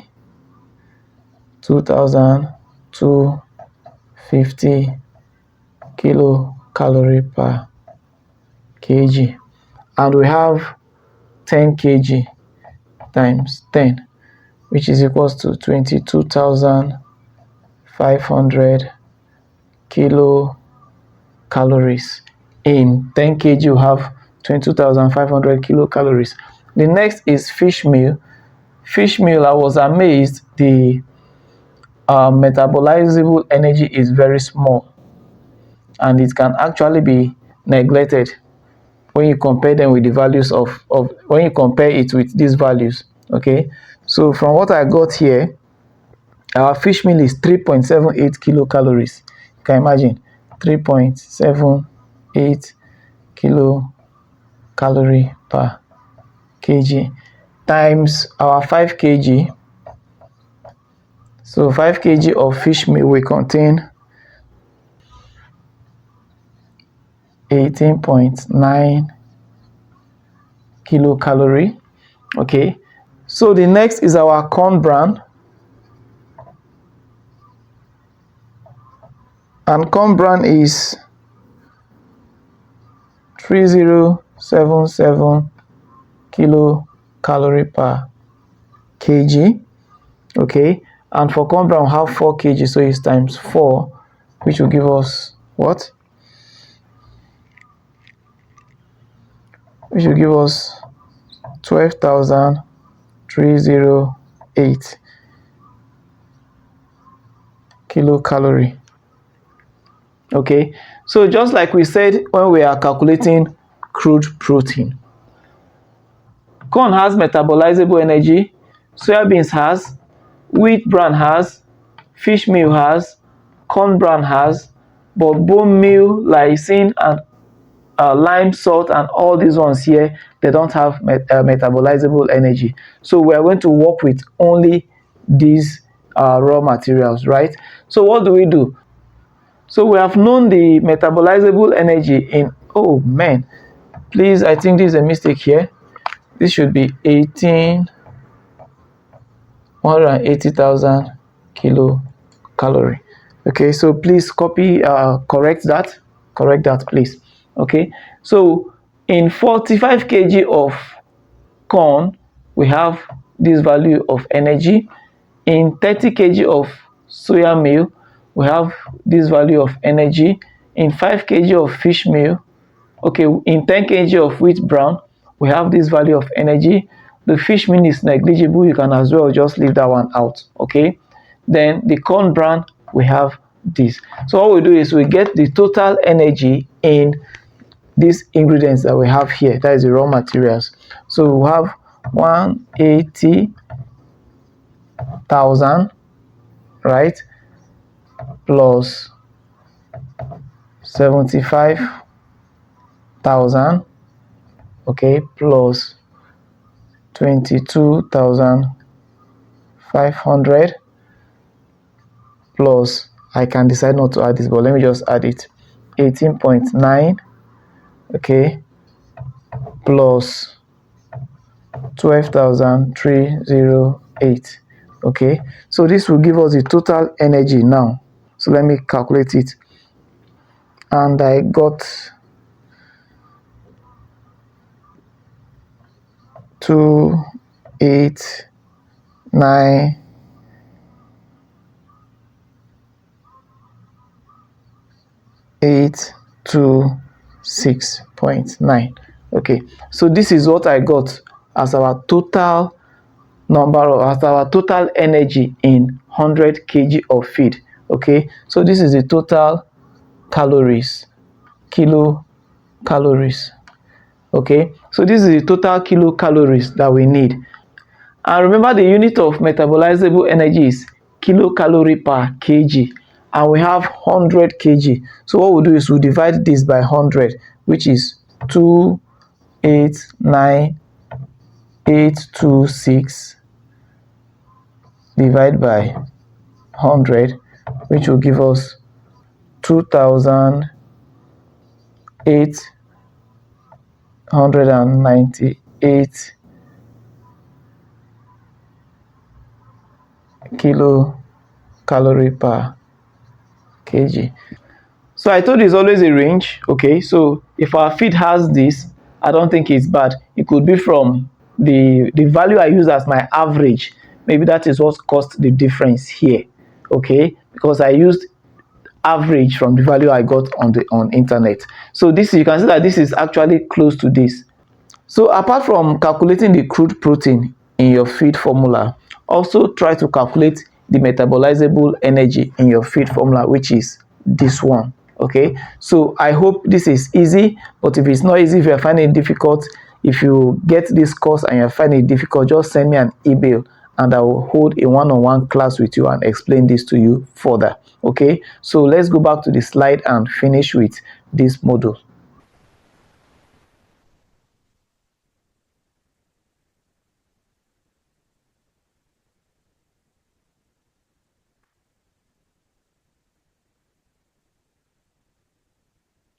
Okay, now we are back on our slide. So in case you don't want to stress yourself to calculate all the calculations I just showed you on the board, you can just copy this as a template. Okay, you use this to manufacture feed on your farm. Okay, but first of all, I would like to give a disclaimer here. It is not foolproof.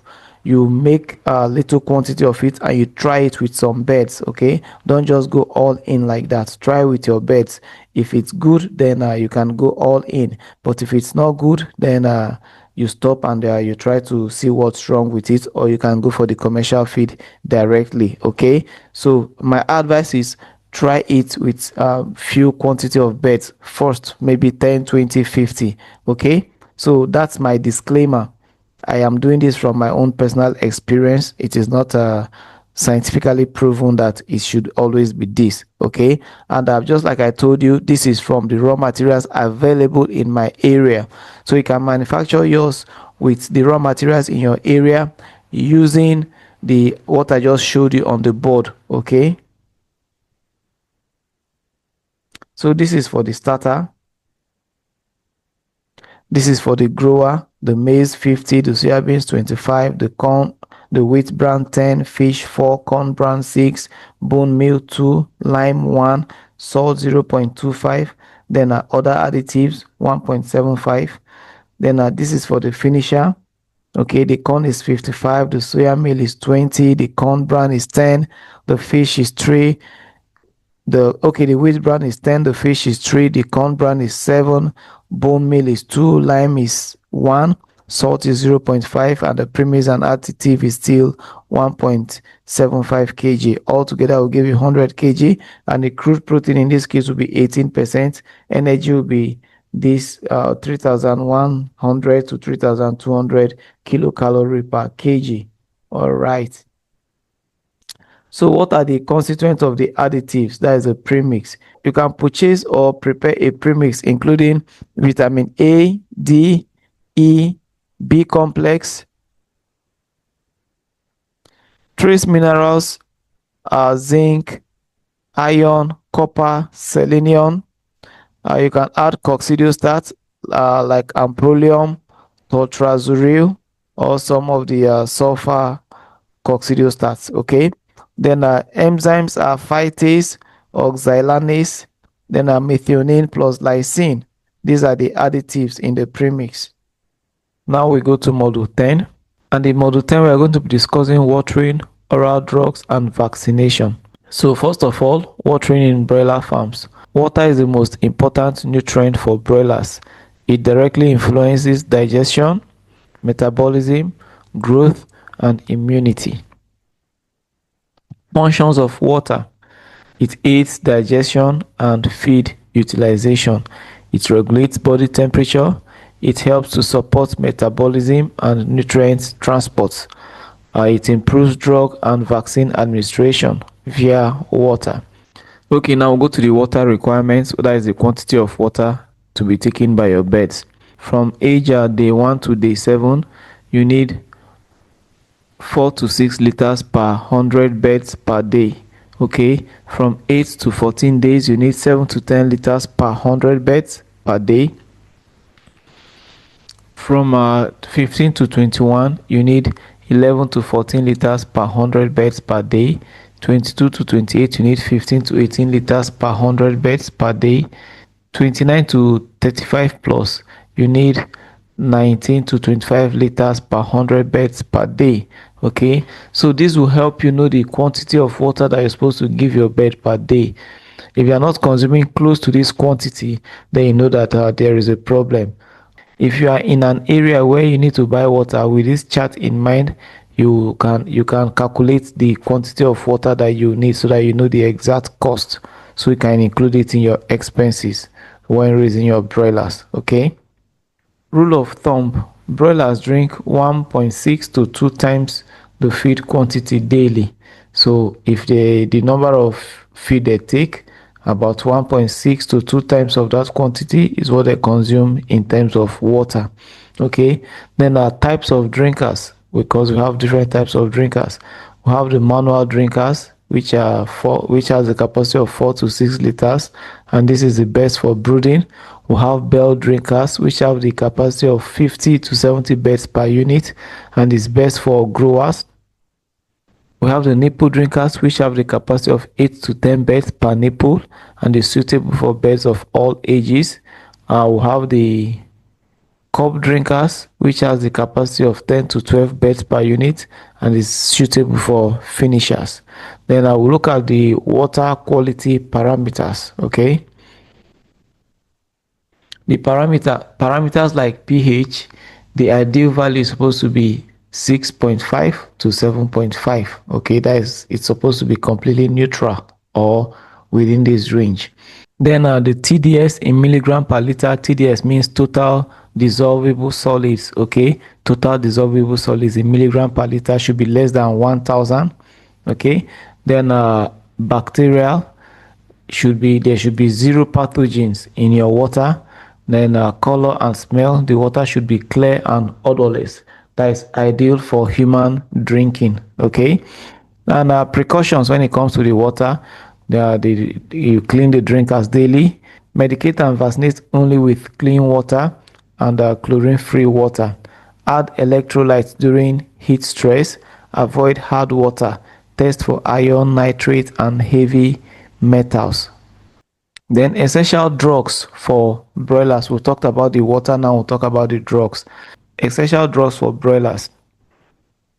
Broilers are fast growing, so prompt drug use prevents economic loss. These are not for daily use but for prevention and treatment. Key drugs categories and uses. These are the major drugs that we use for our broilers. Okay. The first drug type is antibiotics, and the common names or the common ones used are oxytetracycline and aerofloxacin, and it's used to treat respiratory infection and GIT infections. GIT means gut and intestinal tract infection. Okay. The next drug type is the coccidiostat, which the common one is amprolium or toltrazuril, and sometimes we use some sulfur antibiotics too.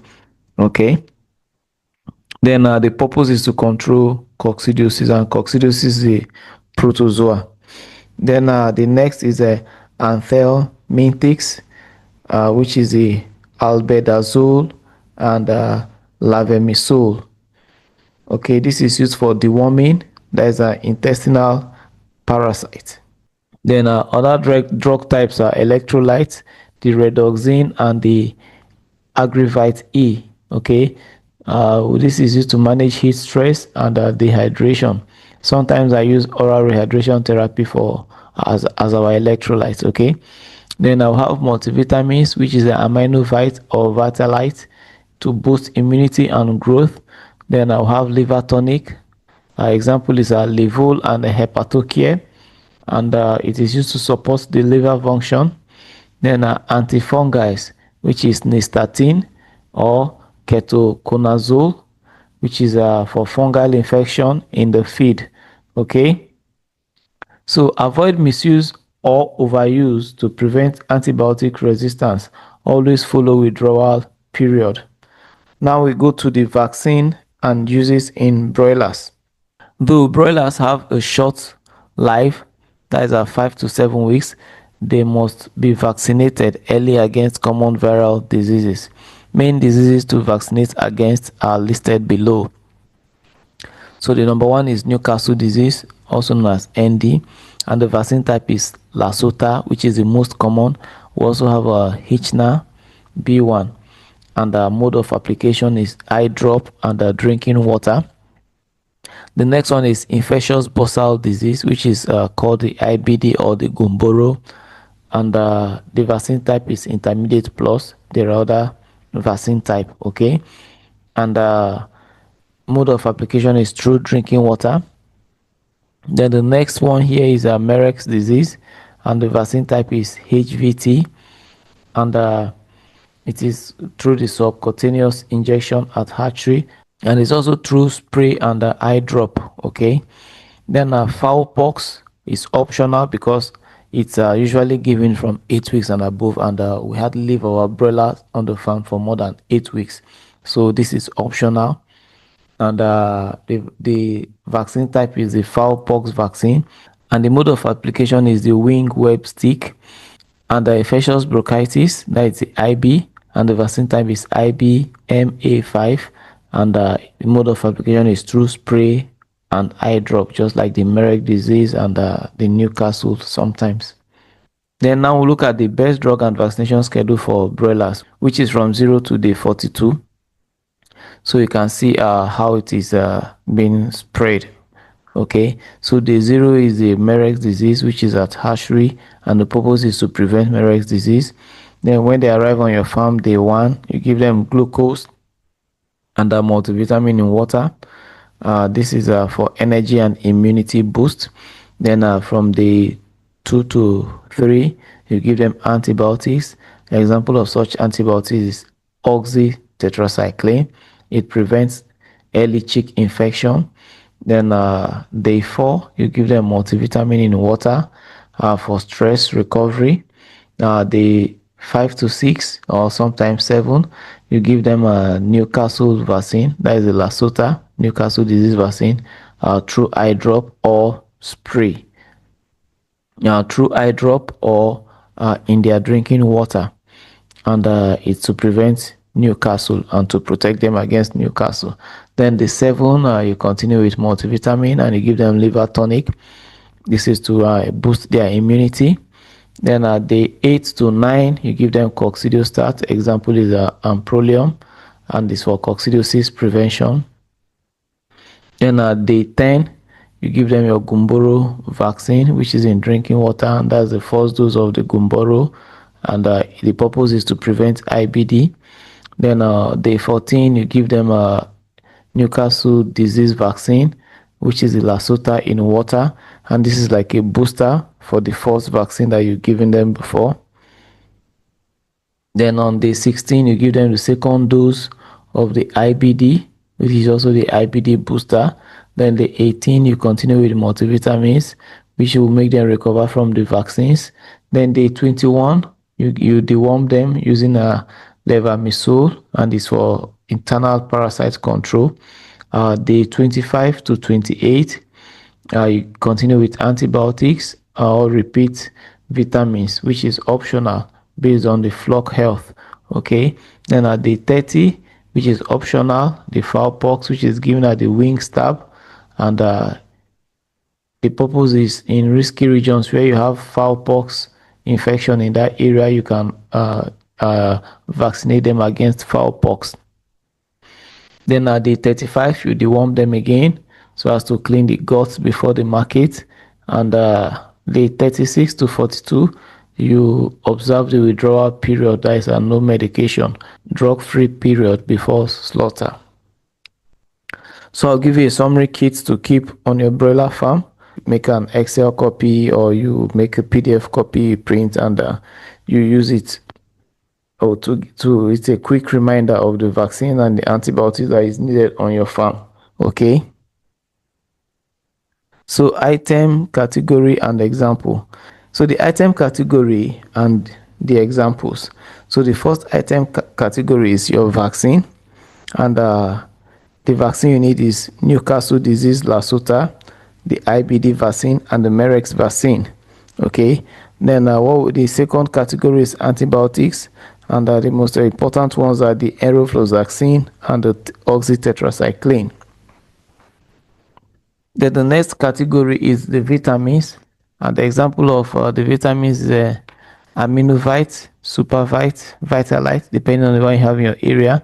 The next item category is coccidiostat, which is we use amprolium, we use toltrazuril, and sometimes we use some sulfur antibiotics. Then another item category is the liver tonic. We use Livol or Hepatocare, whichever is available in your area. Just look for liver tonics. Then I will also have the electrolytes. You can use Agritvit E, Glucose D, or you can use oral rehydration therapy, whatever brand you have in your area. Then the warmers, which is another item category of drugs you need, is albendazole and levamisole. Okay.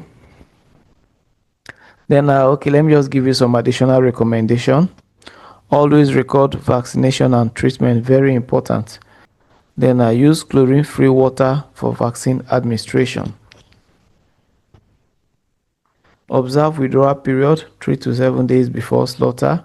Do not combine antibiotics and vaccines at the same time. Any day you give them vaccine, that day don't give them antibiotics. Okay. Then keep backup vaccines cold chain. So you have some backup vaccine. If you have a good refrigerator in your farm, you can buy vaccine and keep there, and the temperature should be maintained around 2 to 8 degrees Celsius. Okay guys, you're welcome to module 11, and module 11 is going to be about staffing. It's all about how to recruit and how to get the right staff for your broiler farm. Okay, so we'll talk about the staffing structure based on your farm size, and I'm going to divide the farm size into two categories. That's the small scale farm, which is between 1,000 to 5,000, and the large scale farm, which is from 5,000 and above. Okay, so we start with the small scale farming. All right, that is between 1,000 to 5,000. I know a lot of small farmers, like the backyard farmers, they have less than 1,000, some 100, 200, like that. You can still apply whatever you're studying from this course in those kind of farms also. Okay, so for the small scale farm, these are the key staff needed. Okay, first of all, the farm owner or the manager that oversees the daily operations. Then we'll have the farm supervisor, which manages workers and brooding slash grow out performance. The poultry attendants, there could be 2 to 4 because of the scale of the farm, 1,000 to 5,000, and they are in charge of feeding, watering, cleaning, and general care. You can also have security guards to ensure safety of the birds and farm assets, because some workers can just try to steal from you. So you need to get someone that you can hold responsible when it comes to security. Okay, then you can get a veterinary consultant which can work for you part-time, and their duties is health and vaccination schedules. Then you can also have the sales and record officer to keep production and financial records. Okay, then for large scale farming, which is 10,000 beds plus, okay, or let's say 5,000 and above. All right, then we can look at the management department, and they involve the farm managers, the assistant manager, and stuff like that. Then we'll look at production, which is poultry supervisors, poultry attendants. Those guys are under the production department. Then we'll look at veterinary and health, and we'll have the farm vet, the vet tech, the biosecurity officers. We also look at the feed and nutrition, which is the feed mill operator, the nutritionist, could be a consultant. Then I will look at the sales and logistics. These are that which will involve the sales officer, the truck drivers, logistics coordinators, and stuff like that. Then we also have the admin and the HR. That is the HR officer, the accountant, the office assistant. Then the security. You can add security and maintenance together, or you can decide to separate the security from the maintenance. Okay, so this is the security guards or the maintenance technicians. Then processing, if in case you're processing your birds, okay, you have the slaughter manager and the processing staff. Okay, so now we'll look at some interview questions by rows and their expected answers. Okay, so this is just a guide. Before you do an interview, just try to create a checklist of questions you ask and the expected answer. But this is just a guide. Okay, you can as well ask these questions also. It will help you. Okay, because these questions I put here are the basic questions that are needed for an interview. Okay, so if you're employing a farm manager, this is what you should ask the farm manager in the interview. Describe your experience managing poultry farms. Okay, and this is the expected answer. I have managed poultry farms with up to 20 broiler beds. They are supposed to tell you the capacity and stuff like that, and they're going to tell you how well they managed it. That is, they are going to tell you the mortality rate while they were in charge, and the marketing activities that they did while they were in charge. Okay, so that is for the answer. Then another question is, how do you handle disease outbreak? Okay, so if you've been a poultry manager before, then definitely you must have experienced disease outbreaks before. So how would you manage it? Okay, so the expected answer is isolate affected birds, alert the vets, increase biosecurity, and adjust the treatment protocol. Okay, things like that. Then another question is, how do you monitor FCR, food conversion ratio? And the expected answer is, I track feed intake and weight gain daily, then calculate FCR weekly, stuff like that, so that you know whether he knows what he's doing. Okay, then if you are employing a poultry attendant, this is the question you are supposed to ask. Okay, do you have experience with brooding? And the expected answer is yes, I have handled day-old chicks by monitoring temperature, lighting, and feeding hourly. Okay, then how do you know a bird is sick? If you're a poultry attendant, you should know when a bird is sick. And these are the expected answer. Ruffled feathers, isolation, loss of appetite, droopy wings. Droopy wings, that is you see them putting their wings as if they are wearing a coat-like posture. You understand? Okay, then if you are employing a veterinary technician, this is the likely question you should ask. What's your response to sudden mortalities? Then the expected answer is check symptoms, isolate, alert the vet, collect samples for lab tests, and implement emergency treatment. Okay. Then if you're employing a HR or an admin staff, this is the likely question you have to ask. How do you ensure attendance and punctuality? Daily register check should be the answer. Surprise checks and periodic performance review. These are questions for admin and HR people. Yeah, so you can add to such questions. Okay, so you can look for some interview questions that you know are related to the roles you are employing for and the farm. Okay, so you can add to it, but the what I just gave you is a guideline on what to ask your workers if you are staffing. Okay, then after the interview session and you have some lucky candidates you are going to choose for your work, then what you do is to give them an employment offer letters, right? And for a poultry attendant, which is a junior role, this is a sample of the offer letter. Okay, dear whatever, dear Joe, dear John, like that, we are pleased to offer you the role of a poultry attendant at any, you put your farm name, Greber Farm, effective from 11th of August, okay, 2025.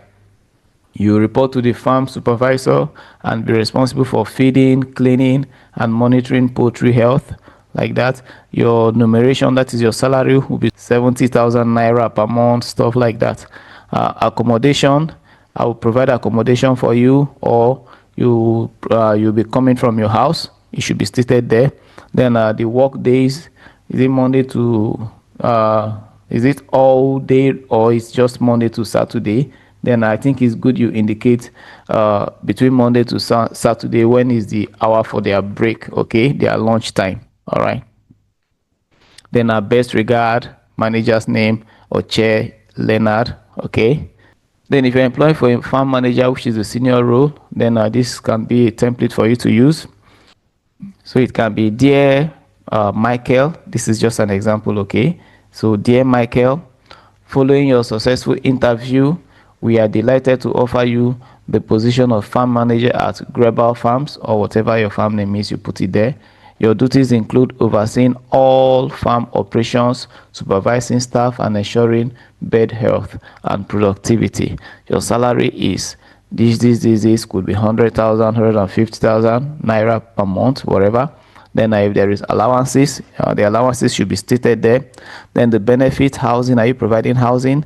Are you giving performance bonus? Are you supporting them medically? Do you have a medical plan for them? It should also be stated there. Okay. Then the contract, is it a continuous contract or is it a year contract that is renewable or whatever? It should be stated there. Okay. Then yours sincerely, by the director, that's Oche Inaligu Leonard. Okay. Then how to manage staff for peak performance. On your farm, you want your staff to perform very well. You want them to do their duties even when you are not watching. You want them to be motivated. You want them to have the morale to always do their job. So there are some things you need to put in place to enable them to do their job at their peak. Okay, so these are some things you should do. The first here is daily briefing. Assign duties and set daily targets.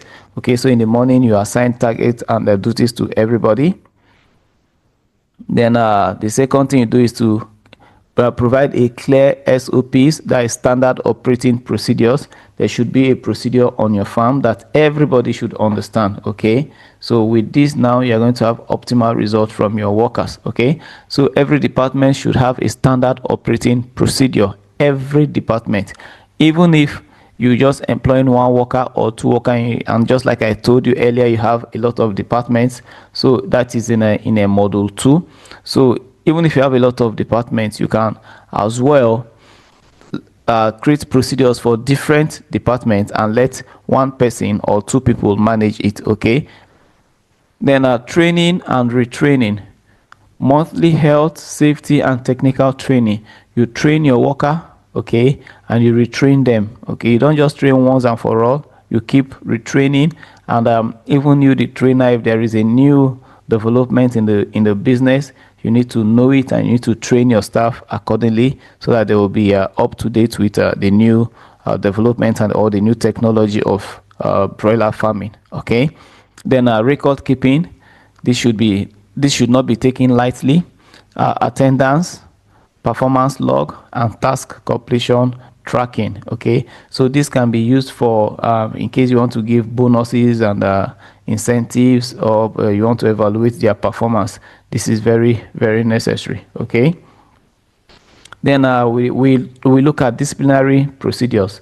Definitely some of your workers will want to misbehave in one way or the other, so there should be a disciplinary procedure and they should be aware of it. Okay, first of all, you can give a verbal warning.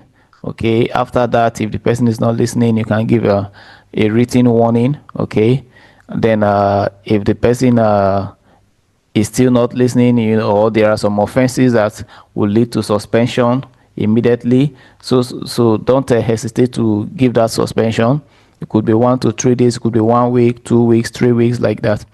Then please don't let termination be difficult for you to do. If any of your worker is not meeting productivity and he has this attitude that he doesn't want to do the job, he doesn't want to learn, he's just there for the money, I tell you, he's going to run your business down. So what you have to do is, if you observe such people, then please let them go. Get people that are motivated to do the job. Okay, so offenses could include stealing, absenteeism, mishandling of birds. Yes, some people could be so harsh on birds. You can see them treating birds anyhow, throwing them up and down. Sometimes if you want to separate birds, for maybe separating them from one cage to another, and you see them throwing the birds up and down anyhow like that. Okay, that's mishandling of the birds. Then negligence. Okay, there is a failure to treat seed bags. Sometimes when I ask my workers to make video and send to me when I'm not around, I still, from the video, I used to observe some sick birds with the healthy ones. It's a part of negligence. It means they are not observing the bird and removing the sick birds to the sick bay. Okay, so I often give them verbal warning. Sometimes I've given a written warning before because of this act. Okay, so don't take such things lightly on your farm at all. Then incentives. Okay, we'll talk about incentives now, because this can boost the performance of your workers on the farm. So you try to create an incentive plan. Okay, so it could be monthly bonuses based on bird health, low mortality, or sales target. If it's people taking care of your birds, you give them monthly incentive based on the bird's health, or based on the bird's mortality. If the mortality is low, you can give them bonuses. And if it's the sales team, okay, if they meet their sales target, you can give them monthly bonuses. Okay, then you can include things like best worker of the month. You can give a small gift or extra pay, end of cycle bonuses. That is, if you just finish selling one batch and that batch perform well, you can give an end of cycle bonus. This is based on profit and success of that particular batch. Then if you're training your staff, you can issue them training certificates. It makes them feel like at least they achieved something while working for you on your farm. Okay, so it's important to create an incentive plan for your workers. Then you can give health insurance or medical stipend. Okay, maybe you can say, okay, I'll give you this for your medicals every month. Okay, you can do that on your farm. Then farm shop subsidy, like feed, grocery, and etc. You can tell them every month I can subsidize your food and stuff like that. Or you can say every month, okay, if you want, since you're a broiler farmer, every month you can give them one bed, okay, for them to eat and stuff like that. So it's going to boost their performance. Okay, then also you should be concerned about the workers' well-being. Okay, where they are staying. If they are staying on your farm, then they should have access to clean water and sanitation facilities. They should have a clean toilet and stuff like that. They should have accommodation, or if they're not staying on your farm, if you can subsidize the accommodation for them, then please do. Then you should provide the PPE for them, the uniform, the boots, the overall, the gloves. You are the one to provide for them. Not they are not the one going to look for it to buy. You should provide for the farmer. You should make it available always. Okay. Then breaks and rest period, you can give them break, you can give them some days off. Okay, maybe you can take Sunday off or Saturday off, go and see your family and come back. Yeah, that is for those that are staying on your farm. Then during the working period, you can give them a break, like an hour break or so. Let them go out, stretch their body and come back, find something to eat. You understand? Then health screening, sometimes you can take them for tests for malaria, typhoid, and treat them if they come out positive. So make them feel that you care for them. Okay, you have them perform well. Then conflict resolution with HR support. In case there is a conflict among your workers, you should be able to resolve it. So it's also what will boost their morale to work for you. Okay, so this is a summary checklist of what we just discussed. Okay, so minimum staff for small farm is like 5 to 8, and large farm is 20 plus. Okay, departments for small farm 2 to 3. These departments are not necessarily just 2 and 3 departments. All the departments I mentioned in module 2 are here, but they are combined together to form 2 to 3 departments. Okay, then for large farm 6 to 8. Then interview questions, role specific for small farm, then advanced scenario based for bigger farm. Then offer letter for small farm should be simple and direct. For large farm, it should be detailed, and the benefits should be stated. Then disciplinary action is verbal to termination. Then for large farm, it is formalized HR process. Okay. Staff management, for small farm, it is task assignments. For large farm, we talk about the KPIs, that is a key performance indicators and reports. Then the work incentives could be bonuses, it could be food, it could be award. Then for large farm, it could be medicals and bonuses. Okay. Then the welfare for small farm, you provide water, you provide PPE, you provide shelter. Then for large farm, you provide the full amenities for your workers. Okay. Okay, guys, you're welcome to module 12. In this module, we're going to talk about processing and preservation, and that is broiler meat processing and preservation. Okay, we are going to be looking at it for small scale and large scale farm. Okay, now the objective of our processing and preservation is number one is to extend the shelf life, make it last longer. Okay, then second one is maintain safety and hygiene. Third is ensure consumer appeal, clean cut, packaging, labeling, and stuff like that. Okay. Then fourth is comply with regulations. Okay. Then the fifth is add value. For example, frozen chicken parts. Okay. You've added value to it. Sometimes it could be frying and selling, or smoking and selling, and stuff like that. Just add value to it. Okay. Those are the reasons for processing and preserving chicken meat. Okay. Now, broiler meat processing, we'll look at it step by step. So first is the pre-slaughter preparation, and we'll have the feed withdrawal 8 to 12 hours before slaughter to reduce the gut content. Okay. Then 2 is the water access. Bird must have water till just before slaughter. You don't have to withdraw the water, it's only the feed. Okay. Then the health check, ensure birds are healthy and no sign of disease. It is not good to process sick birds for consumers to eat. Okay.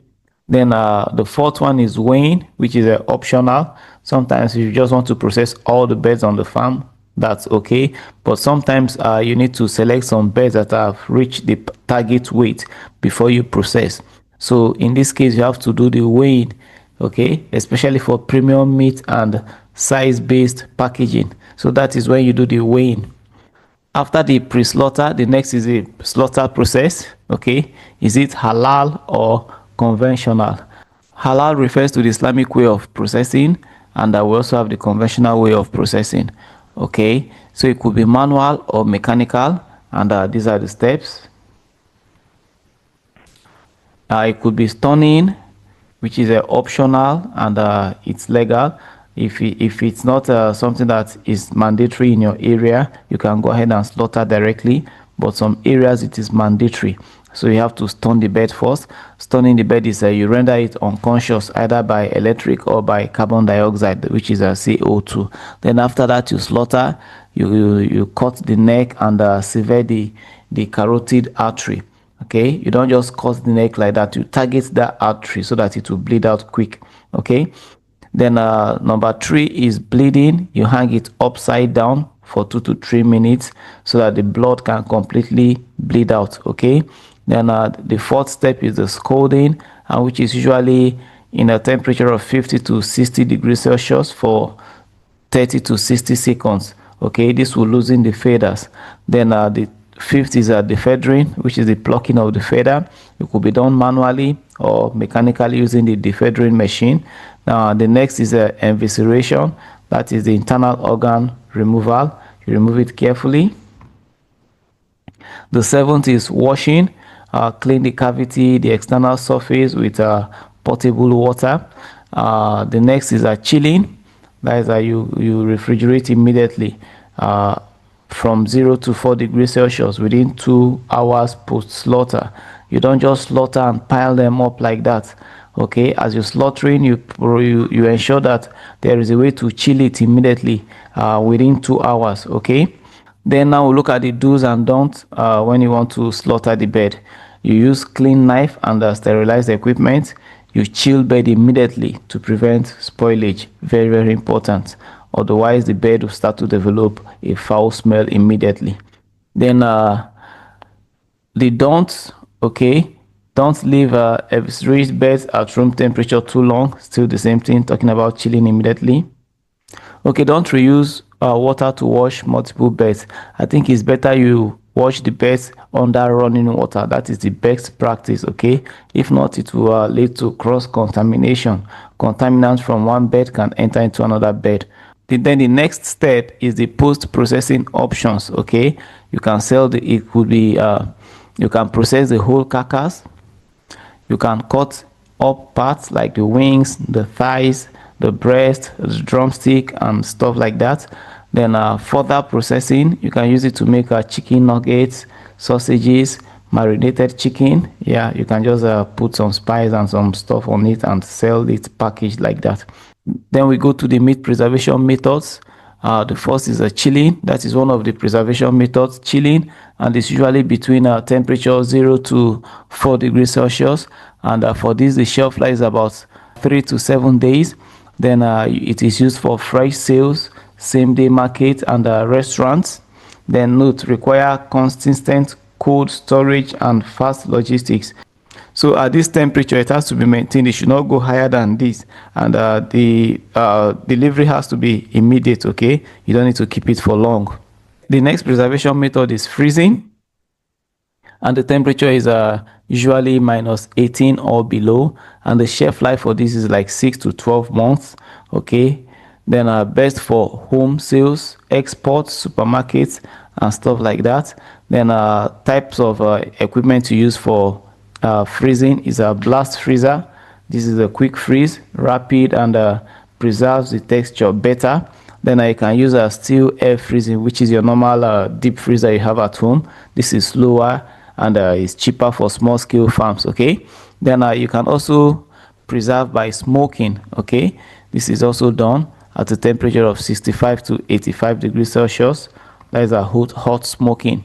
Then it can be used to preserve the meat for 2 to 4 weeks if vacuum packed or chilled. That is, after smoking, you pack it in a vacuum or you chill it immediately. Okay, then it is used for flavored meat products, traditional and local markets. Then another way of preserving is curing. Curing involves salting or brining. Brining is using salt water. Okay, you can use the salt directly, which is salting, or you can mix the salt in the water and use, which is brining. Okay, then this extends life by reducing microbial activities. Okay, used for processed items like ham or sausage. Ham is the chicken meat, stuff like that. Another way of processing is vacuum packing. This slows the spoilage by removing oxygen. So you put it in a vacuum, you put it in a bag, plastic bag most of the times, then you suck out the air. Okay, so you remove oxygen so that it will not get spoiled. It is used with both chilled and frozen meat. So if you want normally chilled meat are also vacuum packed, or frozen meat are also vacuum packed. It will extend the life, and it will make the taste better.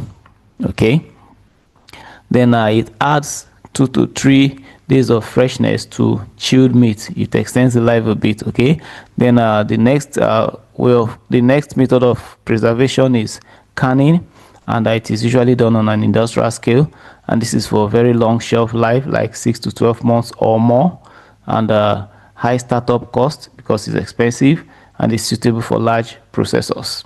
Okay, now we look at packaging methods. Okay, then we have different types of packaging method. It could be polyethylene bags, and this is low cost, and it's used for frozen or chilled chicken on a small scale farms. Then the next type is vacuum packs, and this reduces oxygen and extends shelf life, and it is used for premium brands and exports. The next is a shrimp wrap. There is this thin plastic sheets, okay, that you can use to wrap the bed. Okay, it fits tightly, and it's great for presentation. Okay, it makes it look presentable, it makes it look fashionable. Okay, it makes it look fine when you wrap with this plastic bag. All right, so it is used in supermarket retails. All right, then foamy tray plus film. Okay, so you can use a foamy tray and wrap it with film. Okay, it makes it visible, you can see the label, and it is convenient. It is used for large retail. Then it could be in boxes and cartons. This is for bulk transportation and storage, and it is used in warehouses, and it is used for wholesalers and for export. Okay, then label requirements. In case you want to label your birds that are packaged, this is how to do it. Your farm name should be there. The weight of the bird, the weight of the processed bird should be written on the label. Then the slaughter date should be written, the expiry or the use by date. From what we've discussed so far, you should know how long your birds will last depending on the preservation method you use. So make sure you write the expiry date according to the preservation method you use. Okay, then inspection and health stamp if applicable. If there are regulatory laws in your area that you cannot just process meat and start selling, then you should get the stamp or the permit from the regulatory body, and it should be on the label. Okay, then the equipment needed for your processing and preservation. Okay, for small scale farm, which is a manual and a basic setup, you need sharp knives. Okay, stainless slaughter table, scalding drum, and you can use a drum plus firewood or gas. Then a plucking machine, it could be manual or small drum, water source and a hose. Then a freezer or chest freezer. Then poly bags and labels. Okay, then the cost of setting up this small scale processing plant could be around 250 to 600,000 naira. That is in naira. Okay, then for large scale farm, it could be automated and semi-automated. Then what you need is this conveyor line, automatic scalding, drum and plucker, evisceration machine, that is evisceration line. Evisceration line involves removing the guts. Then stainless chill tanks or blast chillers, weighing and portioning machine, that is splitting the meat into different parts. Then packaging machine, cold storage rooms, okay, delivery cold trucks and stuff like that. And the cost estimate in naira is about 5 million to 20 million or even above. Then for the large scale processing, I'm going to show you a video after this slide for the large scale processing. Okay, I'm going to show you a video after this slide. Then we'll look at the legal and hygiene consideration.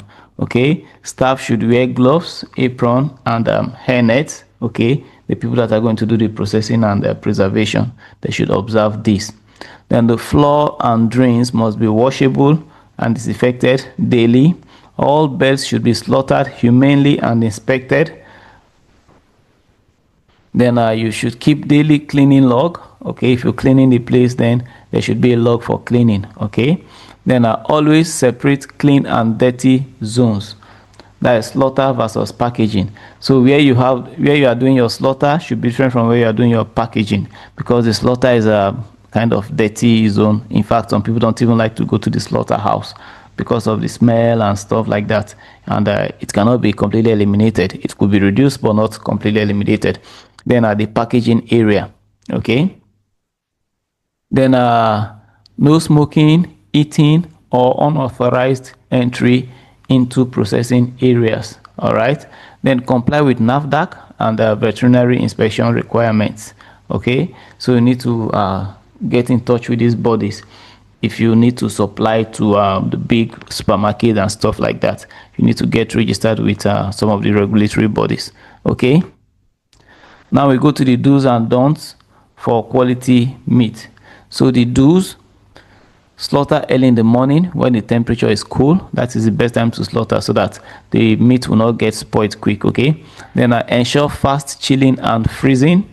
Then use stainless tools and non-corrosive surface. All right. Then train your workers on hygiene and meat handling. Always train your workers. Then the don'ts: don't delay chilling after slaughter. Allow meat, okay, don't allow meat to thaw or refreeze. So if your meat is frozen, don't just let it to defreeze immediately. Okay, it will not be good to defreeze and make it refreeze again. It's not good. Then packaging warm meat. It's not good to package meat when they are warm. It's going to spoil. It traps steam and bacteria. Then store near strong odor. Okay, like where there is fish, you find out that the chicken meat will start smelling like fish. And if there is fuel or other chemicals, the smell can enter into the meat and the meat will start smelling like those chemicals. Okay.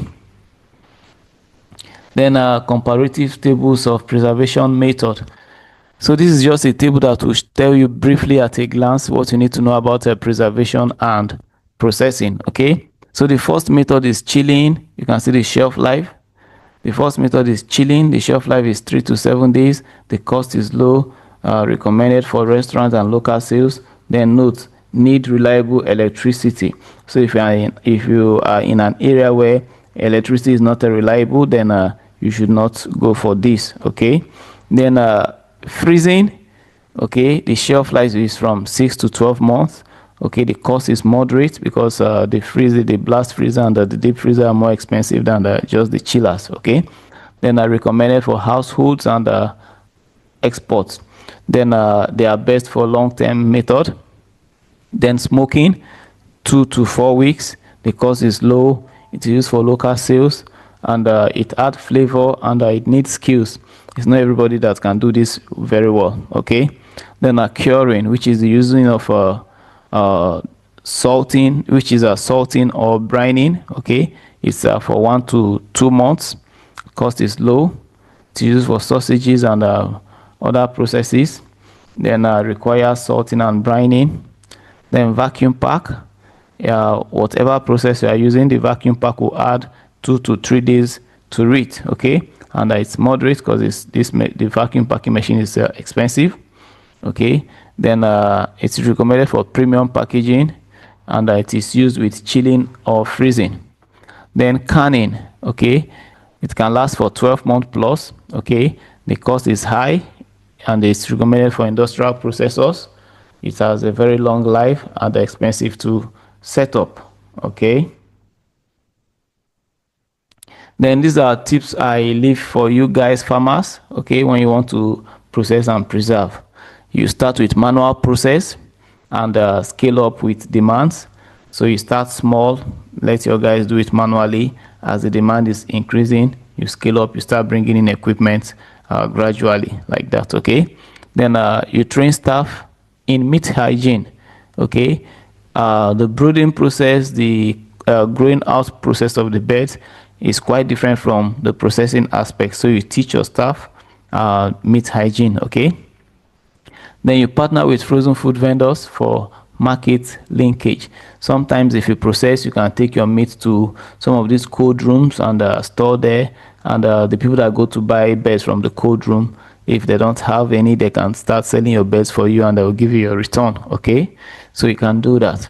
Then always keep a generator or solar backup for freezing.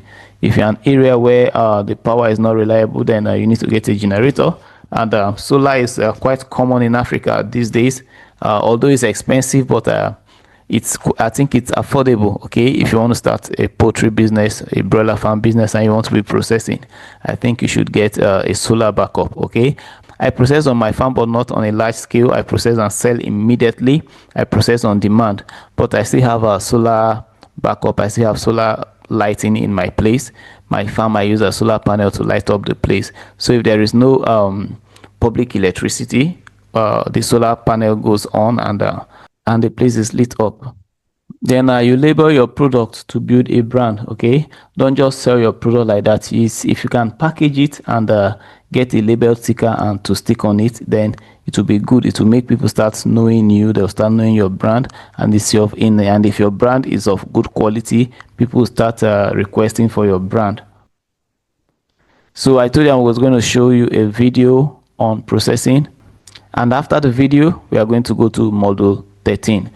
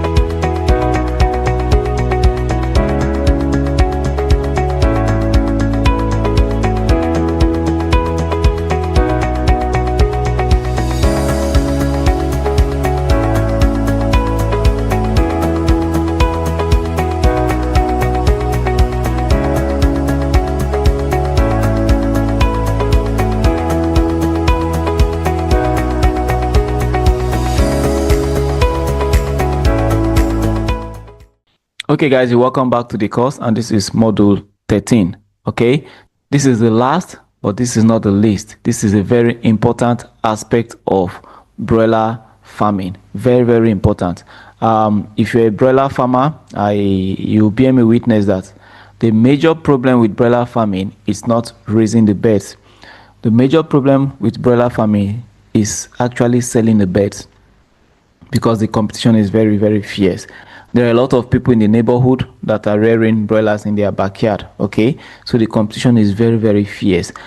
And the problem with broiler is once they get to the target age and you don't sell them, then you'll be feeding them with your profit. The profit you are supposed to make, you are using it to feed your birds. So this is very, very important. And how do you get to sell your bird fast? This is what we are going to discuss in this module 13. So first of all, we'll look at costing, how to price to maximize profit. So look at the key components of costing. Okay, we have the fixed cost, right, which is the housing, the equipment, depreciation. Okay, those are the fixed costs. Then salaries, if not per batch, if you are paying monthly, it's a fixed cost. Then security is also a fixed cost if you are paying security people. Then electricity and water bill and water infrastructure, they are all fixed costs. Then now we look at variable cost, and the variable cost comes with every batch. Okay, which is the day-old chicks. The price of day-old chick for one batch could be different from the price of day-old chick for another batch. Okay, so we look at feed, and we know that the price of feed also changes depending on the season, because of the availability of raw materials to produce them. Okay, and we know that feed takes the major cost of the production. That is the variable cost, which is 60 to 70%. Okay, now we also look at vaccines and drugs. They also change too per batch. Okay, and the quantity you may use for a batch will be different from the quantity you use for another batch, depending on if you have sick birds, if one batch is more sickly than the other. Okay, then also the litter material is also in your variable cost. Casual labor, that is apart from the worker you have that you're paying salary, if you bring in people from outside to do some jobs for you, like mixing of feed and changing of litter and stuff like that, so your casual labor is also variable cost. Then transportation, utilities, that is daily water and the power, those are variable costs. Then packaging for meat, that is the pack, in case you are processing. The packaging you use for a particular batch is also a variable cost. Then there are some costs that are hidden and which are often ignored. So you should be very careful. Whenever you are raising birds, don't forget to include this cost in your cost analysis. Don't forget to include this hidden cost in your cost analysis. So the first one is the mortality losses. Okay, the downtime between batches. So sometimes we are doing all in and all out system. That downtime where you have to fumigate the place, allow it to rest for like 10 to 14 days before bringing in new batch, is also a downtime. So you should consider that cost too. Then interest on capital. If you receive loan to start your farm, then don't forget the interest on the money. Okay. Then unused or spoiled feed. Sometimes while feeding the bird, at a point you can see that one of the bags is spoiled, maybe because of dampness or something like that, and you decide to throw that bag away. Please don't forget to add that to your cost. Okay, then I'll show you the costing formula now per bed basis. Costing formula per bed. Okay, so it is usually the total cost, which is feed plus cost of day-old chick, plus cost of medication, plus utilities, plus labor, plus miscellaneous, divide by the total survival. So for you to get the total cost, I will repeat again, your total cost is the cost of your feed, the cost of your day-old chick, the cost of your medication, the cost of utilities, that is water or light, the cost of labor, and some other miscellaneous costs that you just need to add together. Then you divide it by the total survivals. Okay, then add desired profit margin. I said this before. you add your desired profit margin. Sometimes you need to do this calculation with you just try to estimate what is going to be your total survival from experience. Then you do this calculation so I can estimate your profit even before you start. Okay, so now as I was saying, you add your desired profit margin. It could be 20 to 40% depending on the market. Okay, so now tips: keep cost record per batch using Excel or software like Poultry Manager. There is a software like that, or you can use Google Sheet templates, or you can just get a book and record it. Okay,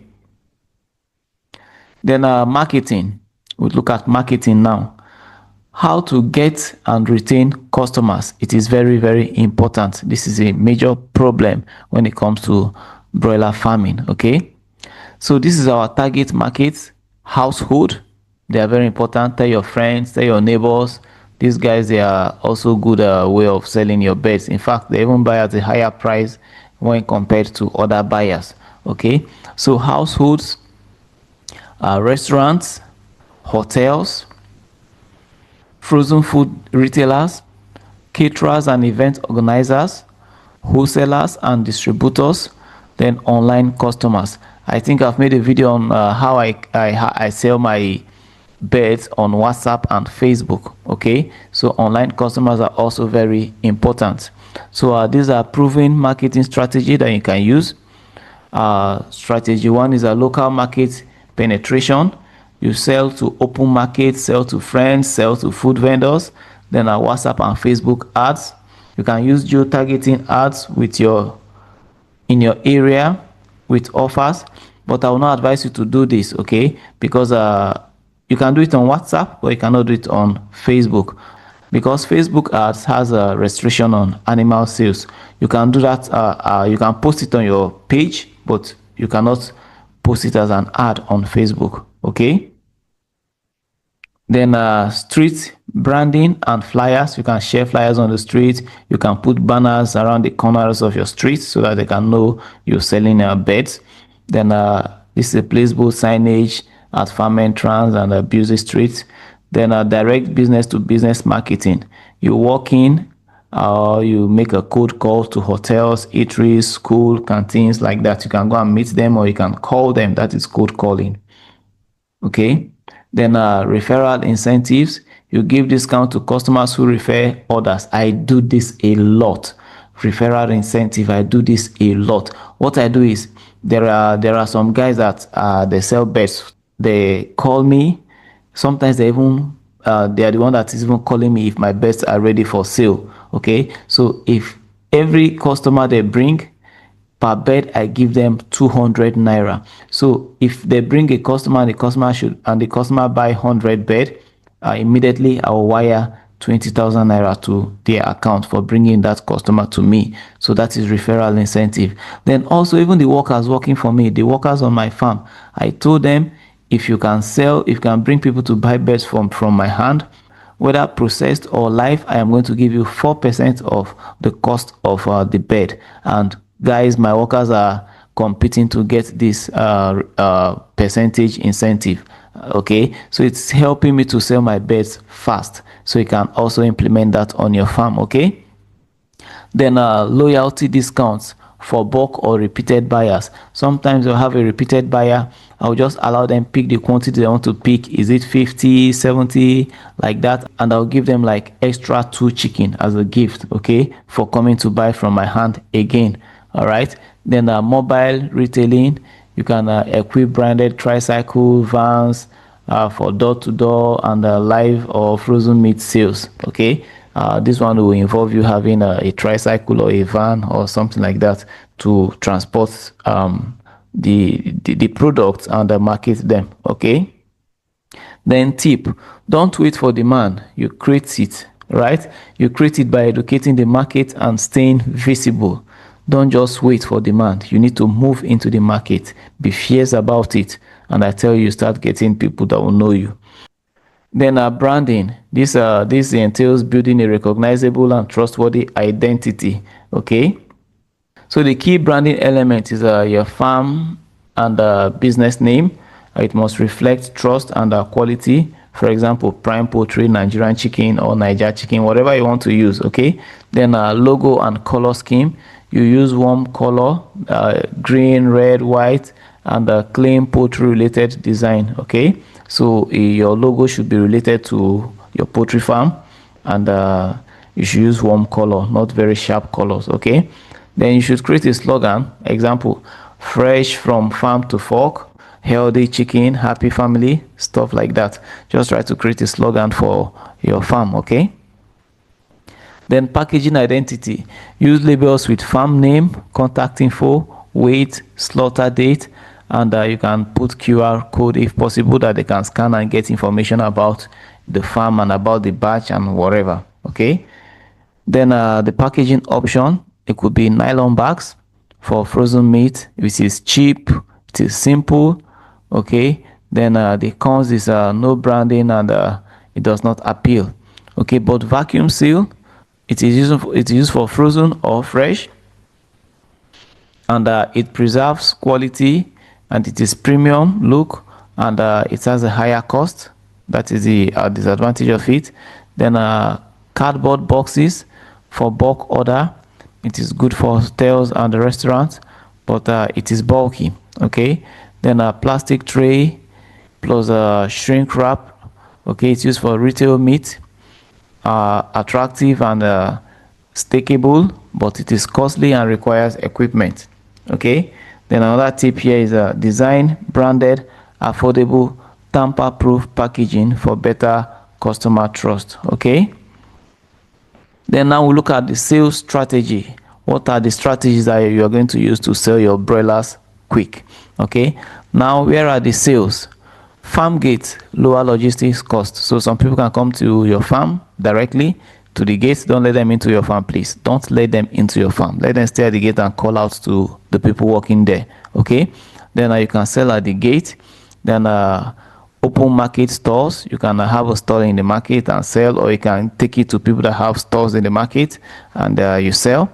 You can you can sell in the supermarket after regulatory approval. Most supermarkets, before you sell your product inside, you must have a company name, at least a company name. But if you can get a limited company, it is also good. Okay. Then a home delivery via WhatsApp or Instagram order, stuff like that, or phone call to place order. Okay. So you can sell that way. Then you can sell to distributors and food vendors. You can sell online poultry directories. I am on a WhatsApp group, and when I have birds, sometimes I post. If I have a delay on the sale, I just post on the group that I have broilers to sell, and from the connections on that group, before you know, I'll get people to buy the birds. Okay.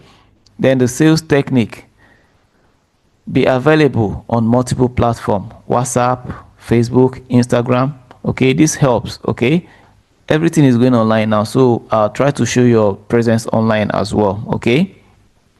Then use real photos of your chicken or meat in ads. Don't go and Google some pictures of chicken from the net and start using it for your ads. Use the photo of your chicken. It gives credibility to your ads. Okay. Then you run pre-order promo. Like you can say, place your order before Friday and you get 200 naira off. Then I can build a WhatsApp customer group. I have a WhatsApp page, not even a group. I have a WhatsApp page, and I can advertise and tell people that I have a discount offer for them on the page. Okay, so you can use this for flash sale and offer. So you can go to Grabber. You can search for Grabber Farms. You see my WhatsApp page on Grabber Farms. Okay. Then scaling up the business. How do you scale up the business? If you start from 100 broilers, right, after one or two batch, I think you should scale to 200 or more, and after 2 or 3 batch, maybe you should scale to 1000, like that. So you should keep growing. That is what businesses are for. So I will show you step-by-step ways for you to scale up the business. Okay, first of all, you should have a standardized operation. That is why the procedure is very important. That is why this course is very important. Okay, so standardized operations, SOPs, that is standard operating procedures, should be there for feeding, marketing, and sales. Okay, then you can outsource delivery and slaughter if needed. You cannot perform everything by yourself. That is where a lot of people get it wrong. They want to supervise the farm to the end. They want to see everything going on the farm, everything going on about their business. It is not possible. If you do it like that, you will not be able to scale. You should have that mentality that you should have branch somewhere far away, maybe in a place that you feel that there is a better market there, and you may not be around to be there. Okay, so you should have that in, you should have it at the back of your mind that your business should grow whether you are there or not. That is what will make your business scale. Okay, then partner with resellers, agents in different locations. Okay, some people, they'll come and buy from you for them to sell. So for those kind of people, you give them a slight lower price. Okay, then apply for certification. Okay, like NAFDAC if in case you are processing for NAFDAC. Okay, then a halal if you are targeting an Islamic market, like maybe the northern part of Nigeria, which are predominantly Muslim inhabited. So you can apply for halal. Then the whole of Nigeria, it is being regulated by NAFDAC. Okay, so you can get those documents and certifications. Then you can expand to value added products. So instead of selling live chicken or processed chicken, you can expand to smoked chicken, marinated chicken. Okay, you pack it very well. Then you can start making pies, chicken pies, stuff like that. Okay, then you should get your business registered. Okay, either limited or a name. Okay, a company name is okay, but you can go higher and make it a limited. So that will enable you sell in supermarkets, and bulk buyers will trust you more. Okay, pricing strategy to maximize profit without losing customers. That is very important. Okay, now strategy I'm going to list here for you is no market price. So you always survey your areas prices before setting yours. Okay, then segment customers, offer different price points. Okay, the people that are buying live, the price should be different. People that are buying dressed, the price should be different. People that are buying smoked. Okay, so offer different price points like that. Okay, don't think everybody will buy at the same price. Okay, then sometimes, just like I said earlier, the people in your neighborhood, they buy at a higher price than people buying live chicken and dressed chicken, all those retailers and wholesalers. Okay, so try to make your customer base as wide as possible. Okay, then break even awareness. You should know the price that will just make you break even. Okay, you should know your minimum viable price point per bed.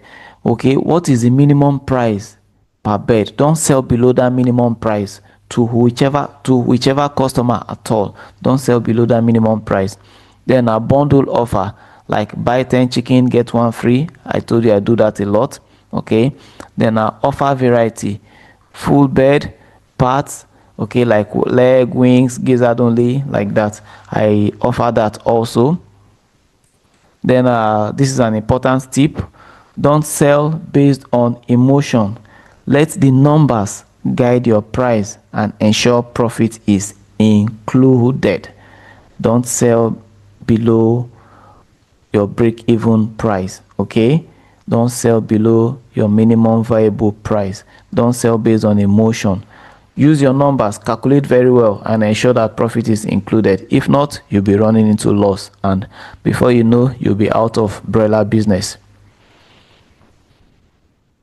Then summary checklist for profit-driven broiler business. This is just a checklist I created for you, so you can use this to maximize your profit. Okay, so the area like costing, what you do is you check your daily feed intake, mortality, labor, utility, track and update records. So all these things should be monitored when it comes to costing. Then under marketing, you should have a WhatsApp catalog. You should have a catalog where you display your beds.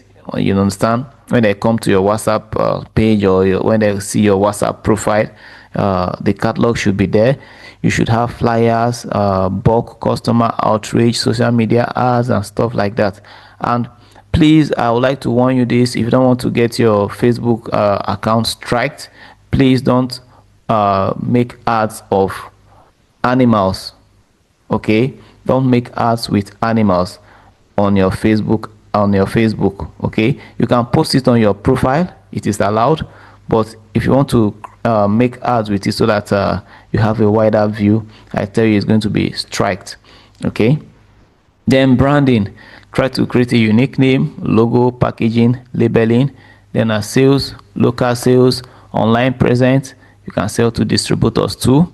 Then scaling, you partner with resellers, automate some activities, expand product range. Don't remain in one farm forever. After some time you open another branch and stuff like that. Okay, with that you scale your business. Then customer loyalty, you offer discounts, you offer loyalty cards, customer service hotline and stuff like that. Let people you make yourself accessible to your customers. They can call you for complaint and stuff like that. Okay, it will build a customer loyalty. Okay, basic profit calculator template. Okay, this I'm just giving you this so it can help you to calculate your profit so that you not run into loss. Okay, first of all, your gross profit is your revenue minus the cost of goods sold. Okay, the total revenue you generate minus the actual cost of the goods you sell. After doing that, you get your gross profit. But that gross profit is not your real profit, it is not your net profit, because there are other expenses. Okay, and the expenses include operating expenses, marketing ads expenses, salary and wages expenses, rent and utilities, and other miscellaneous expenses. So when you add all these together, right, you get your total expenses, right? So what you do now is your gross profit minus these total expenses that you calculated. Now you get your net profit. So your net profit is actually your profit. Okay, so this is a simple formula for you. You can, if you know how to use Excel very well, you can just create a formula with this in your Excel. Okay, so your gross profit is your revenue minus the cost of goods sold. Okay, then your total expenses is your operating expenses, your marketing expenses, your salaries, your rent, your miscellaneous. All together will give you your total expenses. So your net profit is your gross profit minus your total expenses.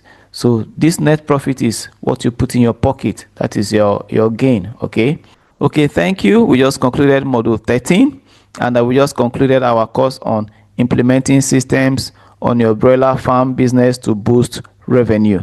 And in the next slide, I'm going to give you a brief conclusion. Okay guys, this is the conclusion of the course, implementing systems on your broiler farm business to boost revenue. All right, so I've written a conclusion here, so I'm not going to bother you with a very long talk. So I'm just going to read what I've written here as my conclusion for this course. So this is the title of my conclusion: charting the path for profitable and sustainable broiler farming. The journey through this comprehensive course on implementing systems for a profitable broiler farming business has laid a solid foundation for both aspiring and practicing poultry entrepreneurs. From understanding the history of broilers, biological and environmental needs of broiler chickens, systems implementation on broiler farms, to mastering an advanced technique in feeding, housing, biosecurity, processing, and marketing, you are now equipped with the knowledge, tools, and strategies needed to run a profitable, efficient, and ethical broiler farming operations. We began by establishing the history and fundamental of broiler production, covering breed selection, housing design, environmental control, and the critical importance of sanitation and biosecurity. The intricacies of system implementation, brooding management, nutrition, and disease prevention were examined in great details, ensuring that you understand how to optimize bird health and performance from day one to market weight.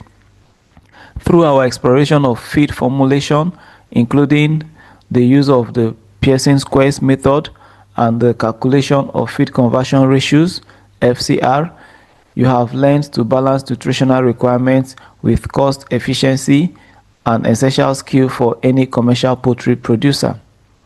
You are now aware that profitability in broiler farming is driven not just by production volume, but by careful and effectively implemented systems that cover cost management, precise feeding, and consistent record keeping. The course further empower you with the knowledge to properly handle poultry byproducts, implement environmentally responsible waste disposal methods, and explore revenue generating opportunities from what were once considered farm wastes. On the business front, we delved into marketing, branding, costing, and sales techniques that distinguish ordinary poultry business from thriving agribusiness brand. Whether targeting live bird markets from frozen meat consumers or processed product buyers, you now have practical tools to penetrate the market, build loyal customer base, and scale operations sustainably. Equally important, you now understand the structure of a well-managed poultry team, from hiring and managing staff to enforcing discipline and offering incentives. You have seen how critical human resource management is to the long-term success of any farm. Finally, the importance of meat processing and packaging and preservation was highlighted, showing how quality control, hygiene, and attractive presentation can significantly impact consumer confidence and repeat sales. In summary, this course has not only provided you with technical knowledge, but also instilled in you the business acumen and strategic foresight needed to thrive in the highly competitive poultry industry. You now possess a holistic understanding of broiler farming as a science, a business, and a calling, where food security, animal welfare, profitability, and community impact converge. Let this conclusion not mark the end, but the beginning of your journey toward building a sustainable, profitable, and reputable broiler enterprise. Your success will not just be measured in kilograms of chicken sold, but in job created, lives fed, and dreams fulfilled. Go forth, apply your knowledge, innovate continually, and rise as a beacon of excellence in poultry agribusiness. Thank you for purchasing this course, and thank you for trusting in me to deliver to you. Okay, and I'm Moche from Global Farms. Peace. I am out.